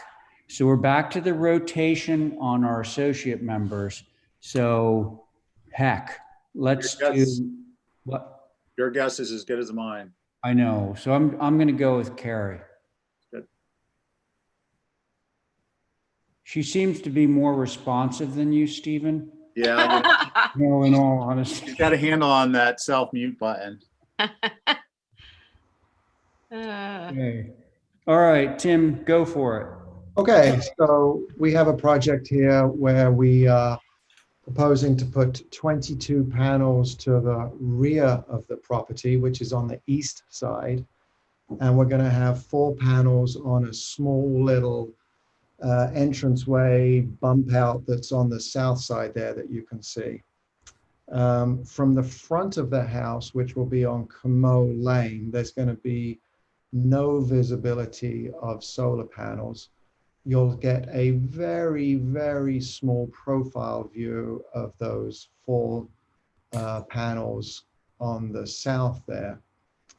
And then Sorry, go ahead.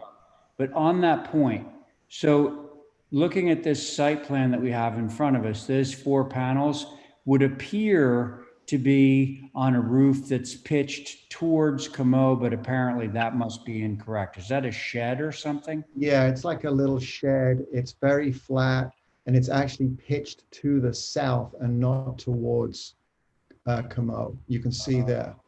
Oh yeah, okay, got it. Yep, got it. All right, thank you. Continue, I'm sorry. So, as I was saying, no visibility from the west, which is the front of the house. From the east of the house, there will be, if you scroll down, a very distant sliver where you can see the chimney, and you might be able to see, you can see here from the property from behind the house, which is accessed from Sconset, there'll be a little bit of visibility from Sconset Ave.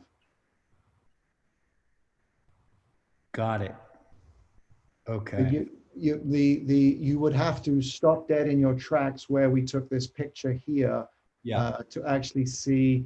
Maybe you'll see a little bit of the right edge and a little bit of the left edge. And if you look on the plan, you can see we moved the panels away from the chimney so that visibility would be extremely limited. Okay. So do we have Sconset advisory on this perchance? Yes, sir. Sconset Advisory was in favor of it, provided that the roof was black. Aha, which it's not currently, right? I don't believe that's black. No. No, that would be a black gray. Got it. Okay, thanks for Sconset advisory. I'm going to open it up to the board now.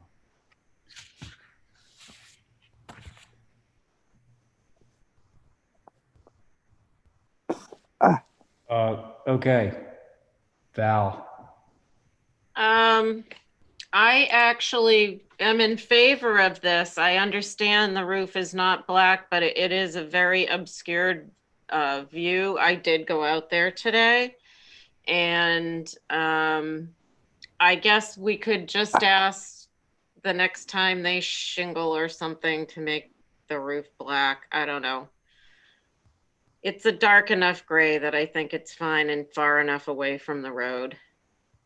Okay, well, coming from somebody who's very hypercritical, no, oh, I shouldn't say hypercritical, but, really scrutinize this. You sort can of say thing. what you want. No, I appreciate those comments. Okay, thank you, Val. Diane? I think the same thing.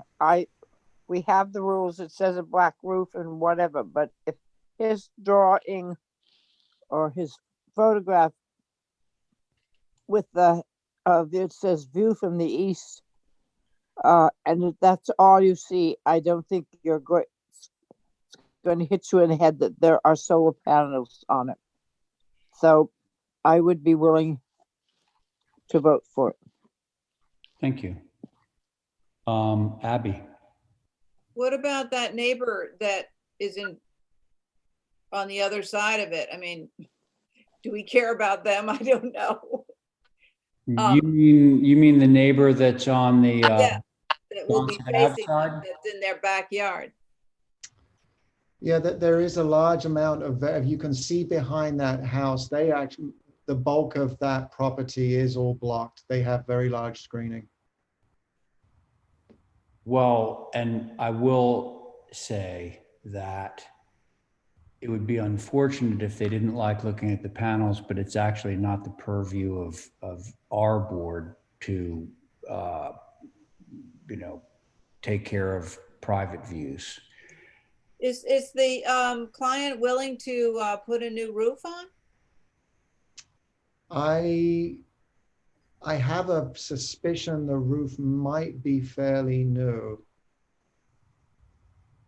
So that might be difficult. That you can't tell. I couldn't tell that either, but West. the house is in disrepair. Well, yeah, I can't comment to that. I would echo that from the front of the house on the west, there will be no visibility of panels. Right. Right. We got that part. Yeah. Okay, so Abby, continue. No, I think I finished. Oh, okay. And can you guys remind me which of our associates is in the queue right now? Oh, I think I am. Okay, go. I don't think I have a problem with it. It seems like they're laid out pretty evenly, that a little bit of roof, I don't know. I have no problem with it. Okay. And I'm okay with it. So motion from someone? I would motion to approve as submitted Okay. due to the lack of visibility and We'll say limited visibility, okay? limited visibility. Just, it's not a complete lack of visibility in this particular case.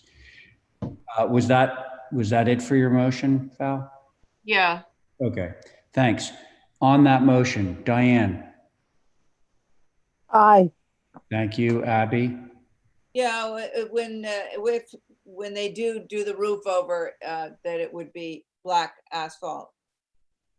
Yes. Okay. All right. Carrie? Aye. Thank you. And Val? Aye. And I'm in favor. Motion carries. Thank you. And we have one more from you, correct? Yes, this one I think is going to be very easy as well. Oh, sure. Thank you for the last one. That's what he always says. No, really? No, really. Okay, here we go. This is the easy one, folks. Okay, so this one is actually Stephen. Stephen, are you still with us? I think that's a yes. That's a muted yes. Okay. So should I go, Mr. Chairman? Yes, please do. Okay, so this property on 15 Folger Ave, it's 21 panels on the south dormer and south roof. Both of the elevations are relatively flat. And the property relative to the road sort of sits up, and it's behind a very large number of trees.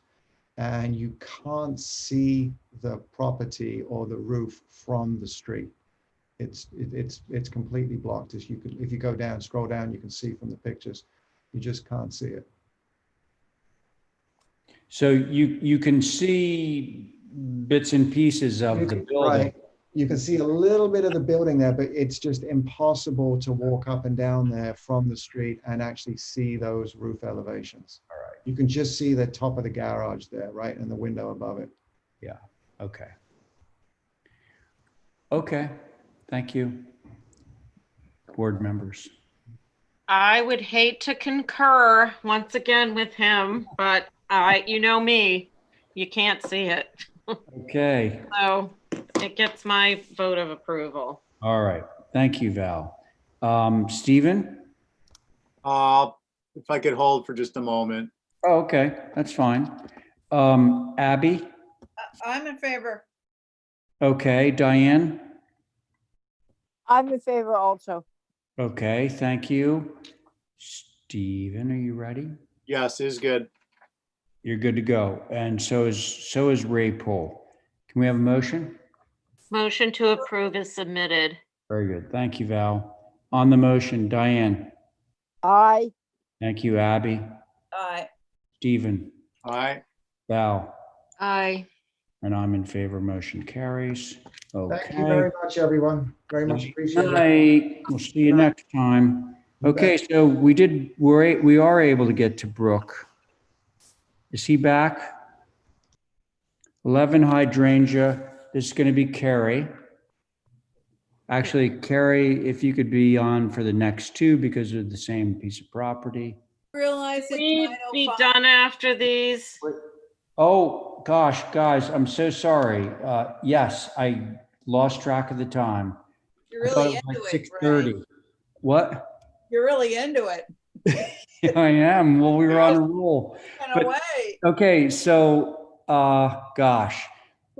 Everybody other than Brooke, we're going to have to hear you at some other time. But now the question becomes, do you guys have enough stamina to be able to endure two more of Brooke's wonderful projects? Well, It's not if they're new dwellings. no, It's not a new No, dwelling. there's a pool and a cabana. And in the spirit of Tim Carruthers, this should be really easy because it's not visible. Oh, stop, please. Now, wait, so can we tell the other people who are getting ready to leave when we're meeting again? Okay, so that's a question. What are we we're signed up for Thursday, October 1st at 1 o'clock. So all these are going to get put off until Thursday, October 1, which is 2 days hence. Okay? Yep. That's for everyone other than Brooke. So now we're comfortable moving forward with Brooke? Yeah. These two applications? Okay. It'll only take a minute. That's what Brooke told me. Okay. And I'm sorry. So Stephen, are you on this? I forget. I think Carrie's up. Oh, Carrie. Okay, so that's right. Carrie's See you guys on. later. Yes. Okay, hey, Stephen, thanks. Thanks a No, million. I'll hang out. I'll hang out. Okay. All right. Fair enough. Okay, let's get going. Pool. Yep, pool and cabana. The property to the, can you scroll back to the site and the locus? The property to the right, to the east, that's private property, private road. This will be screened with hedges and black wire, you know, and we can do the in perpetuity thing, but it'll have limited visibility from hydrangea. Okay. And the applications are actually identical, but Yeah, so there's our cabana for those of you who are interested. for the next one. Application, yeah. What's the size of this pool? I can't read it. The application, let's see, what is the? Let's zoom in because there's dimensions right on it. Up, So- go to the left. Yeah, there we go. So it's 30 by 12. 30 by 12. Seems huge for that little yard, but I guess that's not our issue. Yeah. Theoretically, this is all invisible from a public Right. way. I'm fine with this as long as it's screened in perpetuity. What's because the property next to it may be conservation-ish. I don't know. To the right, that's Skinner's. That's private property. It's not conservation. Okay. And to the north, that's a parcel for the septic systems. Beyond that is the Nantucket the Golf. Sconset Trust stuff. But Yeah. you know, we're a full so a couple, at least 150 feet away from that. Okay. And Mr. Chair, Wisconsin Advisory did take a look at this and they were okay with it based on lack of visibility. Hey, just while you're on, just to expedite things, Holly, that was vis-a-vis the pool. How are we, did they say anything about the cabana? Same for Cabana. Same thing? Yes, sir. Okay, thanks. All right. Anybody? Motion to, Oh, sorry. go ahead. I was just going to say, I appreciate that the cabana is actually a cabana. I know, right? We see those so rarely. Yeah. There's no toilet, there's no tiki bar. Right. Yeah. That's all in the basement underneath, Val. Yeah, right. The media room. So Carrie, you're in favor of this? Yes. Okay, great. Val? Yes, and I was going to make a motion to approve Hey, both. why don't you? Motion to approve both applications, the pool and the cabana as submitted. All right. I'll take that to the board. Okay, so on that motion, Diane? Aye. Thank you. Abby? Nay, Did you say nay? I did. Okay. Carrie? Aye. Aye, and Val? Aye. See, Carrie, Val, did I miss anybody other than myself? No. Yourself. Yeah, okay, and I'm in favor. So the motion carries 4 in favor, 1 opposed, correct? And that motion, just for the record, was for both of those applications, both for the pool and for the cabana. Okay, motion carries. Thanks, Brooke. Thank you, guys. Okay, so now can somebody give me a motion to carry over items 19 through 54 to the next? So move. Thank you, Diane. On that motion, Val, Aye. Abby, Aye. Stephen. I'm an aye, but I just want to just underscore 19 through 54. No, I know. I did. know.